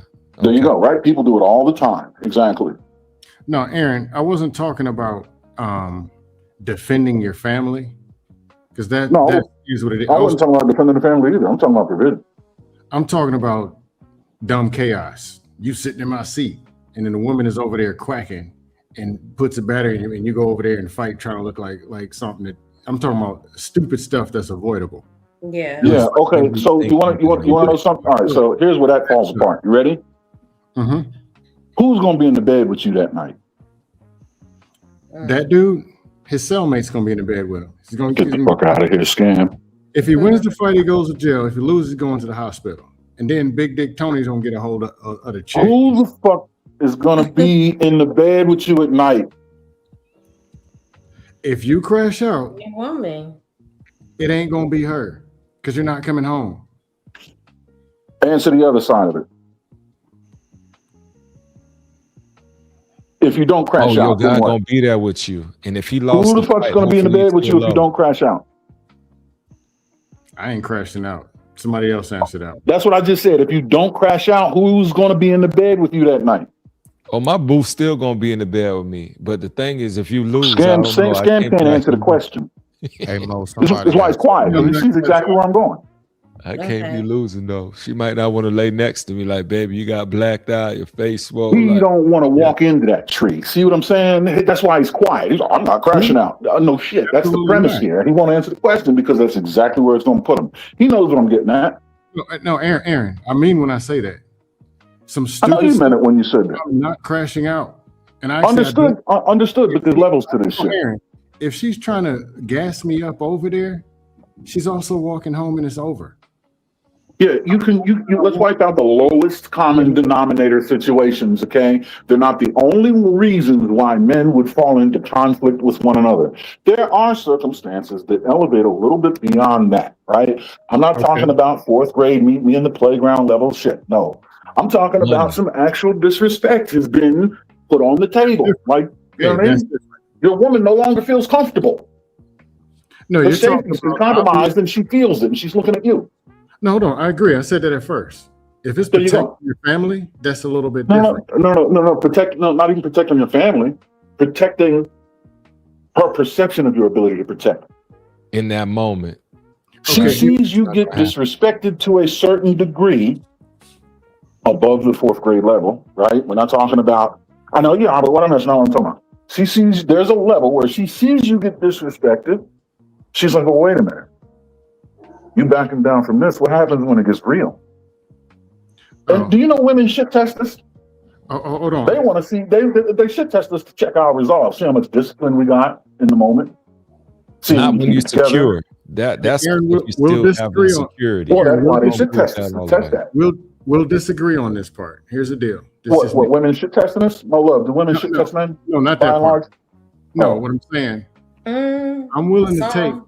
What I'm saying is this: I'm with my girl. Somebody's saying, "What you looking at?" No, some No, little. no. That's 4th grade. That's 4th grader shit. Okay, He's that's drunk. still. Okay, you're saying He's drunk. that's He's drunk. Get out of here. 4th grade. Okay, I'm You get trying a to. fender bender in the park. You get a fender bender in the parking lot. The guy gets out of the car and is irate. I don't give a Okay, fuck about you meaning- and your car and you and your bitch. Because Okay, you're backing out of parking spots and your bumper's kissed. okay, you're saying He's talking cash shit. I $100 thought bills at a when time. that happens, everybody stays in the car, and we all. No, he got out of the car and is talking cash shit to the tune of $100 bill at a time. I'm gonna reach for what I gotta reach Yeah, for, and I'm gonna tell her. I'm gonna lock all the doors. I'm not getting out. Small arms fired. Combat. That's what I'm talking about. Not real shit though. I'm gonna reach for what I gotta reach for, and I'm gonna lock the doors, and I'm gonna tell her to sit tight. I'm gonna Okay, tell her get on the Hey, phone. Aaron, you this call is the people, unavoidable. I'm gonna assess the situation. Okay, Exactly. at that point, you can't move, get out the way, or whatever. And he's talking. There is a line, and if it crosses, combat. That's what I'm talking about, Go Stan. to the line. Oh, that's different because you can't get avoided. You can't move your car out the way and say, "Man, you got it, man." Whatever. Well, Stan, It's this is the what I'm talking accident. about. If somebody moves, Oh, okay. you're leaving That's the crossing scene the of the line. crime. That's close to I crashing. said there's levels. That's why I said there's levels to this shit. I'm not talking about 4th grade level shit. I'm talking about some actual shit. I got We you. were speaking I about. think But you know, all of that still too is, that's isolated. That's not the norm. So we had one scenario where he said a woman popping off, and then even this is not the norm. So I'm not going to act like everybody, because people have a bad day, they mad, but I'm not going to sit here and act like this is the norm either. And then even in those instances, it may start that way, but if you feel disrespected and you pop off, then it elevates. Sometimes people start that way, and the guy like, okay, what's up, man? What's good? Like, what we talking I would about? suggest more men have died over something that started more serious than he stepped on my shoe. It usually would have to do something with money, or something with property, or something with territory, or something that actually directly involved a woman. I don't think it was you walking by the guy and you looked at him, you're looking at the TV behind him, and he's looking at you. What you looking at? Oh, the football game. You know what I mean? Like most men are not dying behind that. Now there might be a shoulder check, right? Yo, say excuse me. You know what I mean? But see, here's the thing: physical contact's already been established, so that elevates the situation, right? You're on high alert now. But it's not. You spill a drink. Somebody's I'm gonna give you an example. No, And this is a no, real no. life scenario with me in the bar, ahead, brother. and, Go ahead, and brother. I didn't want any trouble that day, right? I'm chilling with my girl, so we at the bar, we facing the bar, and it's a group. They have the whole right side of the bar. They deep, they celebrating or whatever, and then they go to take a group picture, and they have to spread out. So now they behind me. I'm just vibing and chilling, but I have to think about how other guys react. So me and the boo, we drinking a drink, and the guy, like the picture is trying to get the whole family, and he leans so far back on me. It's like his back, shoulder, and my drink shake. And I'm looking like, dang, cuz. And he saw me, and we both paused, and it was nothing crazy. And he's like, dang, my bad. You know what, man? I get it. I saw you with your people trying to take a picture. He's like, yeah, man, my bad. I ain't know I was up on you like that. And then he bought me a drink, and then that was that. But some people been like, cuz, you see me suit my girl, you leaning up on me like, dang, cuz, you almost made me spill my drink. And it goes a level. So my reaction helped his reaction. It was like, he gave me a drink, we were good, and we kept most circumstances are exactly like that, because men, they have a preloaded understanding that if it goes left, it's going left, and it's going on a road trip. They putting a brick on the gas pedal, and we off to the races, right? So we kind of just want to avoid that, especially when it's something as dumb as this. And if men are looking at their surroundings, they're in tune with the environment, they can see why that mistake was made. They saw it coming. The dude's having a good time. He's been having a good time the last 45 minutes. I've watched him fuck that bottle up. It's his birthday. They just got done singing to him, right? So now you know what it is. And then he knows what it is based on your reaction, takes accountability and buys it. That's most of the time, that's how that shit turns out. It's the real shit that goes left. Aaron, I'm gonna be real with you. All right, Yeah, so Aaron, I think we're on the same I page. I do get exactly what you're saying, and I'm not trying to take away from what you're saying, but I'm gonna say that I also believe that environment and circumstance also plays a role. Because, Okay. for example, when you say that no, generally men won't take each other lives just for stepping on shoes. Yeah, I've seen it for less. Okay, all right, my 7.5 years, I will never forget the day that I had Yeah, I to never said never. I had to unfortunately watch a dude get stabbed in his neck over a No, dry ass cake.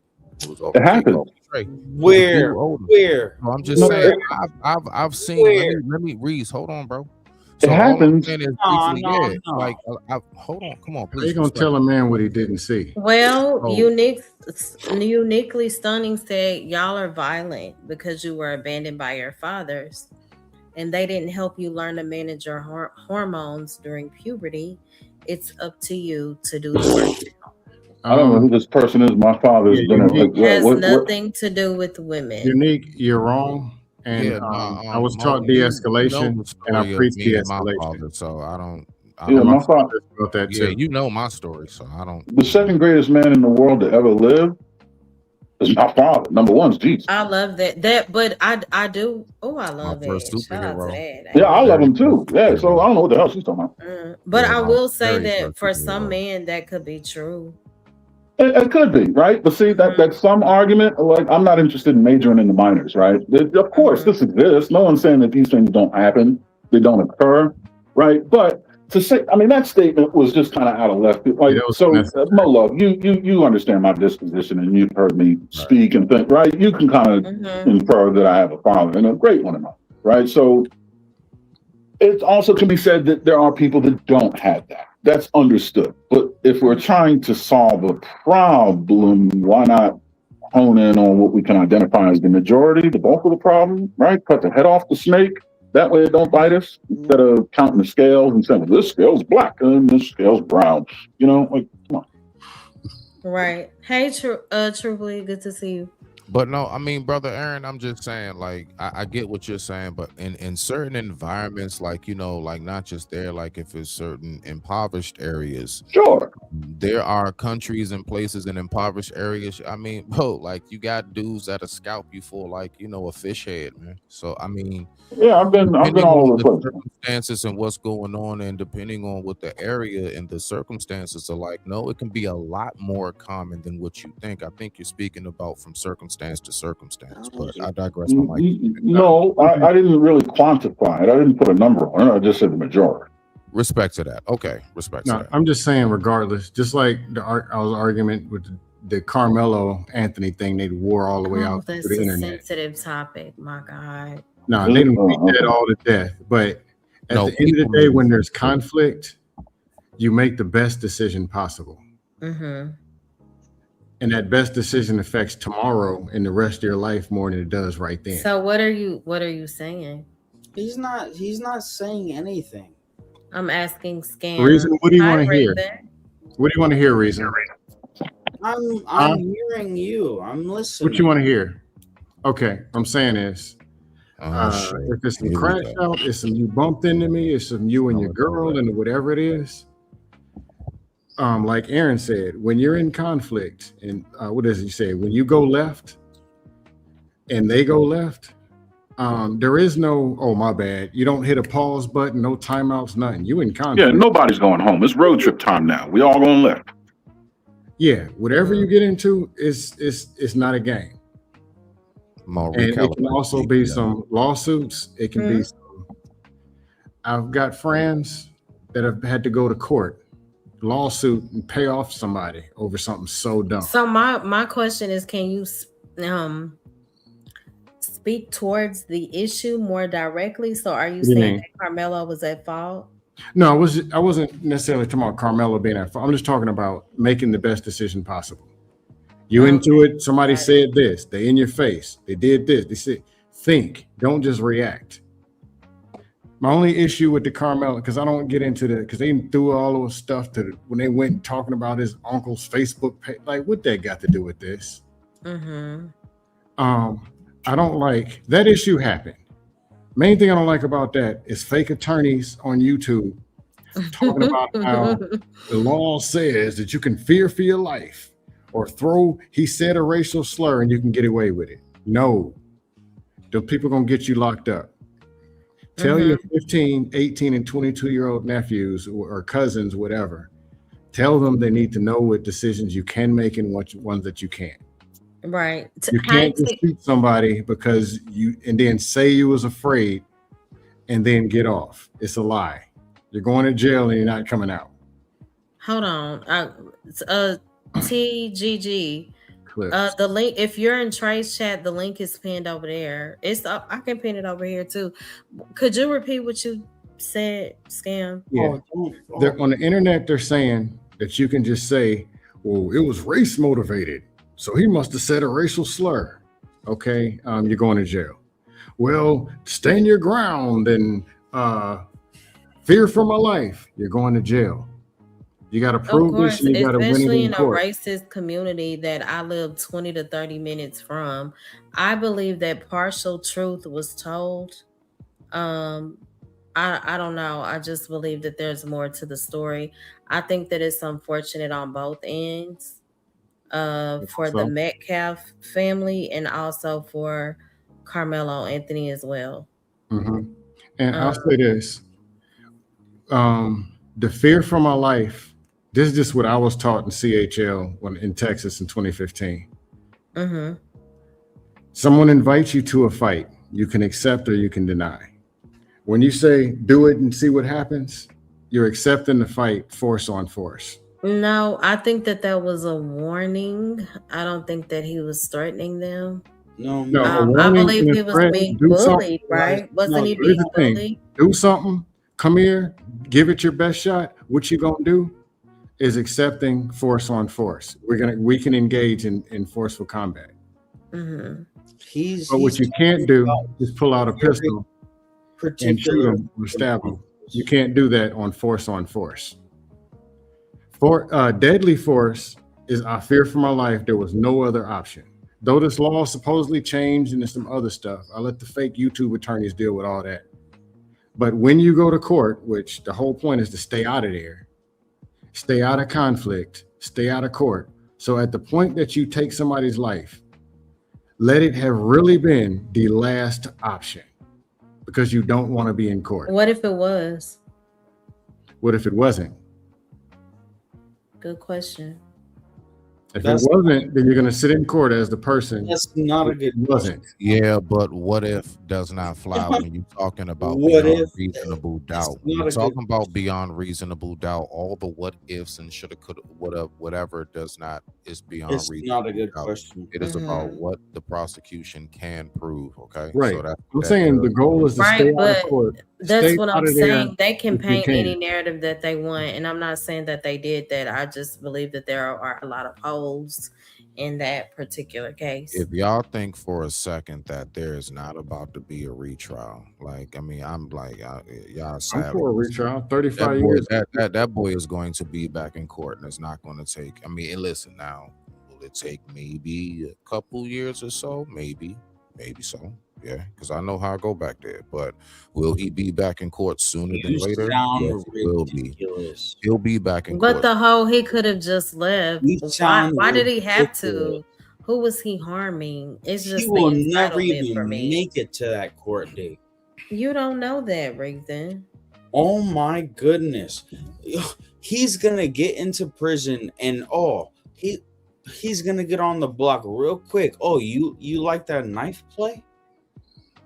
He's gonna meet people that actually like that knife play. All right, so hold on. First of all, let's just all right. So let me just No, yeah, sorry it got first dark. and foremost, no, No. 9 times Hey, out of John. 10. 9 I times swear out to of God, 10. everybody Because plastered 9 this times. man's.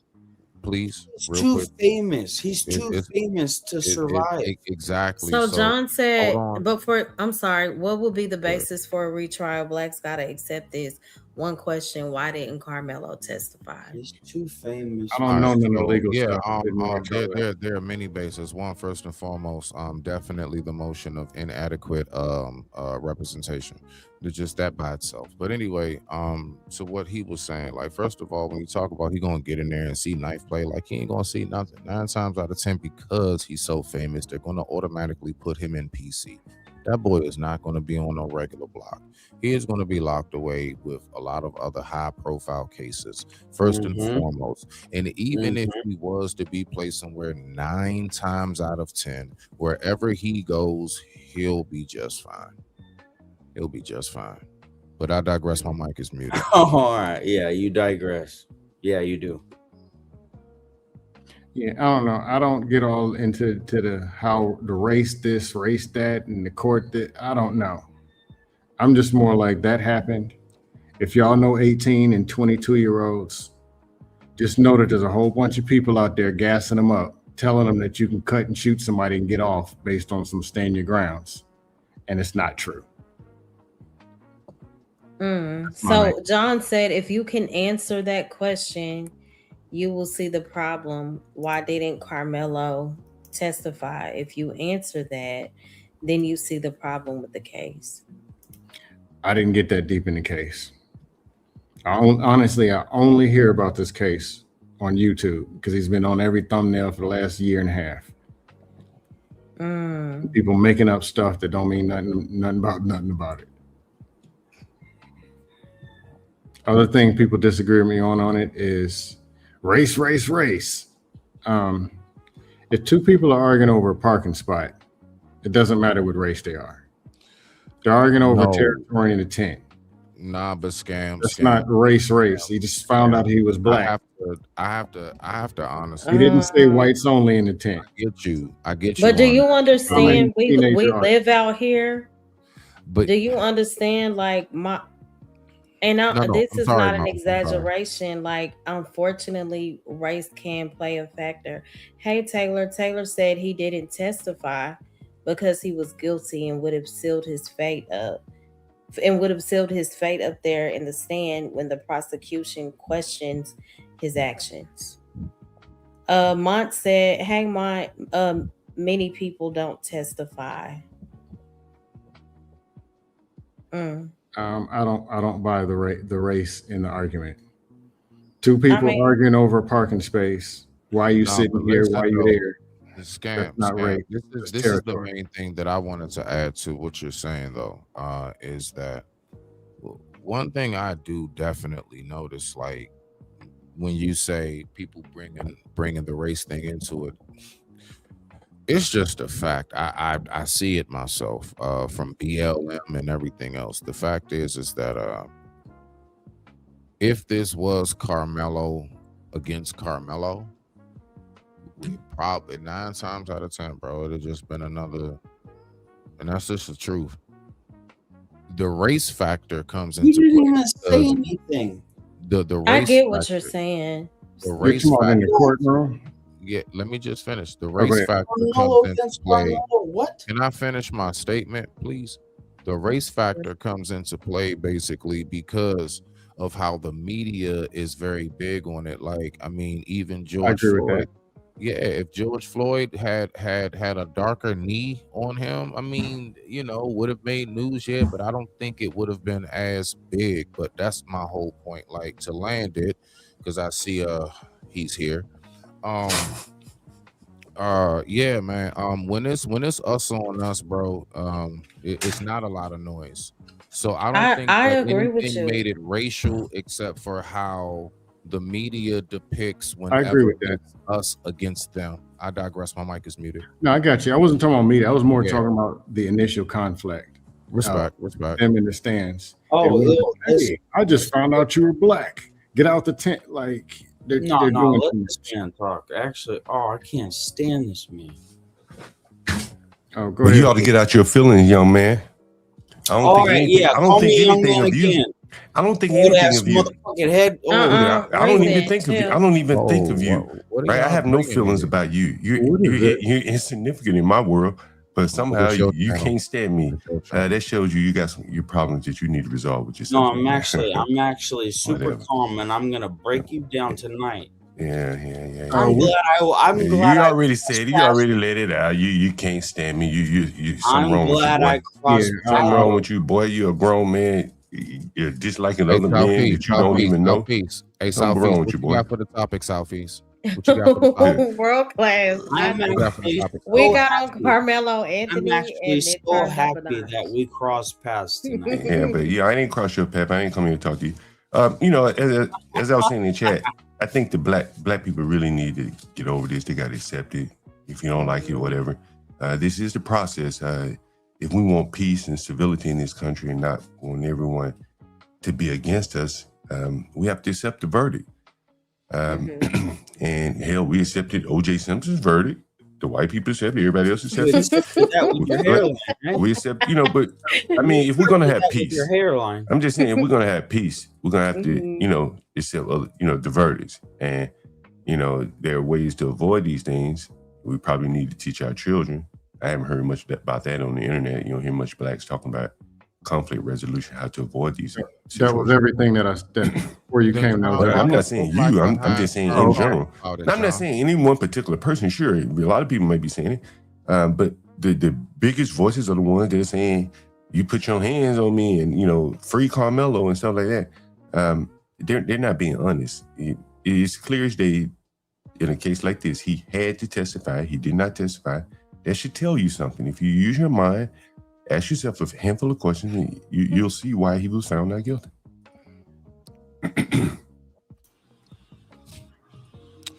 Yeah. Okay. I don't know if I agree with that, John, but I agree with John. But what Mo, I want to ask you then, why do you think he didn't testify? The pastor said he begged his dad to get that boy to testify. John, why'd you calm down? Why do you think that he didn't testify? Don't talk to me, man. I'm not talking to you. I didn't come up here to talk to you, so don't talk to me. Why do you think he didn't testify? Whatever. No. Hold on. Wait.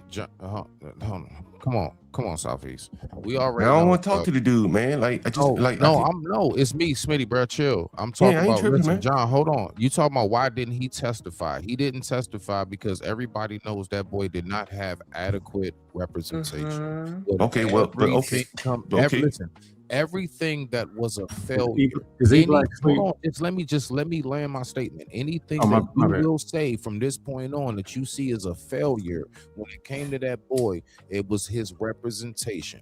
Now, whether that had to do with his parents not stepping in or whether it had to do with the lawyer solely, but the fact is, between his guardians and that lawyer, primarily the lawyer, he didn't have I'm gonna tell you, Smitty. I'm gonna tell you, representation. The only reason why I would throw the parents in there briefly is because at some point I'm like, why didn't they fire his? I'm gonna tell you though, Smitty. Like that's it. That's not gonna be justifiable to say, I didn't testify because my lawyer wasn't good. No, you had the right. They tell you. Your lawyer. I've been on trial. Your lawyer cannot tell you not to testify. He can suggest it, man, maybe not be a good idea. And that's probably what happened with the Carmelo Anthony. If you really be honest. They probably did a mock trial again. I did it because I was on trial. And they decided, should you or should you not testify? They probably didn't like what they saw. And they said, there's no way we can put this boy on the stand, considering he would have to answer some very, very serious questions that probably would have gotten him more than 35 years. So they threw themselves at the mercy of the court by not even putting on a case. That's what happened. It's so clear to me. And why are you on trial? It's clear. Is that what happened? Or probably? 84. Hold on. 84 said, I knew he was going to be found guilty, and all black people should have known that too. So 84, I understand what you're saying. I knew deep down in my heart and soul he would be found guilty too. I just believe that there are still a lot of holes, a lot of disconnects in the case. But Mola, like if you ever been involved with the justice system, Mola, like look at how Rick Child responded when he shot the young man. He didn't run. Running is a sign of guilt. after you've committed a felony. You can don't Fear. take my word. No, What don't, about no, shock? no, don't take my word for it. What I'm saying is, and it happened in the Carmelo case, that the prosecution used him leaving the scene against him. It's called consciousness of guilt. When I was accused of a crime, when I was accused of a crime, what saved my ass is I didn't run. Carmelo took off running. Stop fucking talking to me, boy. I'm not believing that.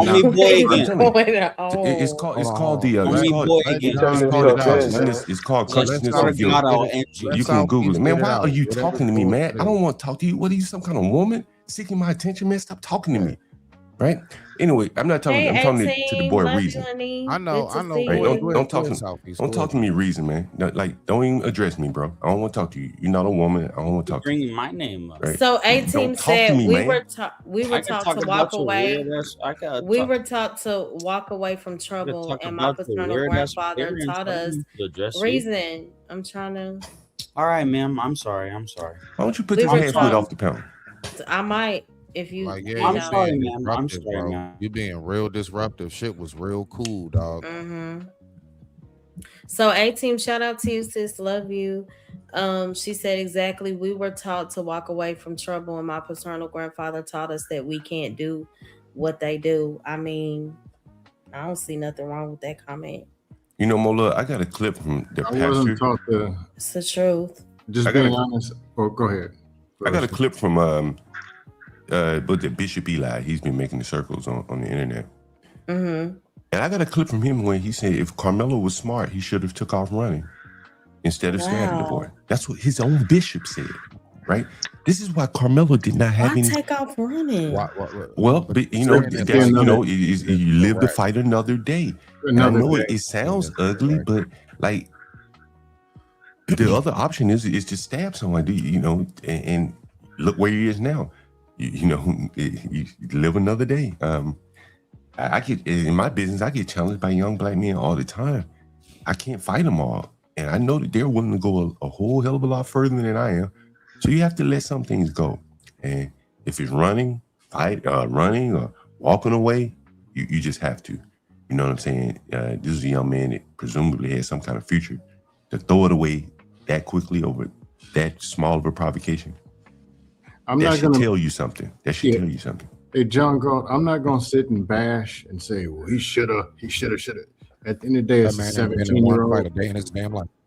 No, it's a 17-year-old, and I don't think that he had spent 3 years in high school learning conflict resolution and U.S. Constitution and Texas law. Neither one of them. Well, I mean, listen, you know, Now, I've been in what fight. happened I've been wasn't cool. attacked by packs of blacks, and I ain't kill any one of them.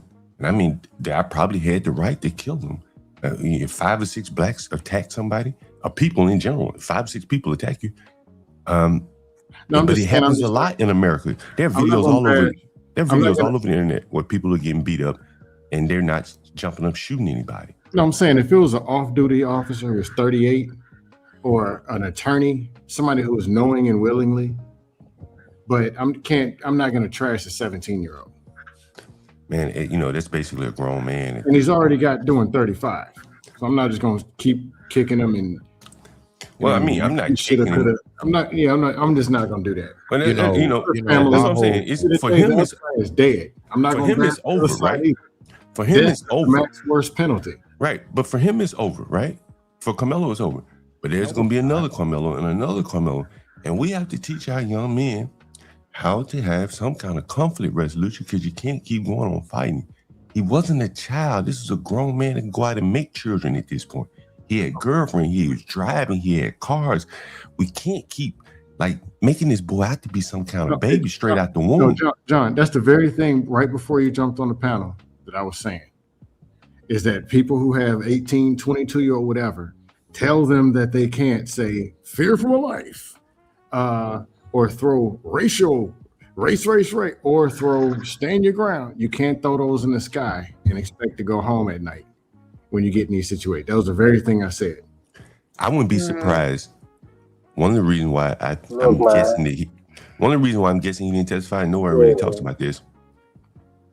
I bet you that he probably hit Google stand your ground and self-defense. Yes, he did. Absolutely. I agree with Robert. The truth has not been clearly delivered. Well, it's up to him. The reason why it wasn't clearly delivered is because the person who could have told us everything what he was thinking and why he did what he did not get on the stand. You gotta ask yourself, if you're gonna be honest with yourself, you have to ask yourself, his life was on the line. Would you have spoken up? You probably would have. If you felt like you were innocent, there's no way you would have left that courtroom without giving your side of the story. You didn't do it. I can't speak on that one. Didn't do it. John. So World Class said, Until you stop addressing me. what conflict resolution is he supposed to use when it's 6 versus 1 Well, and they came to fight? Well, his minister said he should have run. He said when he saw them boys approaching him, knowing that he was somewhere that he probably wasn't wanted, it's reasonable to maybe not even run at that point, just start walking away. Yeah, honestly, World Class, I'm not fighting 6 people. I'm gonna try to. I don't want to be over wherever that is. If I cannot be there, I'm taking that option. A-Team said, "Are we trashing him or speaking the truth about the situation?" I also don't have. How would we feel if it was black on black? The same way. No, I don't bring up race. No, you wouldn't. I mean, the only people that brought up race was his family. His family left the courthouse saying racism, discrimination, bias. That was his family saying that. They injected It is a race. very racist district, though. Well, they moved there. So if it's a racist district, was it racist before they moved there, or did it become racist after they moved there? It was racist Before they moved it. So if Look, it was racist if his before they moved father it, then was a masculine man, if his father was a masculine man, he'd have told the boy to fight him. That happened to me when I was younger. I ran in the house one time, right? Because I was fearing for something, right? That's how you then got I saw my stepfather. Listen, and I saw my stepfather. He told me, you know what he told me? Take your ass back out there and fight. You know what he told me? Take your ass back out there and fight. And then guess what? I won the fight. I beat the boy ass so bad. His grandfather never came. Him and his grandfather never came back around the motherfucker. But I was scared at first. That's why I ran in the house. But my stepfather, listen here, you ain't gonna bring none of this shit to my house. Go back out there and handle your motherfucking business. That's how we got down. Right. Art, I got you. My only question. I'm talking about that option? adult. Yeah, I'm talking about adults in this type of situation. Grown-ups. Or in a situation where you're playing an away game. You're over in some other territory. Jesus I don't know. I'm gonna be honest. I don't know this whole come. I didn't study this whole thing. But if it was 4 and 5 on 1, you de-escalate. I'm not gonna sit here and tell somebody, "Hey man, what you gonna do?" Nah. Because once I say something, I'm doing something. And I know it's the internet, and everybody can bench press 800 pounds and knows super martial arts. Everybody be your man on the internet. Me, there are people who are younger, taller, faster than me.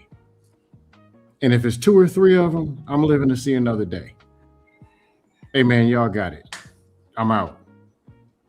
My life is too good. I want to be here tomorrow. 1-on-1, some dude talking, if it's not avoidable, yeah, he's getting sucker punched in his testicles.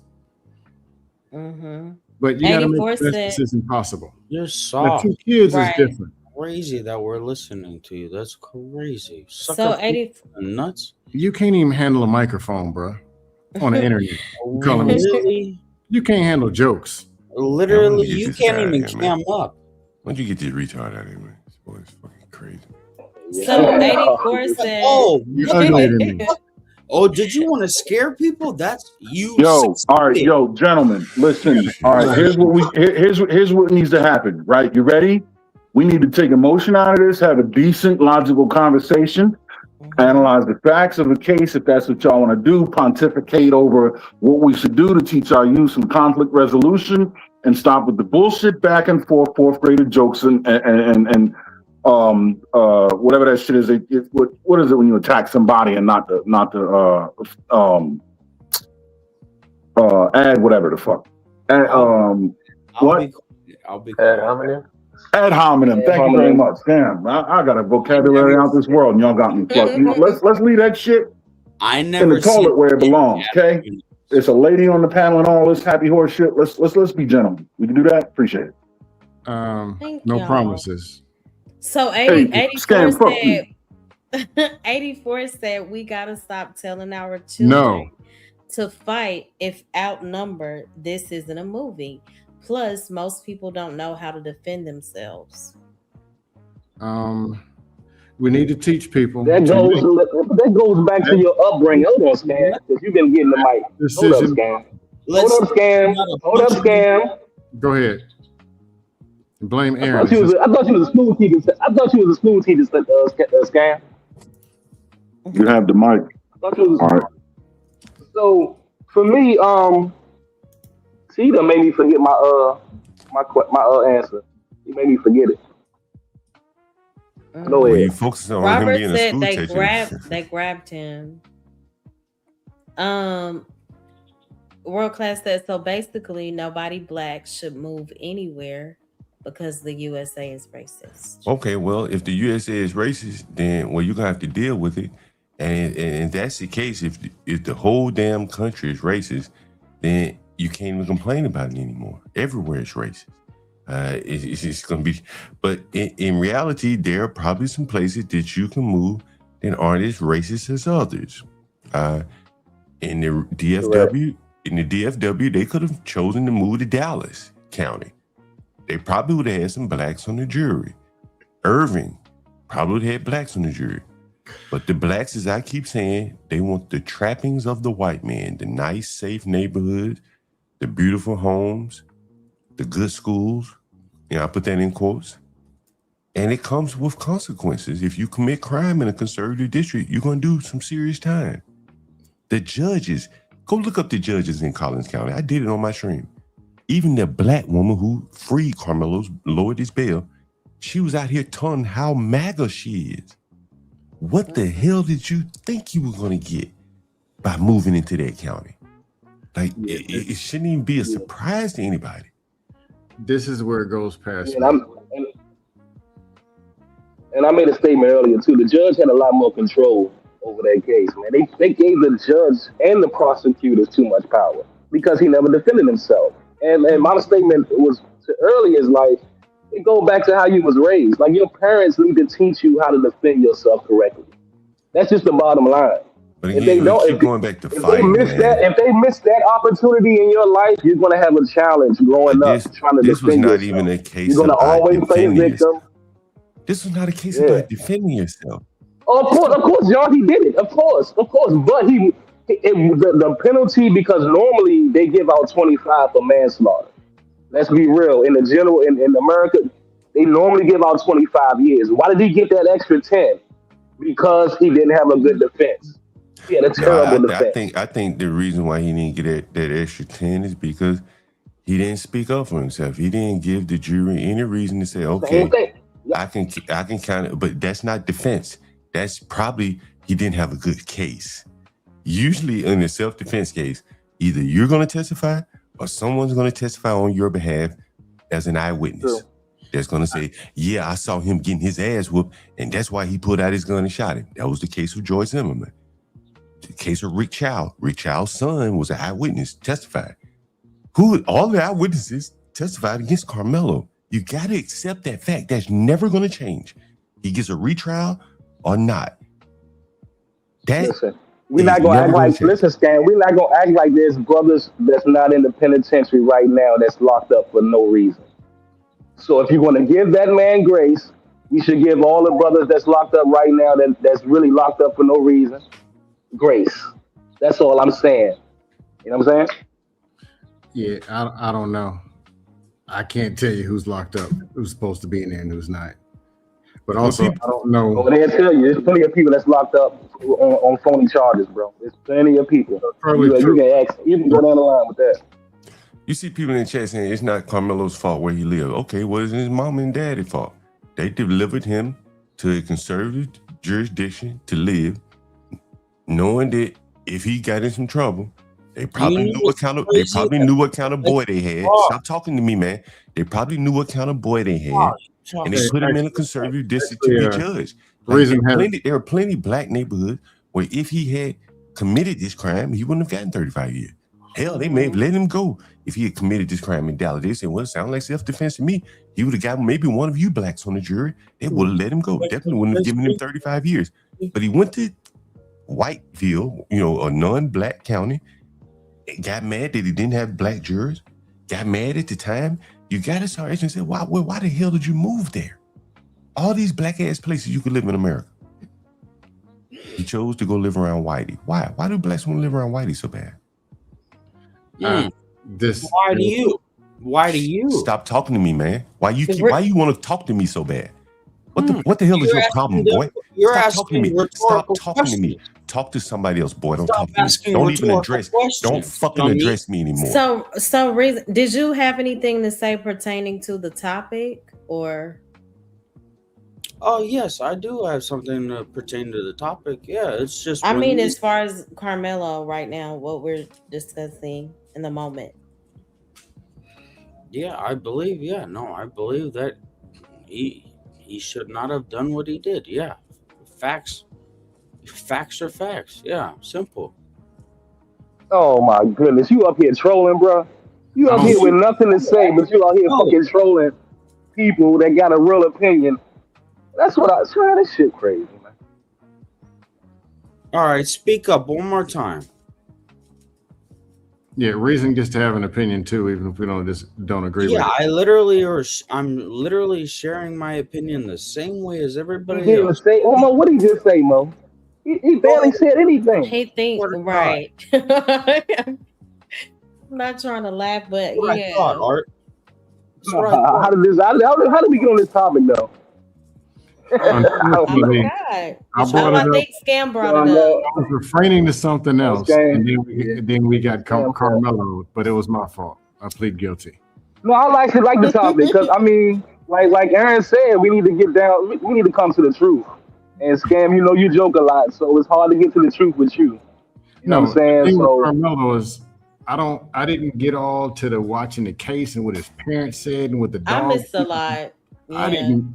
To me, it's internet stuff. I don't hear about this stuff unless it's YouTube. And he's on 78 different thumbnails. And a lot of the stuff the people talking is the same three things. Blickety blackety black, white man. Or when I in the ground, or you can just shoot him because you feel like it. And I'm like, no, that's not how this is supposed to be.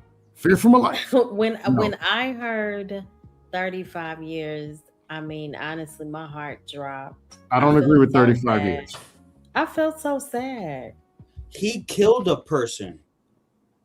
But there's more to it. And I said that it's gone. My heart goes out to literally he ended an entire Y'all wanna know why? life. You want to know why? Because it wasn't self-defense. You want to know why? Because it wasn't self-defense. It was an accident. No, it wasn't an accident though. It wasn't self-defense, but it also wasn't an accident. I think it was both. It wasn't an accident. He wasn't like you can't like.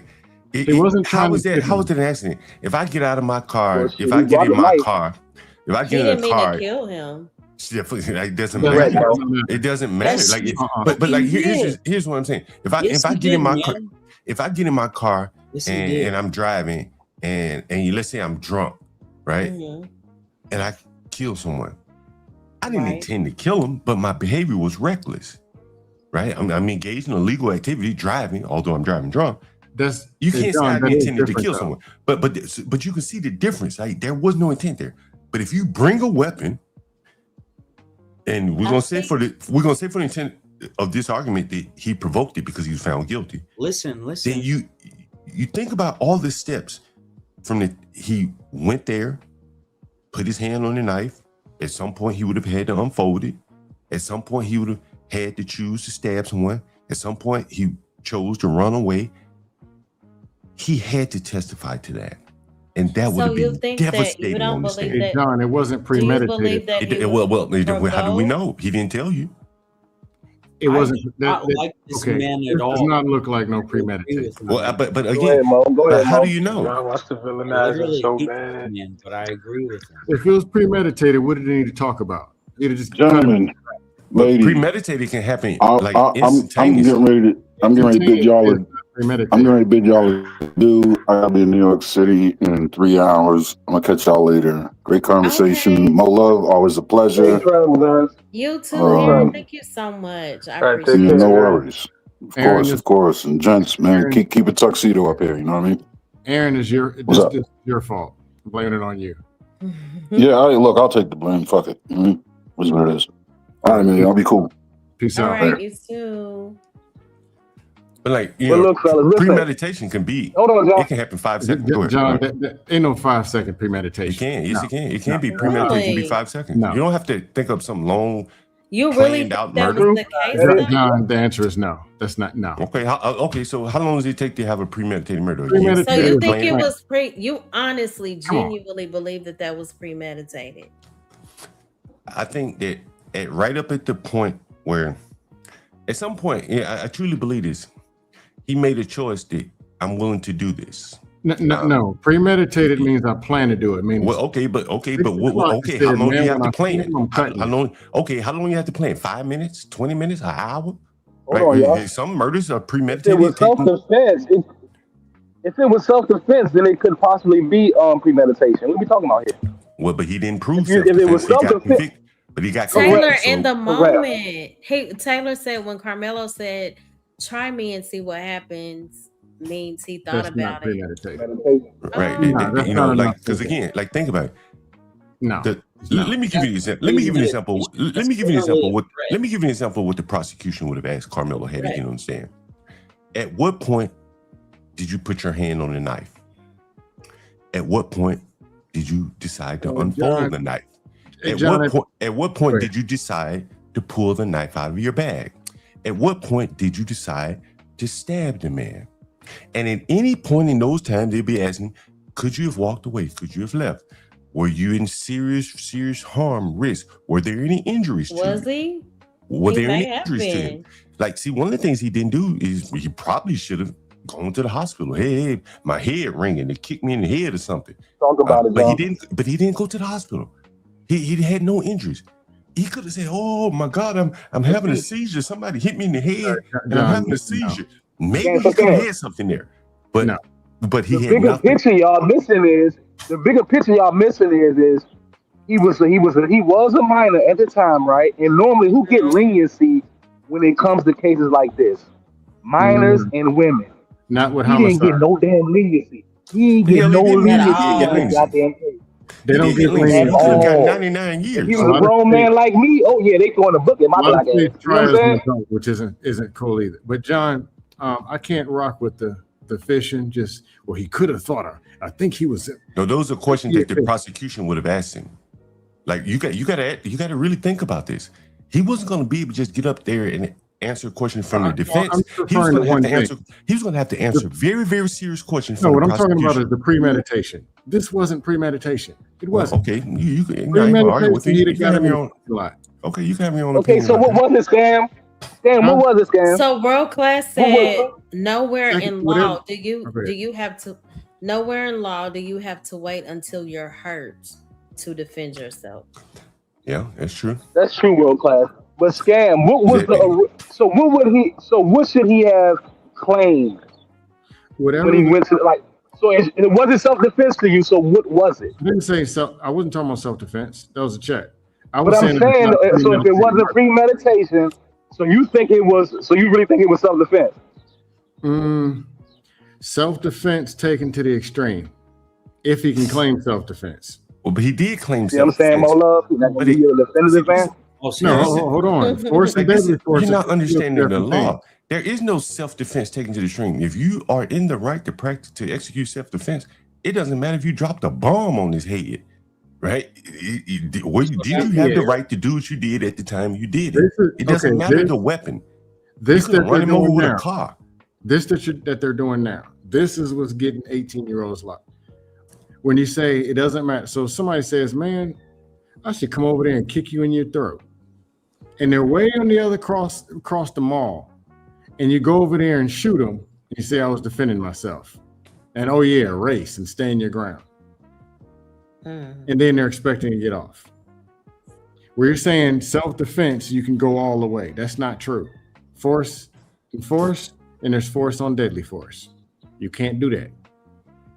But I was saying it's not premeditated. Premeditated, I was looking for him, I found him, and I shanked him. Well, There he would was be no looking, conversation. but again, he was looking for. One could make the argument he was looking for a teammate of the opposition. He went over there. And now you're waited to fishing. provocate. Now you're just throwing stuff. Well, but the thing is, Scam, is you're fishing, Now you're I'm just throwing fishing, stuff. but the only one that could clear it up is who? And he didn't Absolutely, testify. John. See, No, we I'm both not fishing. He didn't defend We both himself. fishing. I'm not He talking didn't about fishing. even say what was, I'm talking how, about why. just throwing You stuff. understand? I'm talking about just throwing anything. The shit. Well, you throwing anything. No, But I'm you not. throwing you hoping that And the you hoping basic for the thing best. that He didn't go over there to kill somebody, It's but the crazy. jury, Just but the how Yo, jury my didn't know. feelings, Mo. He should have just got 10 years for accident, Mo. That's how I feel. But But guess then what? that's but It's you gotta about how listen. we feel, right, John? But That's you why gotta listen John to your got the way words. he is, because he's straight rogue with it, because it ain't about how you If feel, he went Stan. over there to kill him, what were they talking about then? Well, What's the he conversation? went, but he went with a Excuse me, knife. can If he went with a said, hey gun, man, what can would you you have put your said arms then? out so I can cut you? That would have been the Robert conversation. said, "Why did they manipulate the case if he was How was it guilty?" manipulated? Okay, tell us how it was manipulated, right? And John. if it was so easily manipulated, then why didn't Carmelo's lawyers unravel this No, manipulation? John, let me ask you a question. You're coming, I'm over there, we're watching, it's a Beyonce concert, and you planning to come and kill me, take me out, you're sick of me, whatever I did, it ain't like my shoes.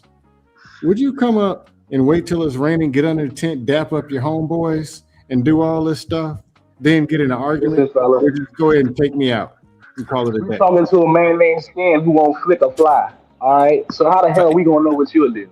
If No, I'm hold trying, on. if I'm You- if I'm All trying right. to if I'm trying to ma- if Here's I'm the trying deal. to okay, I'm going to answer your question. I'm No, going I'm to answer your gonna question. Yeah, No, oh, I go ahead. got Then I'm I gonna got your dust question. off Let me first. answer your question. Talking to If John. I'm trying to Don't manufacture, want if to. I'm trying to manufacture self-defense, right? Maybe I've been reading a little bit about Oh standing your my ground or God, really, something. John? I might, Reason, chill. right? I might, put myself in a position where I can't kill someone, thinking that I have the protection self-defense. Again, like man, like I do business with blacks, and when Carmelo What Anthony, does it have to do with blacks, man? let me finish. When Carmelo Anthony immediately took responsibility for what he did, he said, "I'm not alleged I did it." I said, "What? That's odd. Okay, I don't know That's what you're odd. talking You don't hear very many young people, black men in particular, taking responsibility for an act they did. I don't know, man. That's Now very, that you was made it odd about to me. black. John, That you're was very clearly odd to me. biased Most of them say due I to didn't your do it. experiences with Okay. black people Well, in love, whatever you got it. capacity you're speaking Somehow about. he made it all about black and skin. That's what his mammy and all them made it about. His mom and daddy made it I about don't know race. these people. I asked you a question, and you made it turn into a Well, but dumb politics. I'm just again, we're all fishing because we don't know because the person No, it who was a simple the question. person We the can person who assume, could we clarify. can be able to assume, Stan. We Now, can all right, assume anything if the man didn't defend himself, Stan. That's right. What are you talking about, bro? What We dust don't you even got know if for we me? don't know who because he didn't go understand. Come here. What dust you got for Art? Bring the dust. What you got? John is fucking soft. He walks around with a knife. I know he Reason, does. chill. Whatever. Oh my God, he's okay, whatever. He's soft. I know he is. Are you following the conversation? Yes, ma'am, I am. Yes, I am. Very highly. Yeah, John is dusty. John, it sounds like you're I'm not biased hell due bent to on your killing someone. experiences. Man, I've had my opportunity to kill people. But he's the one that justifies stabbing, motherfucker. Man, I've had my opportunity to kill people. And I that figure out a way to do it, man. Nah, I don't like going to jail. I don't even want to go to jail to defend myself, even if I'm right. If you had the chance, you would fucking fold. All right, I don't even want to talk to you, man. Fucking true. Oh, I see why. All right, anybody else got any dust? John, can you put John, your in the biasness point- aside and actually think outside of it for a little bit and see how, what you're saying can be a little problematic? Who? You're referring to me or John? I'm talking to John. Yeah, I see how it can be problematic from what you guys are saying because you're creating a situation by supporting someone who had other alternatives that, could not have ended up this tragic. Again, you're putting the battery in the back of a lot of young men and women That's not true. That what Carmelo did was justified. I don't think anyone would want their child in Carmelo's shoes. You would want him to figure out a better way. I never said it was justified. Well, but what I'm saying is, forget about the case.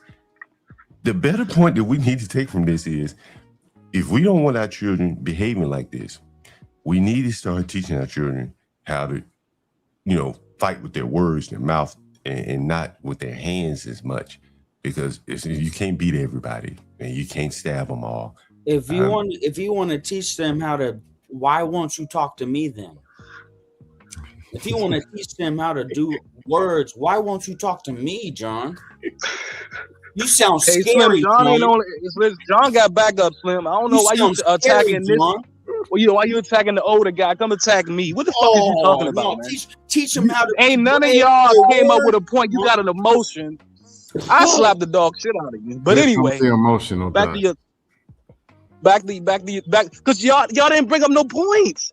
You just talking point. Just to be talking. John brought up every point he could possibly bring up. When he said, "Okay, I think it's manslaughter," you couldn't even defend his. It's like, what the fuck? You just talking just to be talking. You didn't refute anything, Scam. Didn't refute anything. So what dust you got for me? What you got? I need some practice anyway. Oh, he just gave it to probably. I'm gonna have to go 1-on-6 on a real dust panel. So I'm gonna just spar with y'all. What you got, Art? But you say you didn't really follow the case, so I guess you just, so that kind of makes it difficult to talk about it. I was talking about the basic things, and then you made it to where it was. Well, how long does it take for him to plan? No, our main argument was about planning. If he was planning, then you go, you see him, you shank him in the parking lot. Well, there ain't no conversation. That's one. You got it to the point where the man Scam. There are millions. There's probably a million different scenarios. A stage of self-defense. There's a million different scenarios with a knife with a whole bunch of people watching. All right, let me know when you're done. I didn't mean to over talk you. Go ahead. I'm just saying, like, every murder case is different, from Joy Zimmerman to Carmelo Anthony, whatever. All of them are different, and the premeditation. If someone pushed me and I go to my car and get a gun and come back and shoot him, is that premeditated? That's premeditated. That's premeditated. Right. But it could happen in a span of 2 seconds, right? It can happen in a span of 2 seconds. You're going to get to the car in 2 seconds? Well, it depends on where my car is. If you push me and I'm right at my car and I go in my car and get my gun and I turn around and shoot you, that's premeditated. You planned it. You kind of planned it. It's right there at this spot that you planned it. Mm-hmm. Question, Mo Love. Do you think that let's say if you was in harm's way and you had to defend yourself, but it was in a moment where you premeditated it, right? Don't you think that in the trial that he was in self-defense that you can actually premeditate something to defend yourself? I do. It's like if you see a bullet coming, like if you see a target coming at you, right? And you prepared yourself for it, ain't that premeditation? Y'all done turned into Meteor Man. I'm kind of. You see the bullets coming, and you're doing the Matrix. What the hell are y'all talking about? I'm just saying. If you see something targeting you, and you attack before it got, if the thing got to you, ain't that premeditation? How do you premeditate self-defense? What are you talking about? That's what it's in Texas law. That is not premeditation. You grab the other dude's arm and throw it at your own forehead and then duck. What are you talking look up about? the Texas law. Yeah, It's you in can't. Texas law. You know, because Texas tells you that you can't provoke someone and claim self-defense. So you can kind of premeditate it. Did you can provoke someone. I'm not going to say that.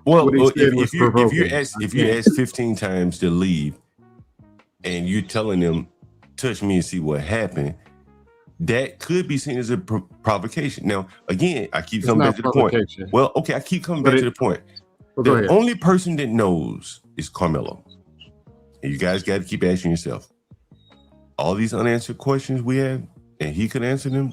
You have to say, why didn't he testify and clear these things up to save his own life? No, hey, John, I'm not arguing about the stand. Like I told you, some of that, I don't know. Why didn't he take the stand, the legal defense? I was only arguing. But what I'm saying initiating premeditated self-defense. But what I'm saying, bro, like, forget about all that.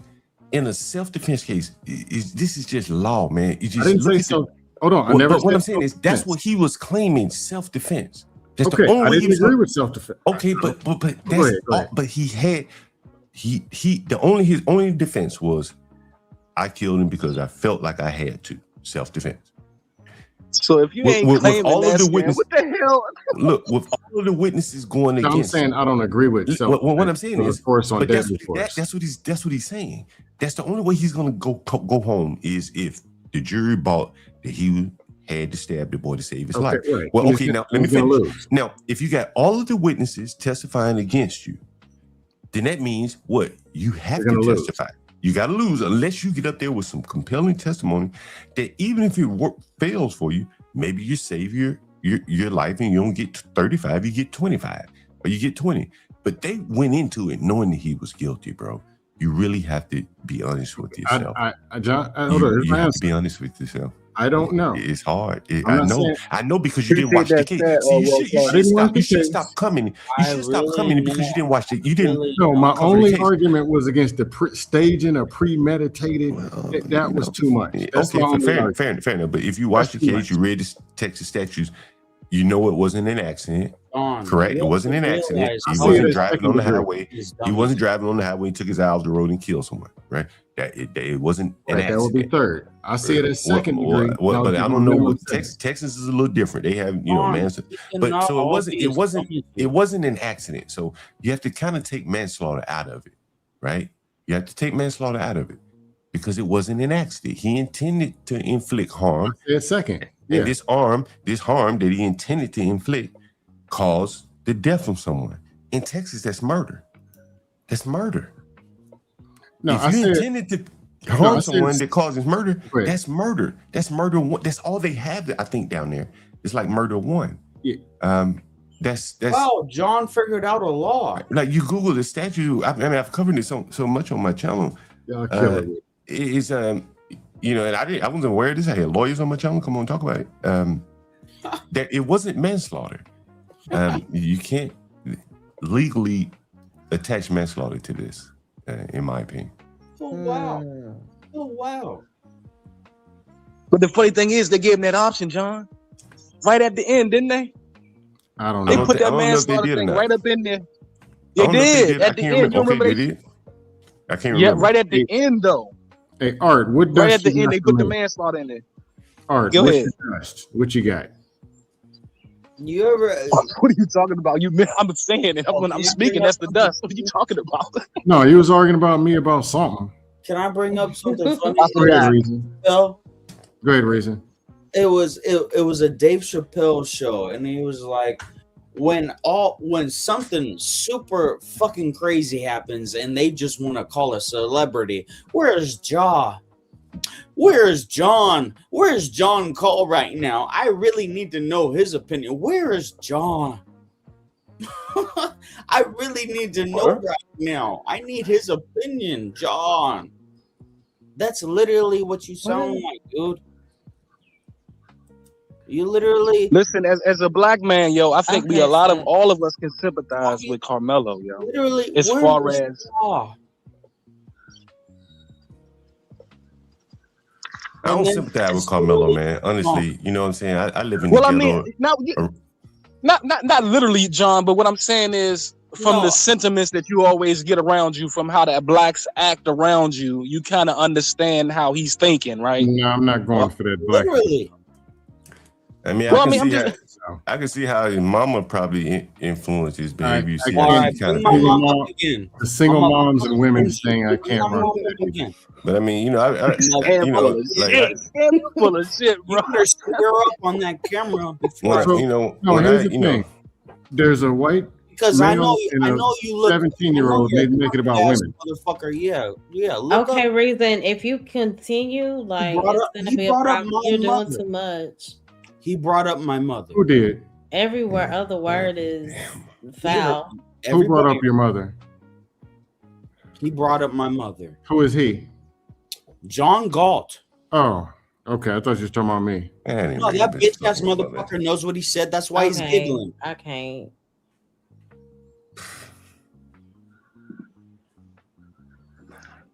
Bring up. I'm gonna mute you, and So- if you continue, So John, you're saying you don't feel You don't feel bad for Carmelo at all? Just so we're clear, is that what you're saying?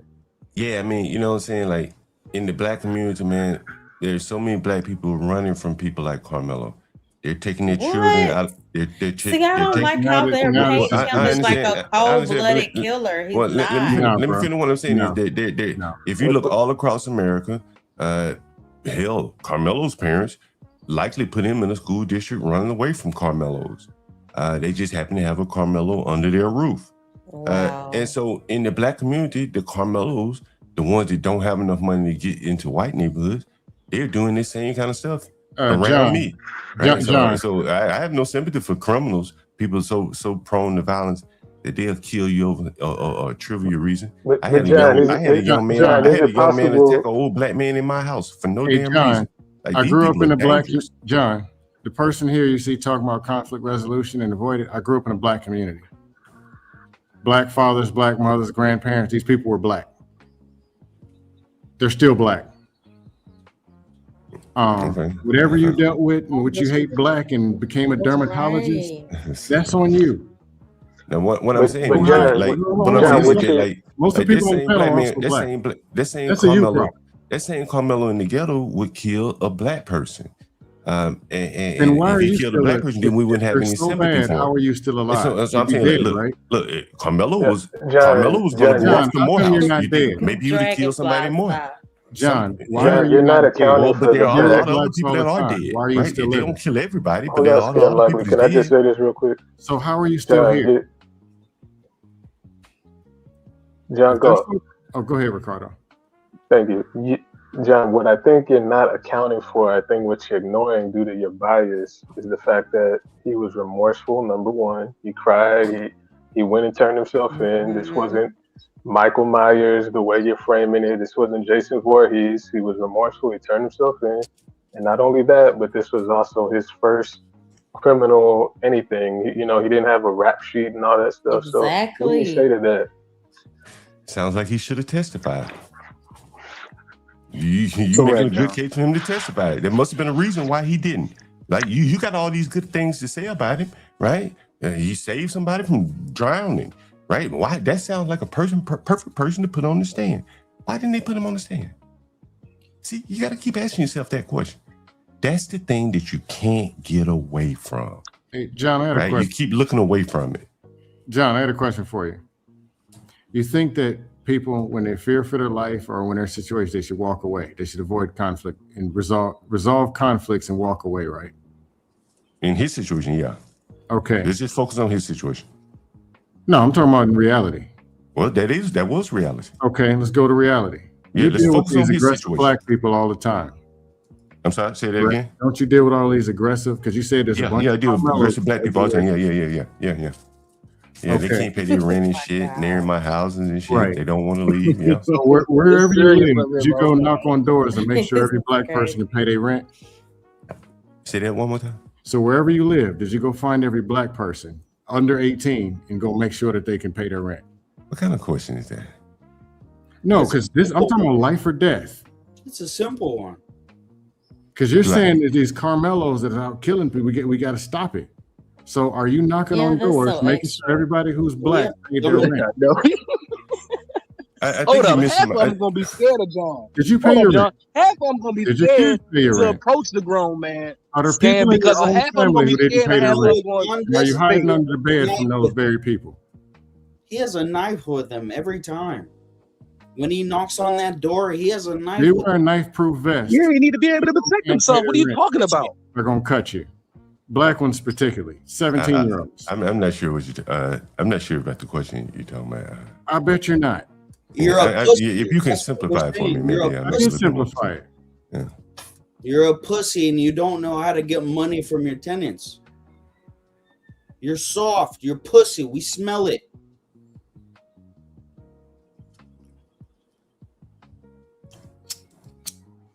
Correct, Sin 7. You on point. Reason, take a Any- break. Yeah, the chat got way more better opinions than the dudes on this panel, Mola. I'm telling you. Yeah, I don't know what world Reason is in, but Well, John did say something about his mom or something. I didn't say anything about his mother. I don't even address him. Oh, I was talking about Carmelo's mother. Oh, okay. He just heard mother and just want to talk. But y'all got some dust from the past with some other panels. I've never had a conversation with him ever. Oh, okay. I just seen him on Witch Doctor's panel. Okay, because I've never seen you, and Art knows me, but I've seen you before. Hey, Art, have we ever dusted on the panel before? I done trolled. Yeah, Freezy. I think about maybe 15 months ago, we was over there in Freezy World. Oh, okay, because I trolled some. With Reason? Count. No, Art said. Art said me and him got into it. I think the first time I saw Reason was on Trey's channel. For me, it was Trey's channel. Okay. Yeah. I'm with conflict resolution and making the best decision possible, avoiding cutting. So Scam, did you learn any? So you said you wasn't watching it fully, right? But did you learn anything on this panel today? As far as the case, something that I wanted to case stuff. No, just being honest, Art.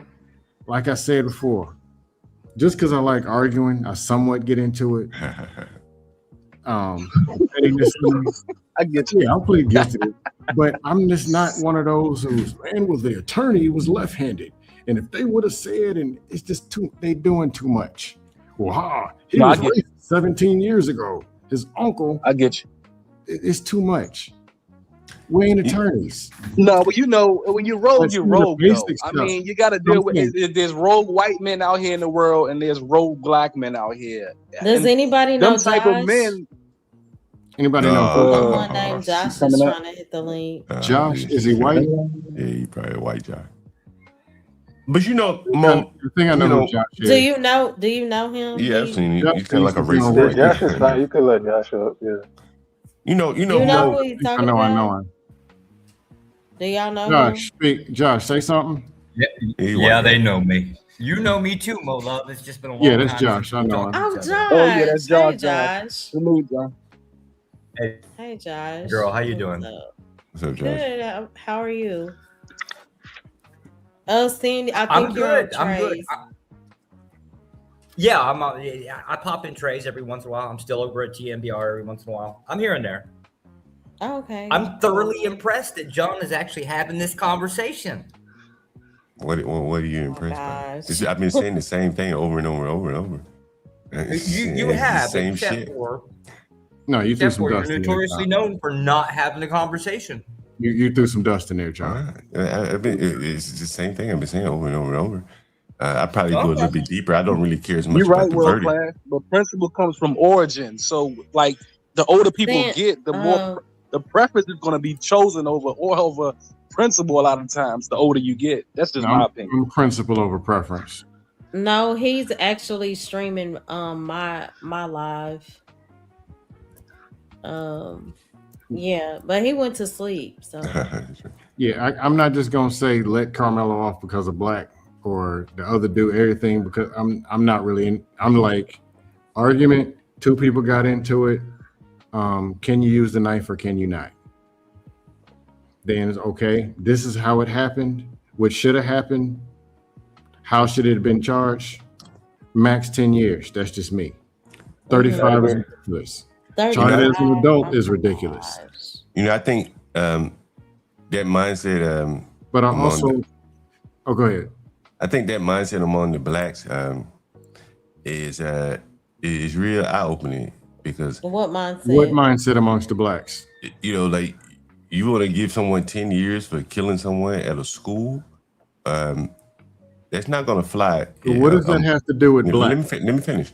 No, hold on. You said about the blacks. What does it have to do with let me finish? black? You got to let me finish. Because in that neighborhood where he lived, there were I don't know what neighborhood he lives in. Jesus fucking What are you talking Christ. about? Well, why are you even talking about this? Why don't you just be quiet and learn something, right? Because you don't know anything. Give me somebody I can learn something from. Okay, so this is a very affluent Are you a neighborhood. certified dermatologist? All right, man. You don't want to hear what I got to say. I'll just Not be quiet. really. I'm sorry. Okay, well, No, I'll be go quiet. ahead, John. I want to hear what biased perspective you got. You know, and I've covered it on my channel. Ricardo, you probably don't. My mother thought he should have gotten 75 years. Put that in perspective. No. Asian people, and there are many Asian people that live in that area, they see murder as like biblical. Like, you know, you don't do that. It scars the whole family, smears the whole family's reputation. So they will come down very hard. They can't even understand why you would commit murder. I've had Asians on my channel say this. Hell, in many of their countries, you're guilty until proven innocent. They just discard criminals. So this is the environment that he's in, and he's also with white people that probably want to maintain their property values in their schools. So they're going to come down hard, man. Can you to clarify maintain that?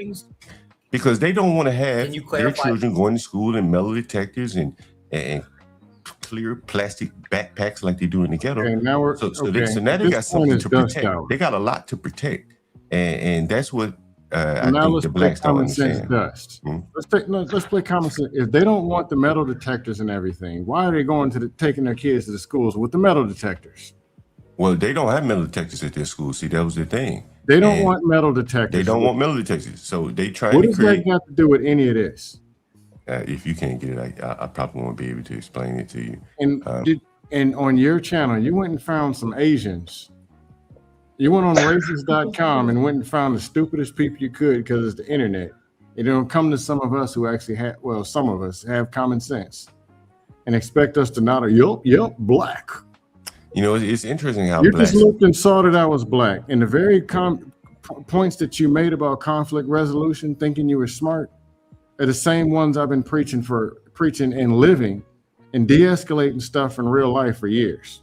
Okay, but you're over here instigating. Well, you should know what I'm talking about. Then we're in agreement on conflict resolution. The difference in conflict resolution is I know what it looks like when people actually want to resolve conflict, and people who actually just look and see black and then want to throw everybody else under in some kind of gutter.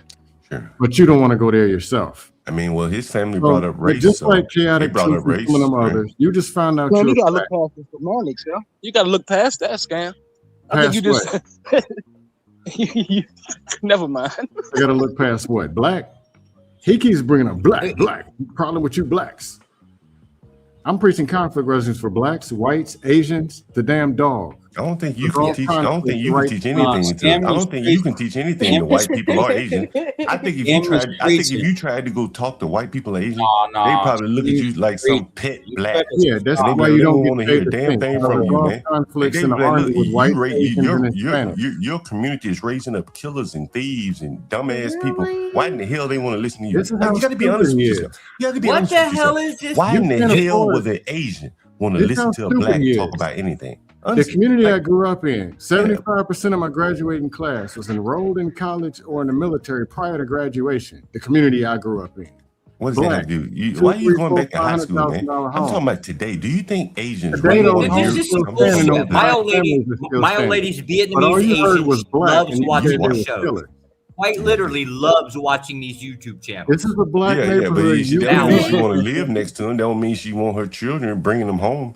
Right, like anybody can look to people for entertainment. Let me correct that too. My child has only interacted with a handful of black people. Mola is actually one of them. Yeah, a lot of white people. I'm sure there's some racist people that watch basketball. No, that's why I was cussing him out. He's a bad person. Yeah, but can you stop though? Like, you don't have to do all of that reason. He's a bad person. John, are there any good black people in your opinion? Sure they are. Okay. Yeah, are there? I never hear you speak about them at all. Well, you know, as I tell you all the time, I feel like I'm repeating myself now. You know, we're being swamped by the bad ones, and to the point where it almost doesn't matter what the good ones are. You know, hey, there's a good one over there, and 99 others over there that's tearing him down. Making him have to live a more expensive lifestyle. He can't live around them. He can't do business with them. That is true, Mo. So it really doesn't matter about the So there's 99% bad black people, and I didn't say one that you know, it doesn't really fucking matter at this point.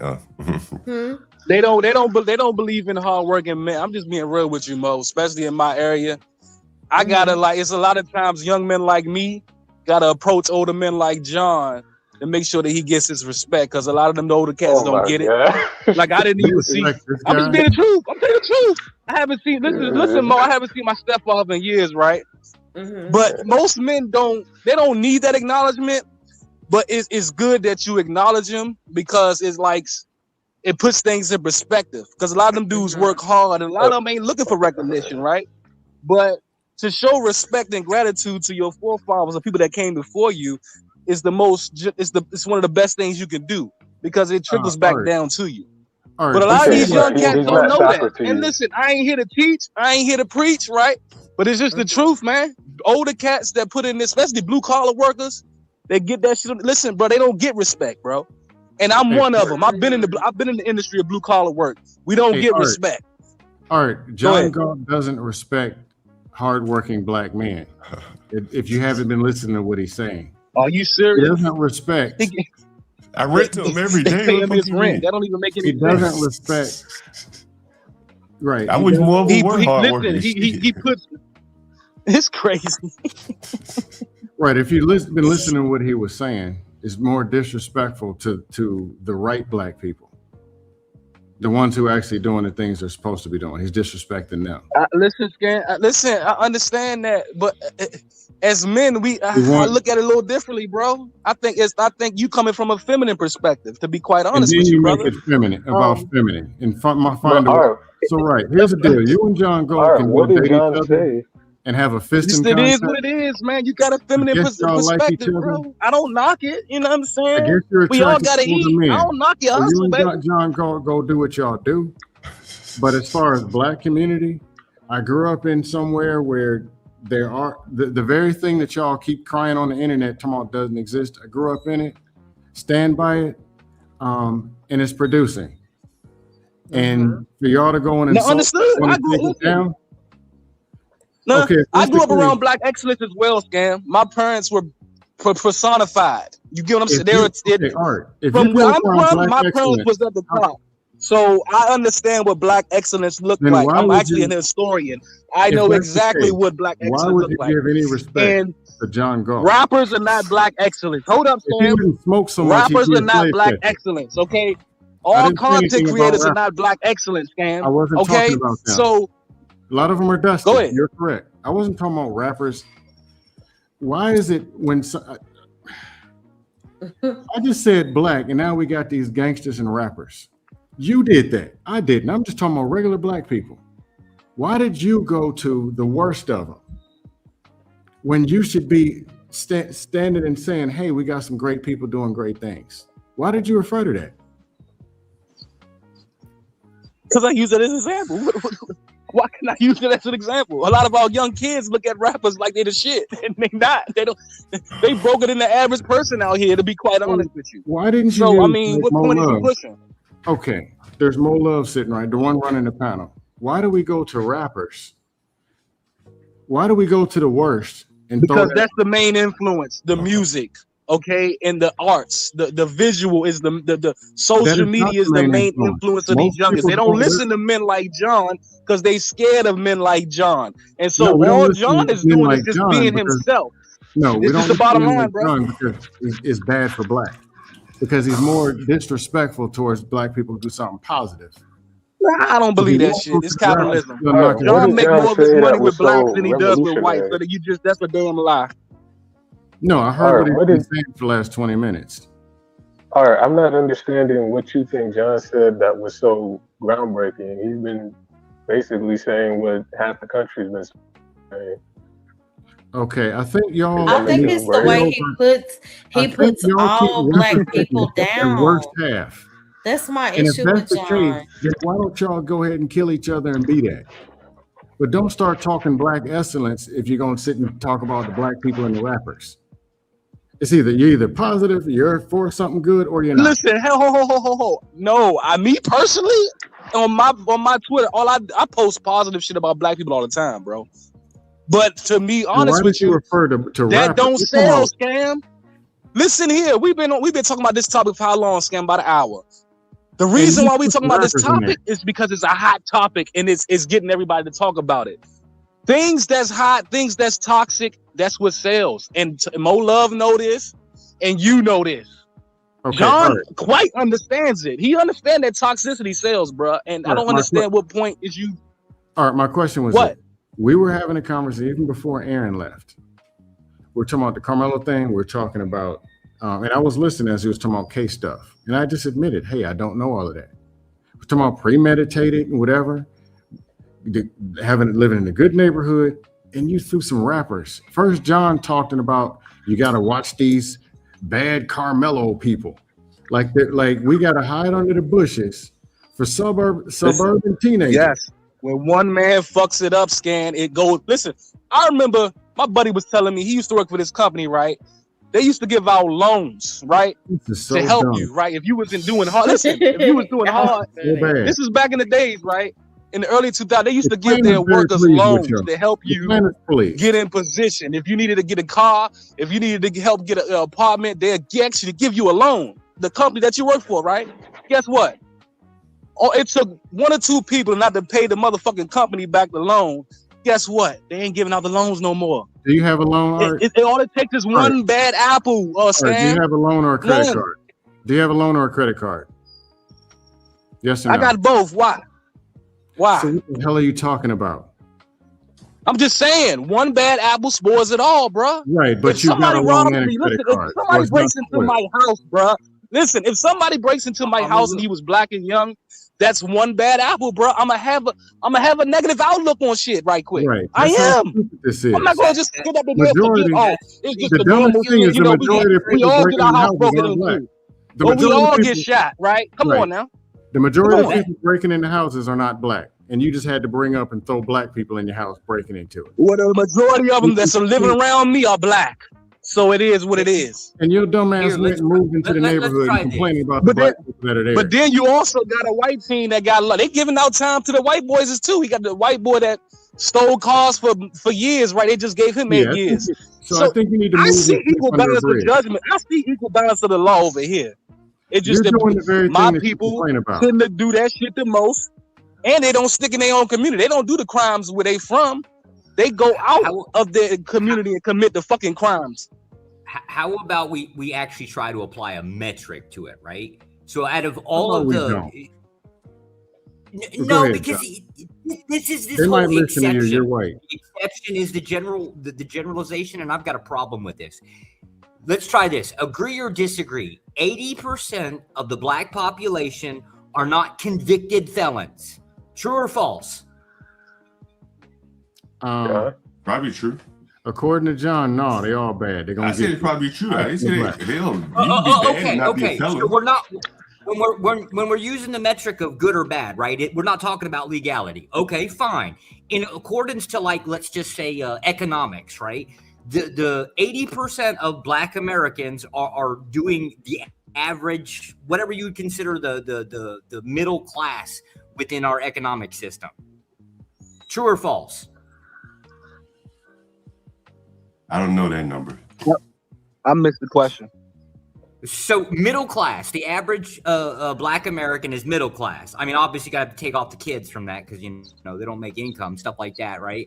And I don't know what the Social Security is. True or false? 80%, roughly around. Yeah. What I would say to you. all right. What I would say. What I would say so to we're you. not using it. Hold on. Can I respond? This is where I like to say, you know, there's a qualitative aspect to it. What quality? Okay, here's what I'm saying. If I won the lottery and made $1 million, let's say I get $1 million a year from the lottery, and another person runs a business and he makes $1 million a year, there's a difference in quality of the revenue. One is going to be employing people. One is going to have a little bit more of an influence. The other person, well, he just has money. He just has cash sitting in the bank. So draw it back to real world. Give me an Okay, so example draw it back to that real you world. can So follow. when you talk about the black incomes, and I live in Washington, D.C., the bulk of the black income is attached to the government. One is an entrepreneur and one works. Right. One is getting a salary. One is an entrepreneur and one is getting a But salary. it's also attached to the government as well. You know, you got firefighters, police officers, social workers.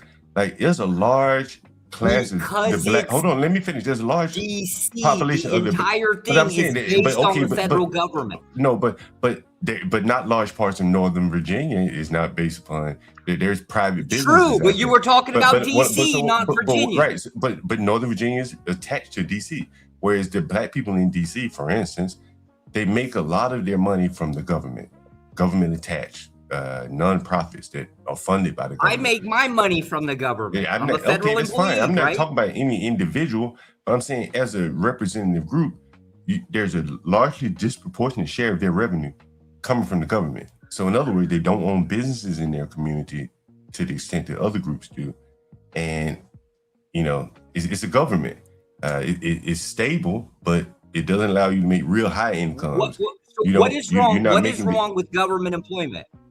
There's nothing Cops wrong are government employers. But what I'm saying, federal okay, let's take it to the logical extreme, and let's say that 100% of any group of people work for the government. That's the only jobs they ever sought or had. Would that be a problem? If 100% of them all work for the government, they grew up pursuing government jobs, technically, that wouldn't be a problem. They'd all be that working. wouldn't be a problem. Yeah, they'd Why all be every- working. why everyone I else? wouldn't like Why the socialized. why I wouldn't like the socialized system, but no, that would be it. But what I'm saying is, while everyone else was pursuing the private sector, you got one group of people that's solely pursuing disproportionately government or government attached jobs. You can't tell me that wouldn't be a problem. Ultimately, that you would see a large disproportionate wealth accumulation among the groups that were in the private sector versus the people that You're gonna have to give me something outside of an emotional appeal as to why it's a not government emotional. job is bad. That's Hold economics. on, I do want to say thank you so much, Stan Entree, for the $4.99 super chat. He said, "My love, this is towards the headache fund, fam. Welcome to America." Thank you so much. Thank you. I'm going to ask it again. I'm going to ask it again, and we'll just stick with DC, right? What the hell is exactly wrong with federal employment? DC cops would be federal cops. I think I've explained it. You didn't get it. I probably didn't do a good job of explaining it. If 100% of any population took on government jobs, right, we would be living in a socialist government. We just don't. I understand your claim about maybe you desire black people to own more businesses. I honestly don't know what the stats are on private. Listen, what I'm saying is when you talk about middle class and stuff like that, what I'm saying is I think you have to look a little bit deeper at what is the middle class. Hell, there are a lot of people in middle class and they're getting retirement, right? Okay, they're middle class, they're retirement. They're not really contributing back to the economy. They're not running business. They're not doing this. They're just more or less, just living out the better part of their life. So if you look at it, say, a community like that, it would be an aging community. Correct, Josh. Right. Consumer. So now you got right. It would be an aging consumer community. Well, that's not bad, but you wouldn't want a whole. You wouldn't want a whole community. You wouldn't want a whole community full of consumers, right? Then and then again, where does the money come from? It comes from the government. 80% of it's actually over. But let's be fair, 80% of the United States population are consumers.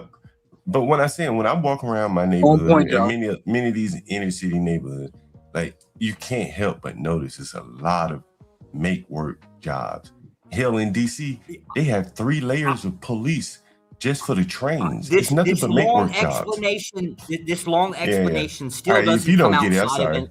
Yeah, I got you. Because it's an emotional appeal. You have a preference. Am I emotional? Sure. Yes, because you can't point to anything. Okay. You're just saying that I would prefer this than that. I didn't say I preferred anything. I'm just saying. I said you have to look at, if you're going to start looking at numbers, you need to start looking at what are the quality of the numbers. If you had a whole bunch of black people, to say they were rich. What quality is bad amongst the black employees that are federal employees? What quality is bad? What I'm saying is, again, I'm gonna repeat it for the last time. If you don't get On it, point, John. one more time, right? Take it to the logical extreme. Where one group, their sole source of income was government, and all the other groups had other sources of income. Well, Not just remember government. too, John, that the middle class is not the same as it used to be. Okay, Remember, Smitty. Thank you for stopping by. middle class back in the day, remember, John, had two incomes coming in the household. Now you only got one income coming into the household. So a lot of times those bills are overlapping the income, which makes a lot of these people, they got to do extra hustle. You got to get an extra job or extra, you know what I'm saying, something to kind of get those, to pass those bills. But back in the day, regular middle class blacks, you had two incomes coming into the household. I think that's what we're missing, John. And, there's probably an element of AI, the lower level skill jobs. I mean, those people probably are getting pressed real hard by automation, stuff like that.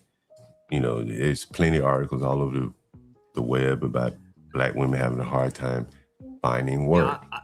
I don't want to Thank derail you, from the Stan. point of Stan how are again, you concluding that $4.99. Black people are bad? Super That's where I'm at. I've never. Thank you. Stan said, Mo Love, let me share a part of my Black retirement fund. Salute, chat. Welcome to America. I never said blacks were bad or whatever. I never said You government. do, though. You have done nothing but I describe said the that. Black community as nothing but just pure garbage to deal with. Well, yeah, and I've tried to explain that. I think that again, The funny thing is, a white landlord, the white landlords that be in the slums, they act the opposite of John, though, because they just they don't care. They just want their money. I don't get it, John. I don't. But The white slumlords don't give a fuck, boy. Hey, Dark Light, good to see you. I bought a building from a white man, a Jewish white man, and it was a ghetto ass building, and he talked about the Black people in very uncertain, no uncertain terms. You're like, oh, hey man, they ghetto as hell. But no, you caught him selling the property. You ain't catch him when he was first making that money. You know what I'm saying? When he was sold the property, that's when he. Well, he gotten older. You know what I'm saying, and maybe he didn't feel that way initially. But I said, man, like no one wants to be honest, man. You can't really house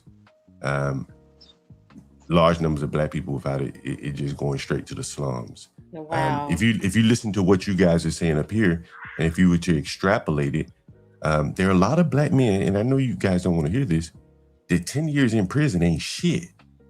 And you what you out here is prescribing 10 years in prison for murder, shit, it'd be people signing up for that. Let me go kill my house. Let me go kill my house. I'll do 10 years. Isn't that true with any race?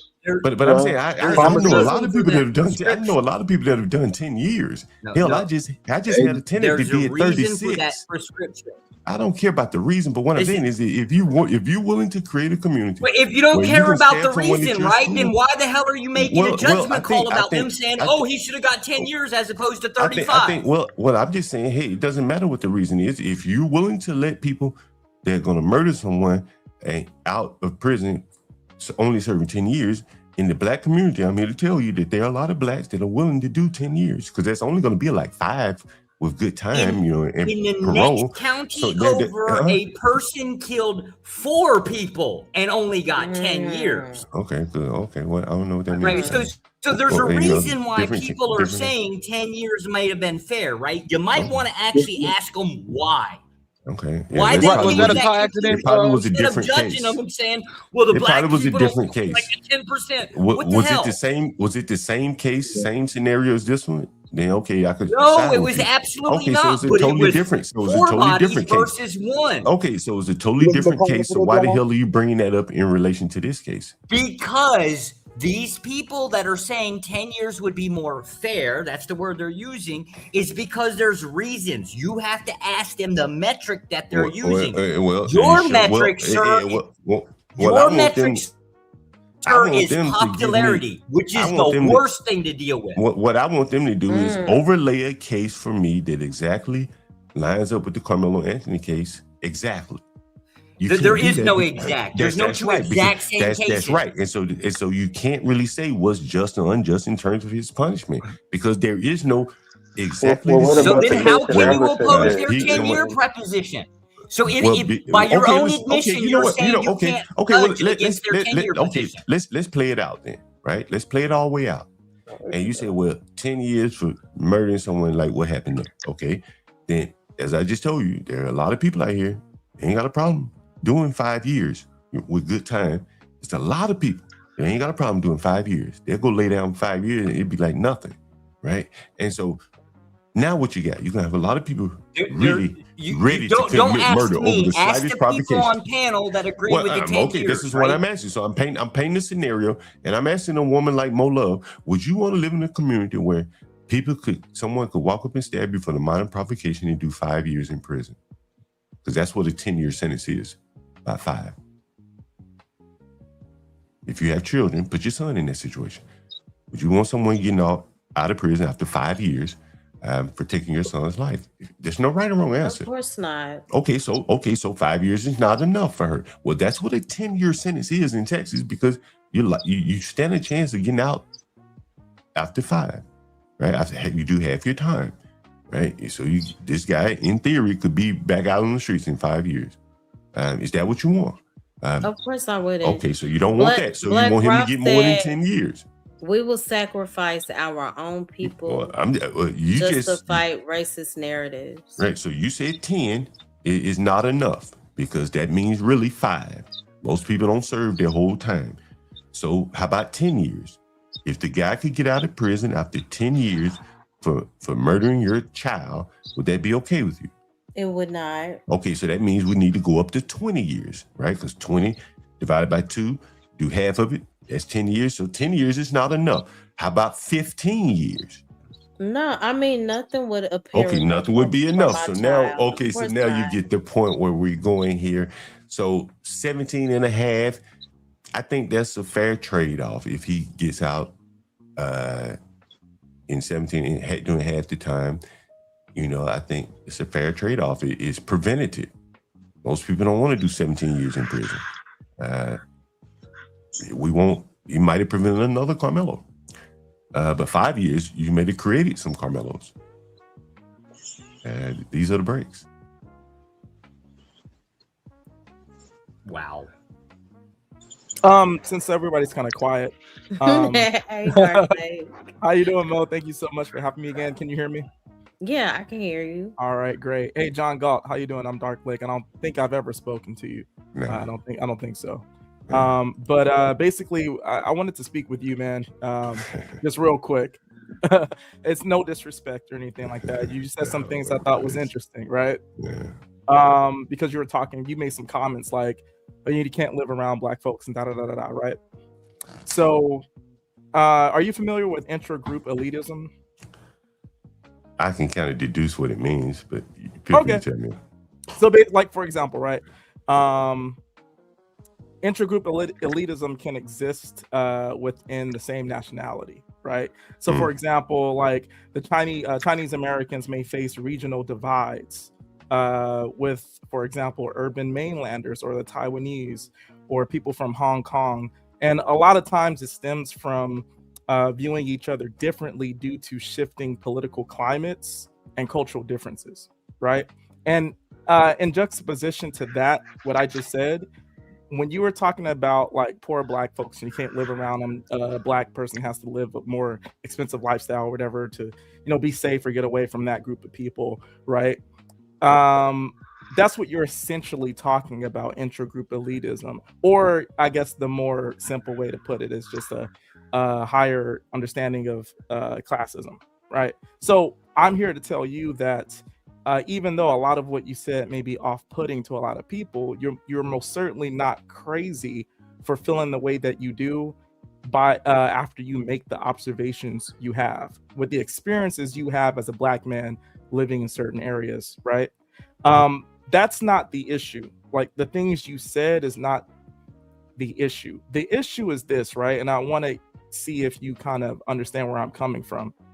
So in the example of intragroup elitism, I gave you an example of Chinese Americans, okay, and their divide with Taiwanese and mainlanders and such. Okay, so it's fair to presume that they may feel the same way about other Asians that you feel about Black people. So my question to you is this: have you ever heard any of them get on a public platform in front of non-Asian people and say something like, you know, you really can't live around Asians? Right. I can't wait to hear this. You know, the thing is, I'm just repeating what all the people that call me every day. It's on my channel all day. Blacks, poor blacks. So he's saying about upper class blacks who's saying, if I have to live around other blacks, I'm going to kill somebody. So I don't want to live around them. Can you put me on the white side of town? These are poor blacks. These aren't like rich blacks. This is what you blacks think is class.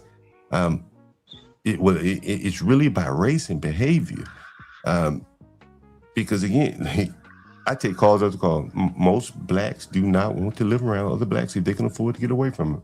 And I understand. So again, this is no elitism. John Gott, I understand what you're saying, and you actually don't have to defend that point because, like I said earlier, I do not think you are crazy for that perspective that you have. But that wasn't the question I asked, right? The question I asked is, and I'll give you another question to reflect the example you just made about poor blacks. Do you think poor Asians, right? Or do you think Asians who recognize poor Asians, have you ever heard any of them get on a public platform and say, you know, you really can't live around them poor Asians?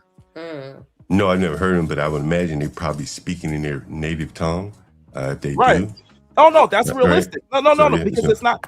I'm so sorry to cut you off, John. No, go ahead. No, sorry, I just would be in their native tongue. Yeah, go ahead. You're at 100% right, because it's not like they're holier than thou. They're not better than us, and they're not better than you. They say the same shit that you just said, right? And you just use the example of, oh no, but they probably say it in their native tongue, but they're usually bilingual. So let me ask you a very pertinent question, right? Why do you think they would say what you're saying about their people in their native tongue? Because that would be comfortable for them to speak. It would be probably, most of them probably speak broken English, not perfect English. They probably speak better, whatever language that they're speaking. They're probably I get much what more you're comfortable saying. with it. I That's get what what I you're would saying. guess. John, I get what you're saying, but Yeah. like, here's the thing, right? I challenge people, right? And so even though that is a slight possibility, I'm not gonna let you cap on that, right? All right. So I'm just, before I just sort of just tell you what it is, I want you to tell me what it is. Well, I don't know a lot about Asians, but what I would guess also is that Asians don't have the same type of problems with blacks as blacks do. For instance, We're not talking about them judging blacks. We're talking about them judging their own people. Well, that's what I'm saying. So I think when judging themselves, you know, every group has conflicts. Whites have conflicts amongst each other, but I think it's not to the point where they don't want to live around each other, where they're running from each other. And I think again, the consequence of this is that blacks don't make a lot of money in general. So to run from their own people, it costs them a premium. And oftentimes they have to go to neighborhoods where they probably are not desired, where they're not wanted. Yeah. What I'm gonna do, John, is answer the question for you. And the answer is, right, they would say those disparaging things about their own nationality in their native tongue, because even though they might hate or have a dislike for the lower class of their people, they're not going to express that in front of you, John, a black man. So the reason why I brought that up is because, don't you also think that's a part of the problem that we're facing? That there's no safeguards to how we vent the things that we think is a problem with our people, because then it gives ammunition to other groups of people to basically to basically give them justification to be the Asian man who deleted the kid who apparently stole 4 bottles of water. He didn't steal any water. He didn't steal any water. He didn't steal any water. Okay, well, that's why I said apparently. So I wanted to clear his name. Okay, all right. No, so John, like I said before, I started this off by saying no disrespect. I really meant that.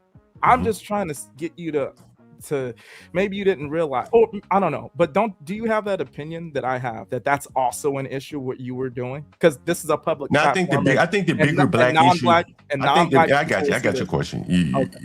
The bigger black issue is no one shining a mirror to their face. Let me give you an example of what I mean, since you brought up the young boy that was shot by a child. What came out in the case, which was very interesting. Oh, avoid the fucking question. Jesus Christ, Galt. Answer his damn question. I'm answering the question. And I just told you, I think, as opposed to a safe space to talk about blacks, I think a rough mirror needs to be shining or shown in their face to show them, look, this is what you're doing. This is probably what other people think about you as well. Again, as an example of my point, in the Rick Chow case, I watched that case through and through. And one of the things that the blacks tried to shame Rick Chow on was how many pictures he had of blacks coming in his store stealing. Now think about how that must play with a jury. The blacks are up there saying, it's racist for him to have all these pictures of black people stealing in here. The jury like, what should he do? Not put your picture up there? You blacks don't want your black face to be attached to your behavior? And so this is what I'm saying. Like, what should have been embarrassing to them to change their behavior, they just said, take the pictures down. That's racist.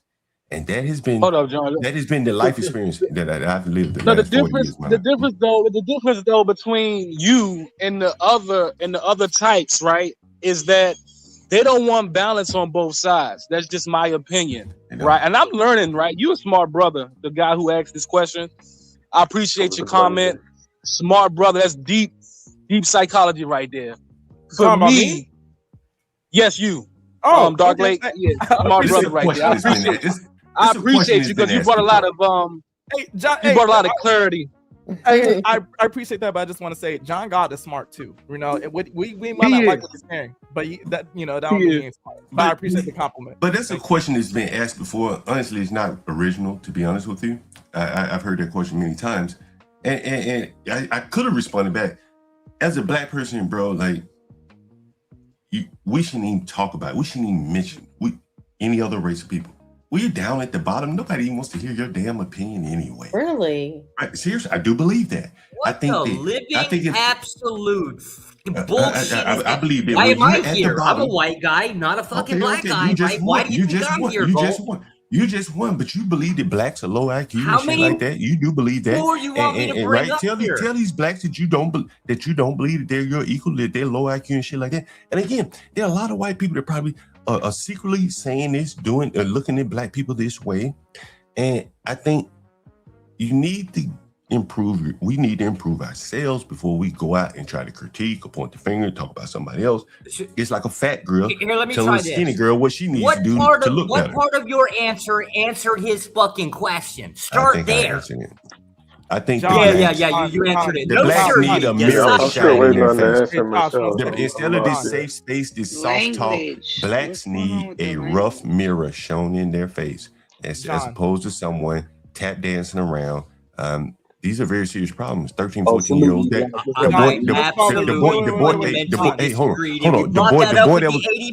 boy that was killed by Rick Chow, he was 14 years old with a gun. Like, that's serious. You got to start addressing these things. Carmelo, 17. Trayvon Martin, 17. Tamir Rice, 12. Like, you got to, how can you overlook that? Like, it's rough talk, right? When you got people behaving like that. Yeah, Trayvon Martin. So why is it you can't answer the freaking question for the third time now? I've already answered. I said some people. Oh, okay. So basically, let me translate. I'm almost to the point I don't want to talk to you anymore. I don't want to answer the question because I want to basically talk about something else because I believe some other point is more important.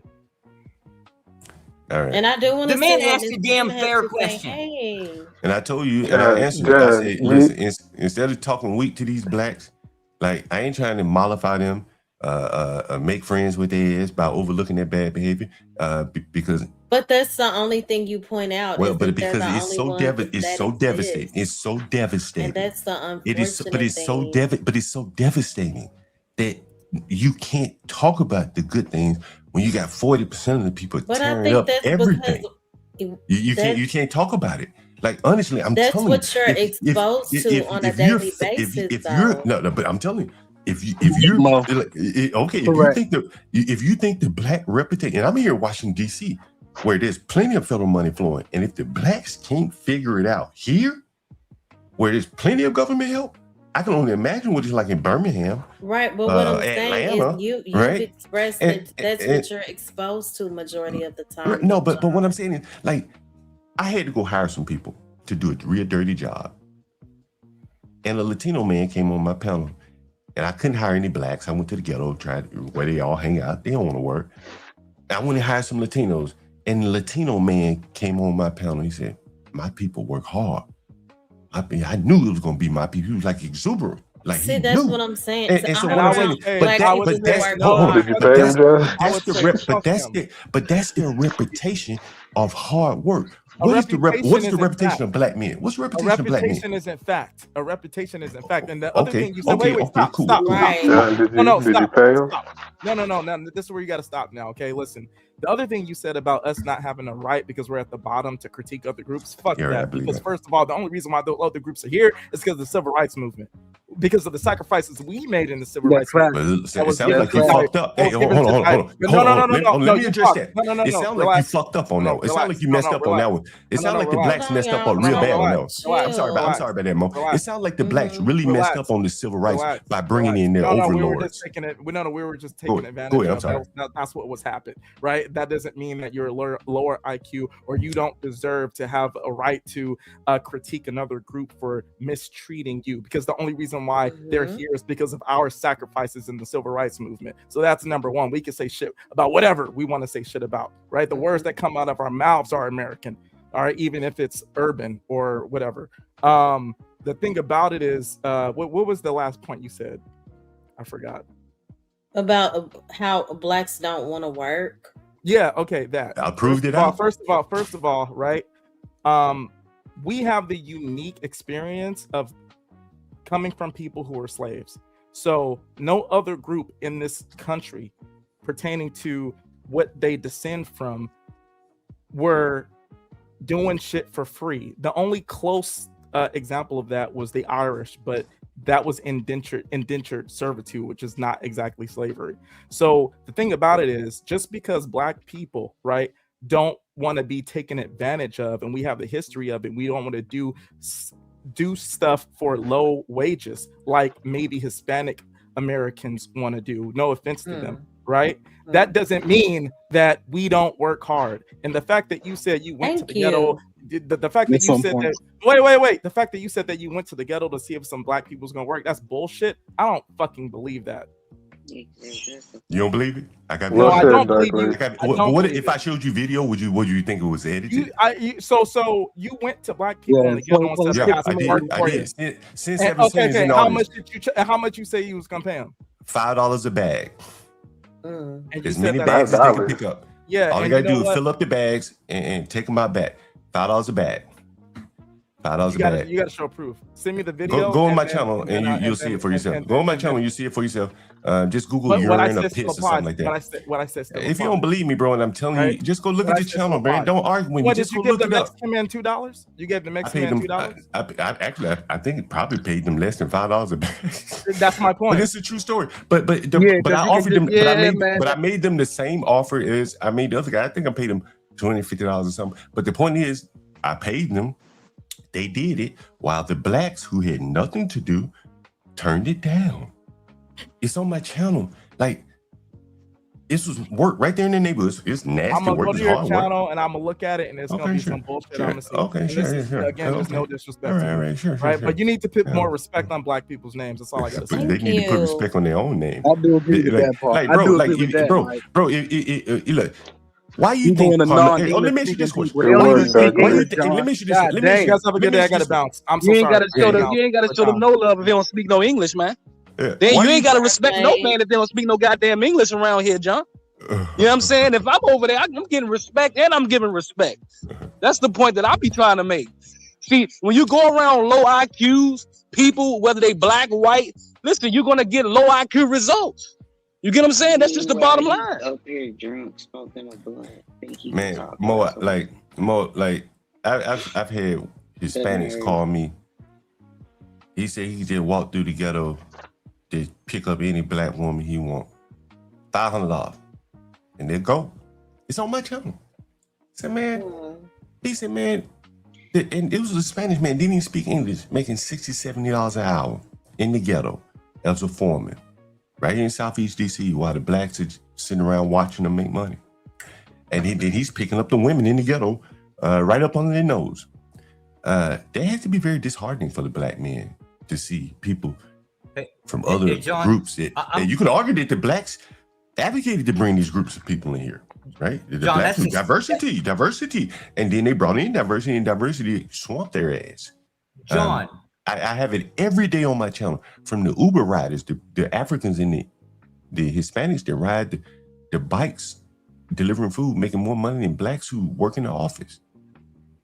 They're getting passed by every which way you go. John, what is the difference? What is the difference between your victim card and people or another woman coming up to you and asking you, who hurt you, sir? It's the same thing. It's fucking I don't know what victim the fuck card. you talking about. I don't know what the hell you talking about. To a certain extent, it is. All you're taking talking questions. about is they talk to me this way. They're mean to me, right? So I'm going to do it to other people.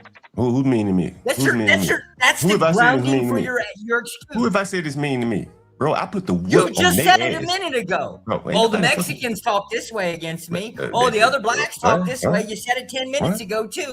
I haven't even used the word mean. Anybody mean to me? Bro, I put the whip on their ass. That's been my life. I've been putting whip their ass to these blacks for a long time.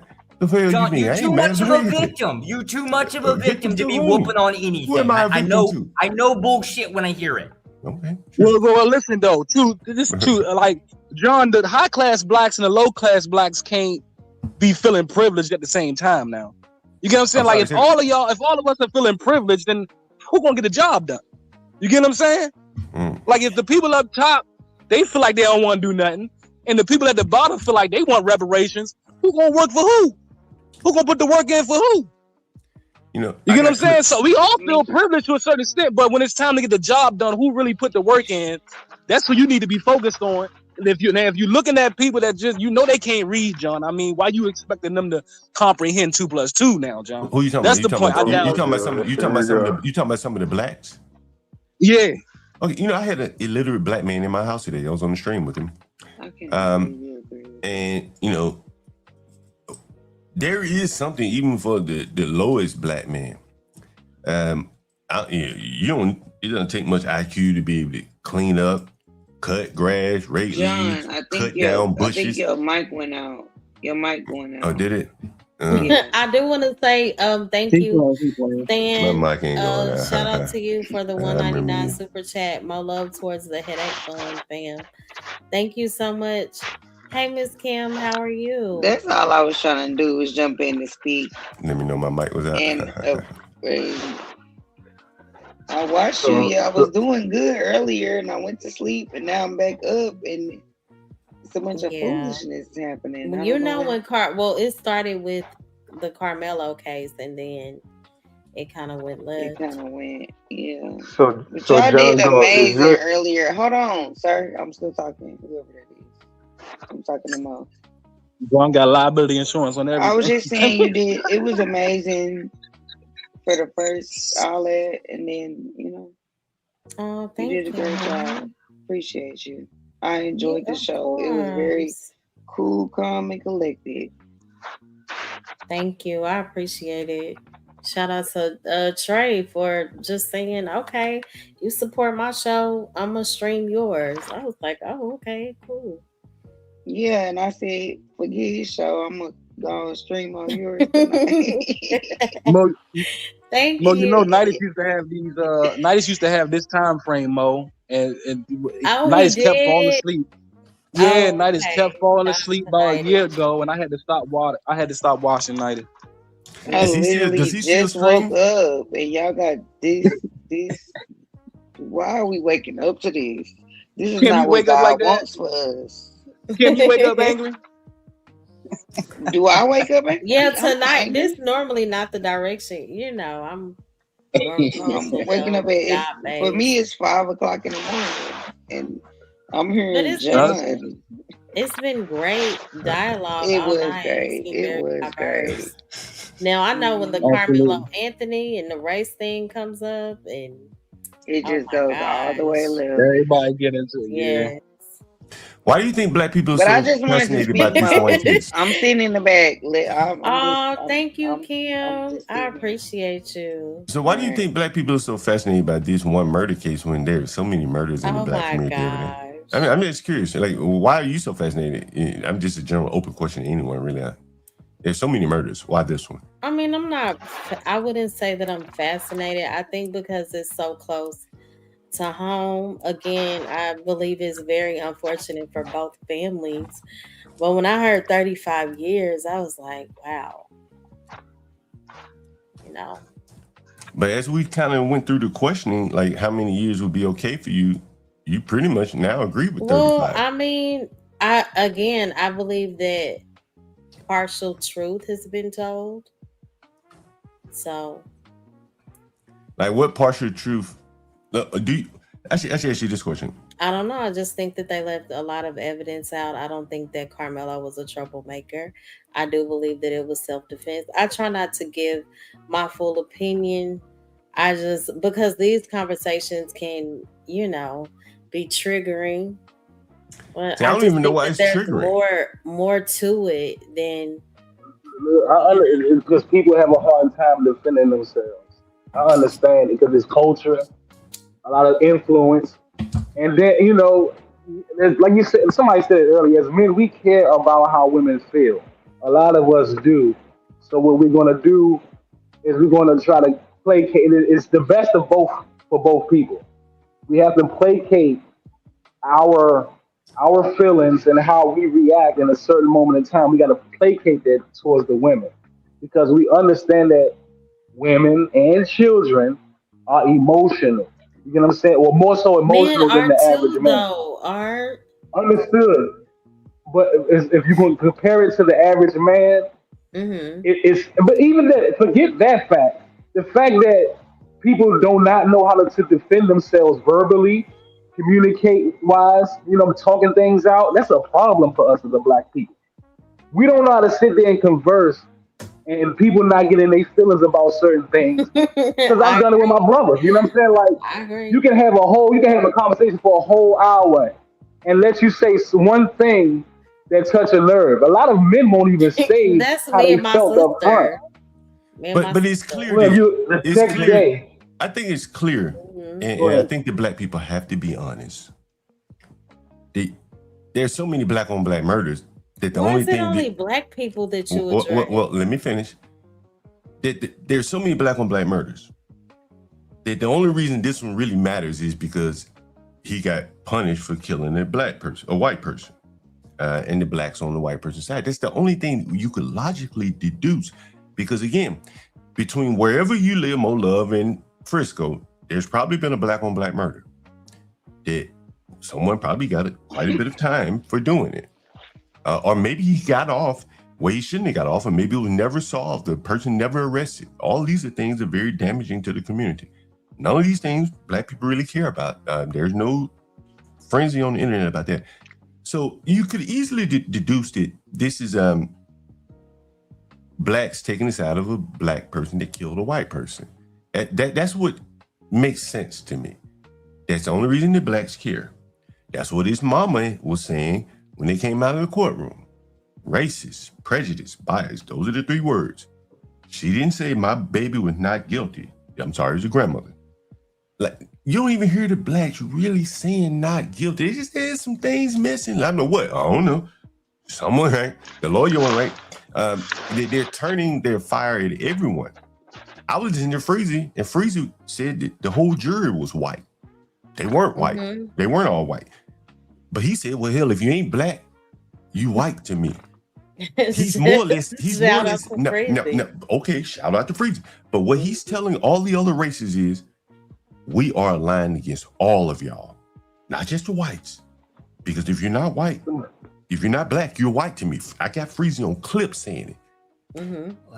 That's You can't go off into corporate America, and you're not going to Somebody fly in the high chat said we with can't these have type, our with own these, home. Wait. you're not going Hold to go up. off into Before corporate you're gonna America start with these throwing type of mud on views. Freezy's name, why don't Is that not mud? I Yeah, repeated don't what he said. everybody Those are the I don't words he think he said. threw. Freezy holds the Those Did are he throw? words he Did he said. throw him up? Because Those are words he I said. said shout Yes. out Freezy. Yeah, and Why those are would words. Shout out to Freezy. How if you can I repeat ain't anything mad I at said, did he make those? if I Does he said, say if I those said, words because of look, blackness, or does he make listen. those words Let me, based on man, some I'm not other criticizing Shout context? Freezy. out to Man, shout Freezy. out to Freezy. But if you believe, if you want to go through a diverse country, considering everybody not black, white, you're more or less creating a barrier between you and everybody else. But the problem is you're only 12%, and the other problem is you're broke. You control nothing. That's a big problem. So let's try When this. you Let's try you've this again. coalesced Would everybody else those be against the you. words that an Israelite would actually say? Why don't you add Man, some I context to your don't know nothing about bullshit no before you damn. I start don't know screwing anything about around? no Ryan, damn don't. He's Israelite, not. man. Yeah, I don't know that I anything. do agree with, He's a y'all. Hebrew I don't know anything Israelite. about Of no course damn he's I going was Israelite. to I put don't know giving those anything two about things that. that I don't know way Ryan anything about another that. I ain't because pass. talking. that's his starting point. Okay, well, okay, good, Wow. whatever. But the point being, if you are going to basically, Y'all not about to be bashing Freezy. I'm Not not on my bashing stream. Freezy. I'm Well, just using they his doing it words. on the other side of the stream. Oh well, Don't you know, hey, don't like you it. guys I do don't that. know, Trey. But what I'm saying is that if you're going to consider white people and everybody else, you're just going to push them all into the same camp, which it probably is going to happen naturally anyway. Again, Carmelo's pastor said in the prisons, everybody is aligned against the blacks. This is Carmelo's pastor who spent 17 years in the Texas prison. He said everybody in the prison, the Mexicans, the Chinese, Long as the you white. keep it over there, I'm sorry. Long as you keep it over there, Zion, you good. Just don't come over here with it. And so, you know, again, the blacks have created a world where a country where everybody's against them. It's blacks against the world. Like, how is that going to work out? So is that the metric you use to judge societies based off of what, random people say? No, it's not just what random people are saying, it's what random people are doing. You can hear the, the sentiments. In many, many cases, blacks are just having I a haven't problem. heard anything. I haven't heard anything you've described as people doing, only what people are saying. Well, Oh, that's a good point, Dan. What do you mean what people are doing? Well, see, I started this concept with what people are doing, aka the 80%. Are they not convicted felons, right? So, clearly they're law-abiding citizens by a majority. But bro, stop that, man. Like in many of these inner cities, like in DC, hell, I've had many bikes stolen. I don't report it to the police. A lot of these blacks don't even report crime to the police. Hell, I got a boy that was in my house today, had his neck damn near cut off. Right? They ain't catch that criminal. Right? I showed the damn man cut his neck from one side to the next over my bike. Somebody stole my bike. He tried to get it back from him, and somebody damn near chopped his head off. And no one went to prison for that.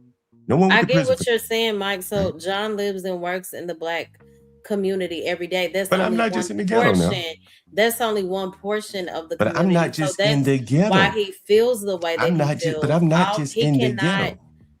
Speak for all blacks, so that's my only issue. But I'm not just in the ghetto. Doesn't even speak for the majority. I'm not just in the ghetto. Opinion, but we're not about to make it seem like that is the black community as a whole, because it's not. Well, I mean, it don't have to be it as a whole. Again, as I'm saying, like, at some point, we've already established it's not 80%. Right, yeah, right. But again, as I said, hey, did the guy that cut my buddy's neck, he never was charged for that. He's walking around today. We don't know anything about it. See, I'm not but I still around situations just like everything. But you are. You think that the criminals don't travel if you live in a nice neighborhood? No, I think you have an agenda to serve, Mr. Gold, right? That's why I'm less likely to. Sorry, Josh. Josh, at this point, I'm not talking to you anymore, so don't address me, okay? You and Reason, don't address me anymore, okay? Are you talking to me? No, I'm talking to Reason and Josh. Don't address me anymore, man. Type it in the chat and I'll address it if you want me to say something to you. I was just trying to figure out. Oh, no, I'm going to call you out on your bullshit every time because now you're taking it too far. Did y'all say something? Is this You're mic on? speaking about minority numbers and how it's a representative of the whole, which is I don't hear anything. absolutely Is not Kim even talking? close to the truth. Kim, are you talking? Is that Kim? Kim? Were you saying something? You hear it, man. Come on, man. You hear it. Go ahead, Kim. Static or something was talking over you. I was just trying to figure out, are you a representative of what you are saying you're against? What do you mean? The black people that you talk about that you don't like or you talk down on, are you a representative on the opposite side? Like, you're a better black person than the people you see? I think, you know what I'm saying? I would say, yeah. Okay, so to get that out of the way. Because again, like, It's a yes or a no. I said, That's yeah. I it. said, start off with yes, right? So you're the black person. Hold yeah, I on, said, hold well, on. So but I ain't perfect, I right? You just don't, said yes or no. So yeah, you so I said said yes, right. You're And a better black so now you got person. another question. Right? You got another question? Yeah, Okay. because it was a yes or no question. Okay, I've already That's answered it. yes or no. Okay, and now I'm gonna ask. So you're the black person that we should be No, I didn't say trying that. to model our. No, I didn't say that. I didn't say I'm the epitome. But what I'm saying is that I'm better than what I see out here on the street, laying down, doing nothing, shiftless, idle. What does the Bible say? More love by idle hands is what?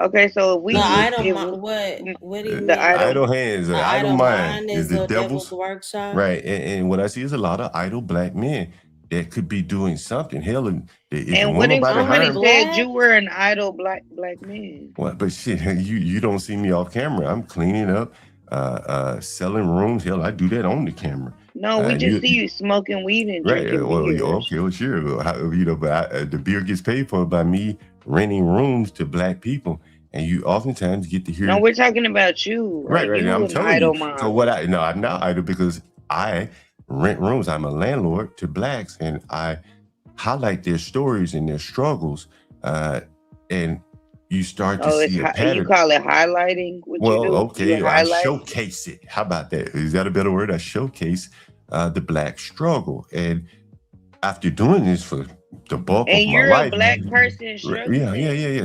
So that's what I'm saying. So it So affects are you? everyone. It Yes affects, or no? You're a am I black person struggling. Yeah, I ain't rich. So you're a black Right. person struggling. Well, I ain't rich. So you're a Right. black person struggling. That's a yes That's or what, a yeah. no. If you ain't rich, you know, more than likely you. So you're showcasing your life. Well, yeah. This is my life, yeah. And the you're lives struggling. and the lives of the tenants that I rent to, well, clearly they're Okay. struggling worse than me, right? Because they rent from me. I got the dope. They got no dope, and I'm the only dope man out on the corner selling it. Understand? That's what I holler. And you're snorting You it blacks and you're love, trying to be an love example. drug dealers. You blacks make movies by drug dealers. Make one by me. I'm the dope man out on the corner. Today's dope man. Ain't no dope niggas out on the street no more. Here's the issue I'm I'm the having. dope man All on right, the now, street. John. Understand that. Funny as Understand that. I'm the dope man. Ain't no more crack. The weed has been legalized. But there's one nigga that still got that dope that these blacks beg me. Please, Mr. John, will you rent me a room? Because no one else will Well, rent their black Kim, ass listen. a One room. thing that you I can got say that about dope. John You is gotta that understand. you can humanize him because he does show up on the screen smoking weed and drinking, right? So you can put him in our category, right? As black, okay, he's a normal. He I'm a acts nickel. just like us, right? I'm a nickel. Right. So So why we Straight don't nickel. we see just why don't know he what don't goes see on what the we back end. see? Why do we only see Because him? okay, Because you listen, done moved listen. away see from I'm it. gonna break You this done moved down. away from it. You got Josh, blinders on, baby. Josh, you know what a normal, Josh, you know what a rogue white man is, right, Josh? Can you explain what a rogue Unfortunately, white man is? yeah. Okay, Unfortunately, so yeah. all John is a rogue black man, Kim. He's just, if you heard of the term rogue and look up the term and look it up as a white, put in rogue white man, you'll understand what John is as far as him being the opposite He of is being black. He's drinking just a rogue Miller black man. Lite at That's what I 5 drink, o'clock baby. in the morning. That's what I drink. But He's been he's talking traumatized too about much in the black community. You can tell he's been traumatized because Yes, he he talks about the has. I done same told point you. Exactly. all the I time. put He's been belt to traumatized. I put belt to their ass. You have to understand because Oh my God. I determine if they come inside or not. I have people begging me. I'm sleeping in my car in the dead of winter in the heat of the summer. Art, you know how hot it is in Washington, D.C. right now? I had a black man just 2 days ago rent a room for me. And I said, where were you living before? They said, I was sleeping in my car, man, burning up. My family wouldn't even let me come in the house to sleep on the floor. Made him sleep outside in the car, right? Like, I showed the black struggle, right?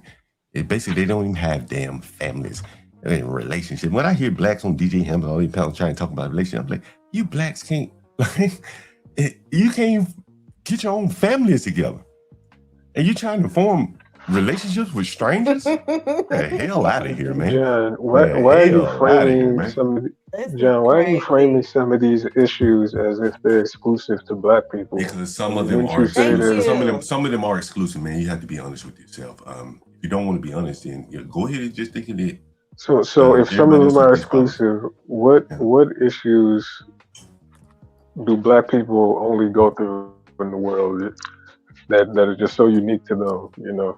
That's what I'm at. That's a good question. That's a good question. When you're down at the bottom, as I see blacks are, income-wise, stuff like that. Let me finish. One of the things that you really need above anything else that you can't buy is cooperation, right? You broke, you poor. You don't want to have to go to a grocery store across town because people are raising hell in your grocery store. People are stealing in your grocery store. You need that cooperation. Like, just don't steal from me. Don't break in my house. Don't litter in front of my house. And if I can just get that, right, that cooperation on the common areas, the parks, the schools, the neighborhood. But in my neighborhood, you got blacks shooting real dangerous fireworks. It can land on your house, burn your house down. It happens. That causes sensible people to say, I got to get the hell out of here, man. I can't live around these people. And so now what are you left with? You've left with a self-selected group of poor people. Some of them, they can't get out. Some of them don't want to get out. And the people that have gotten out, probably have the resources to own businesses and things like that in those ghetto areas and maybe curtail some of their behavior. But now they leave it to the immigrants. But see, and the immigrants don't give two damns about you. Programs, though, man. Huh? It goes back to a lot of those social programs, John, they put together, right? And you got all them senior citizens out there that's living off them retirement checks, but they living alone, right? So what type of mentality are they going to have?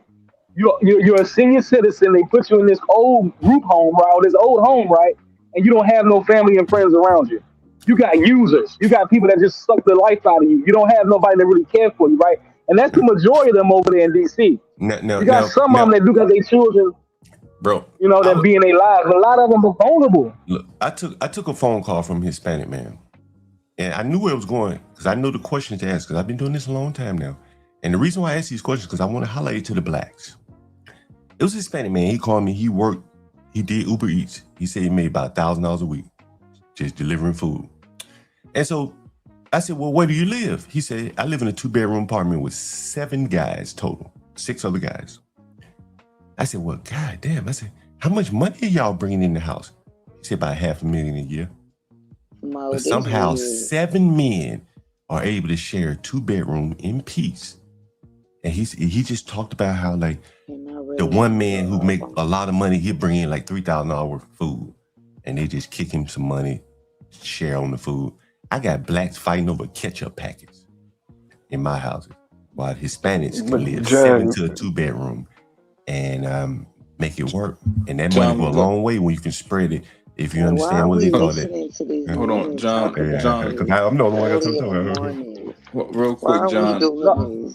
Okay, real quick, You're making good points, y'all. It goes back to those social programs, man. Democrats be pushing out here, y'all. I did. Real quick, John, was that last statement about the ketchup package, was that hyperbolic? No.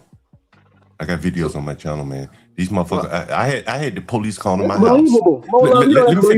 I had the police calling my house, and the videos on my channel over an egg. One egg. Well, the only reason I say that about the ketchup package is because they're free everywhere. So I'm like, if people are fighting over ketchup packets, bro, it was a girl killed in DC. It was a 14-year-old girl killed in DC over sweet and sour sauce. Bro, you don't understand blacks. You don't understand. 14 years old. suburban black girl. She moved to Waldorf, Maryland. Her parents had got her out of the ghetto, took her to Waldorf. She wanted to come back into the ghetto, and one of her friends stabbed her to death over sweet and sour, or chicken nugget or something. It's something very, very trivial. Listen, y'all. The difference between up here and down south is that they have the fear of y'all protecting yourselves because y'all have remember y'all carrying down there, right? A lot of people are reluctant to play with y'all because they know y'all carrying something. Up here, a lot of these people are vulnerable. We rely on police force up here. Bro. We got about 36. We got about 36 police forces up this motherfucker.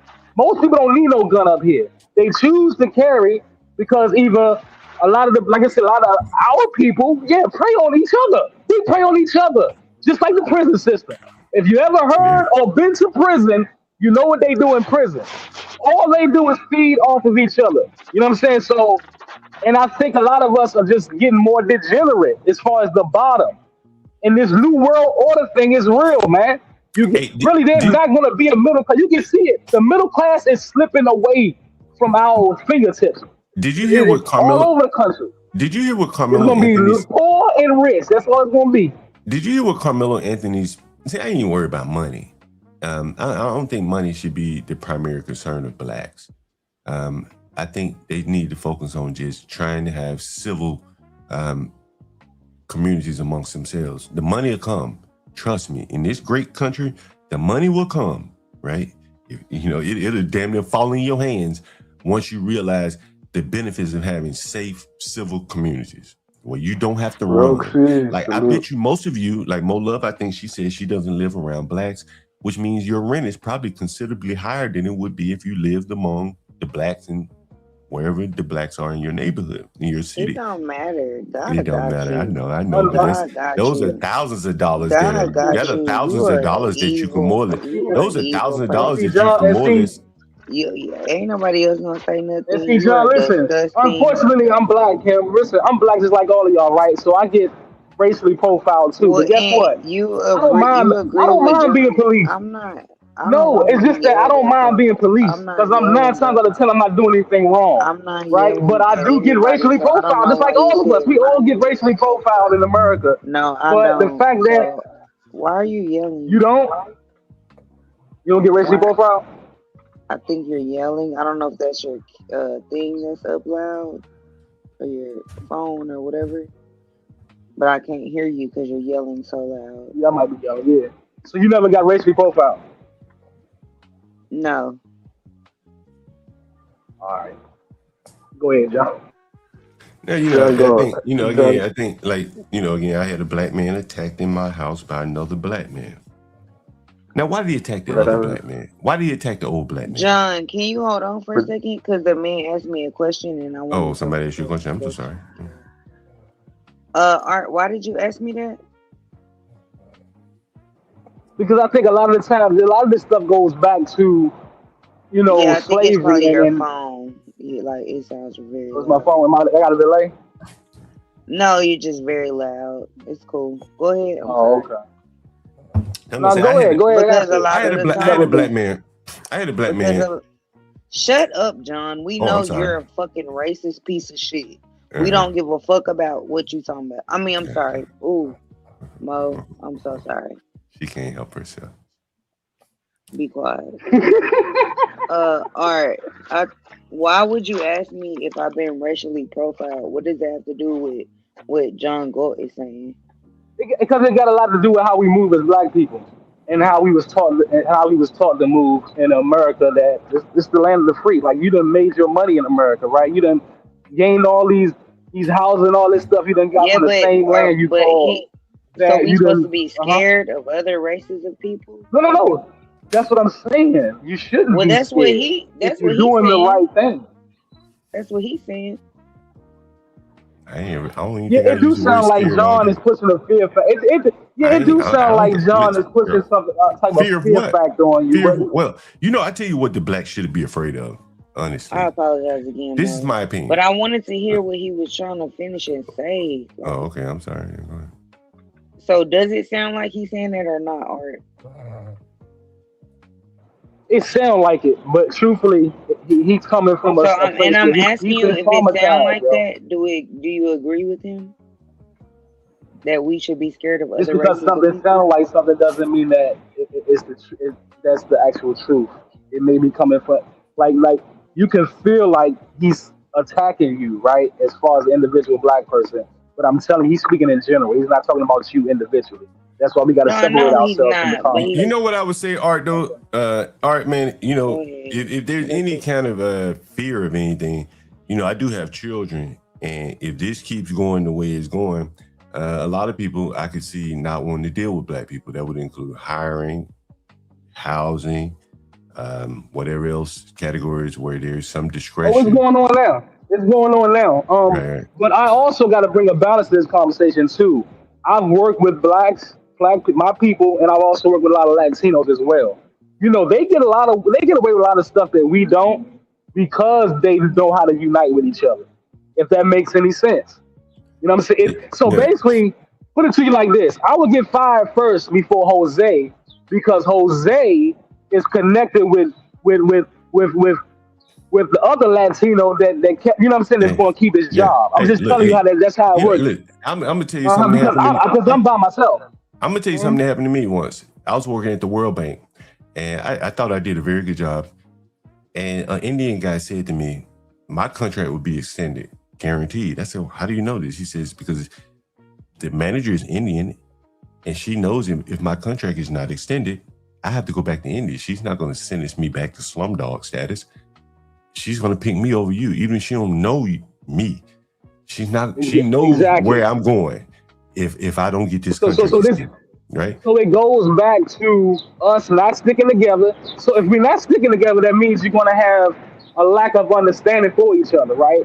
And then number two, we can't educate each other. What we doing online right now, Kim, Mo? We helping each other learn each other so we can deal with each other in the best way possible.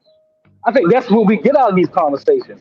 But when we stop learning and we stop educating each other, you're going to see a lot of the remedial shit. You're going to see a lot of our young children doing dumb shit because we're not educating our children. We stop teaching. They stop investing into the educational system. I think. How did you build wealth, Kim? You build wealth by being educated, Kim. You get what I'm saying? That's all that is. I think, Art, man. I think at this point in Have America, a good day, Mo. I'll see you next time. you know, Art, man. I enjoyed you. There was an article in the New York, in the Washington Post the other day. It was profiling 4 black women. 9 degrees, not a job between them. We've overeducated a lot of blacks to where they feel that they are too uppity to do manual labor. How many blacks have I asked, Izzy Bands, other blacks, would you work at Popeyes? It's beneath me. They'd rather be unemployed than working Popeyes. I should profile all the black men standing in front of Popeyes while the Hispanics are inside working in their own neighborhood. We've gotten too far away from manual labor, and that's where most of us will start and end our lives. I clean up for a living. I'm a fucking maid, right? So, you know, and I got a master's degree. I was a software developer. I have an MBA, and I'm a maid. I mean, I'm maiding my own properties. John, they all go to Popeyes and get jobs. Then what? Well, I mean, you know, that's the start. At the bottom is where we all start. Right? When I graduated college, my first job was at Long John Silver's. And I felt a certain way, maybe the first couple of days working there, but you know, I had to get over it. I don't have a computer science degree. I taught myself, by the way. Anyway, so, you know, it's a start. You have to start somewhere. And you never know who you may meet. I was in Louisville, Kentucky one time, a young black man. He was working at a restaurant, just a regular restaurant, nothing fancy. But it was during Bourbon, what was that, Kentucky Street. Bourbon, whatever. But he had very good customer service, black guy. Knew the menu inside and out. And I noticed it. Now, all my black friends were like, "Oh, you glazing him, you this, you that." And the black man said to me, "Thank you for noticing my good customer service." He said, the VP of Sprint was just here last week and offered me a job. Just because you're working at Popeyes doesn't mean you're in there. that's just the way it works, man. I think. I get it, John. I get it. And listen, the problem with us too is back then as well. Like everybody played a different role, man. Like everybody went. I don't understand nowadays. It's like we all in competition with each other. That we don't understand that what we doing is we fucking each other over at the end of the day. When we try to compete with each other and not build that community that's around us. Look out for your neighbor. If you see me go out and I'm your neighbor, I'm acknowledging you, right? I'm not gonna walk past you and not say nothing to you.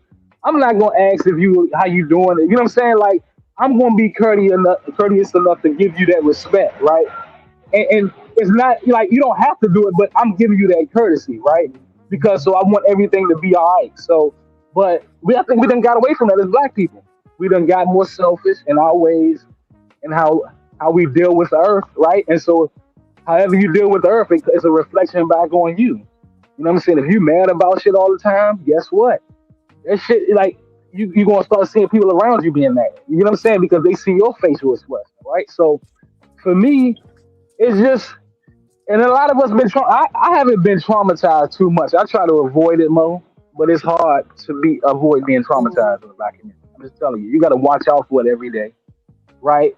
And then me being a man, I have my own nature as well. So for me, I have to watch out for people, but not only watch out for people, I got to, control my urges as a man. I got to control how I deal with people, even though my human nature says, you know what I'm saying, do something else, right? So for me, it's challenges for all of us, women, men, children, right? And I think Dark Lake did have a valid point though, John. You know what I'm saying? What was his valid point? I guess when we push a certain narrative, right, to social media, right? I'm just gonna be real with you. The smart people understand what you're doing, John, but the ones that need that understanding, that next level of education, they're gonna always challenge you, bro. They always gonna be against you, bro. You know that. You know what I'm saying? Because they're not there yet psychologically. They haven't been through enough wars in life to understand, like, all right, John is pushing this narrative for a certain reason. It's not for me to like him. It's for me to actually challenge it and get a better understanding of it, not just recklessly just attack a person. You just said anybody who challenges him isn't smart. No, I ain't say that. No, I ain't say that. But man, like, every day, bro, probably once a week, my mother talks to me, and she talks to me about, and she's talking to me out of concern. Like, yo, these blacks are dangerous. You get out of the business. It's kind of what I enjoy doing. But that is the pressure that a lot of blacks are under. I just happen to be in the business. A lot of blacks don't even want to get down in the business to even start it. And they're missing a lot of opportunity because I think there's a lot of money to be made dealing with your own people. It's probably easier than trying to go up high in corporate America, in my opinion. So, John, I'm assuming your issue is more so with the hood and not Black people globally, because that's what it sounds like. Dragonfly, that's a good point, Dragonfly, bro. Well, I don't speak globally, right? I'm not. I could speak nationally, globally, I should say. Yeah, but I think nationally, again, I think the blacks are so ruining their reputation. If you extrapolate it out, man, not a lot of people want to work with you, want to hire you, something like that. No, I get that, but it sounds like you're speaking more to the hood. Well, I don't think it matters. Again, Carmelo Anthony didn't live in the hood, but look how he behaved. And what is interesting about Carmelo Anthony as an example, why his family cut his hair? Why ain't let him go in there with the same hairstyle he had when he was walking around out here free? This is that was an acknowledgement that black spiky hair, dreadlocks, cornrows, whatever, is not accepted in Black America, in mainstream America. That's why his family made him cut that hair off. Interesting Carmelo, enough, I know you think that's Carmelo is not a good example because he's a very good example. He's a very good talking example. about somebody who acted in fear, who wasn't in the streets. He made a mistake. Sure, okay. I get that you don't see it that way. I'm not going to argue that part with you. But it wasn't deemed a mistake. It was deemed a criminal act. He was convicted for it. Well, they can deem it whatever on paper, but we all know it was a mistake. Well, okay, you think it was a mistake, but the jury didn't think it was a mistake. right? So what I'm asking you is, again, are you more so focused on a specific subculture? Because it sounds like you're talking, every time you talk about Black community, it's like you're referencing the hood, quote unquote, without saying it. Is that the case? Or are you talking about Black people nationally? I'm saying to you again, and I'm going to give you a reference of someone who said the same thing. I played a clip on my channel from Angry Man. Angry Man said, I've been trying to tell Izzy Bands, it doesn't matter what the good Blacks do, because there's so many bad Blacks at this point that it doesn't matter anymore. And I think we may be there, honestly. I think all of our potential is being limited by our bad reputation of the bad Blacks. So it really doesn't matter what you do individually. You can only go so far because the reputation is just ruined. There are probably large industries where Blacks can't even hardly get into the industries. Construction for sure here. Blacks can't hardly get in construction in DC area. They've been out. So with that being said, what's the next step? Well, I think the next step is, as they say, you got to go back to the foundation. I talked to them on my channel. I talked to my channel one time. No. I don't think anybody I don't think anyone would want to enslave us right now. Like, that's an interesting point. If Blacks were to go and offer up free labor in this country today with the labor laws and where they could be sued, I don't even think Blacks could work for free. Many of them. I'm just being honest with you. I don't think anyone would take their labor even if they offered it for free. So what I think, in terms of going back to the basics, man, you got to deal with the people that's most willing to deal with you, and that's typically going to be your own people. If your reputation is bad amongst everyone else, you really have nowhere else to go. That's my thoughts. Well, y'all, I want to thank each of you for tuning in. I'm going to end the stream. Shout out to Trey for simulcasting with me. And I hope everyone has a very blessed day. I think the majority of the panel is asleep. I tried to keep them awake for you, Mo. But this was a very interesting stream, huh? Thank you for hosting and being patient. All the guys talking at you and all that stuff. So of course. Yeah, it was good. Thank y'all so much for tuning in. I'll be back live, I think, Sunday night, and of course, Wednesdays. All right, y'all. Shout out to everybody. Everybody sleep. All right, guys. Bye. Please subscribe, hit the like. See y'all next time. All right, bye.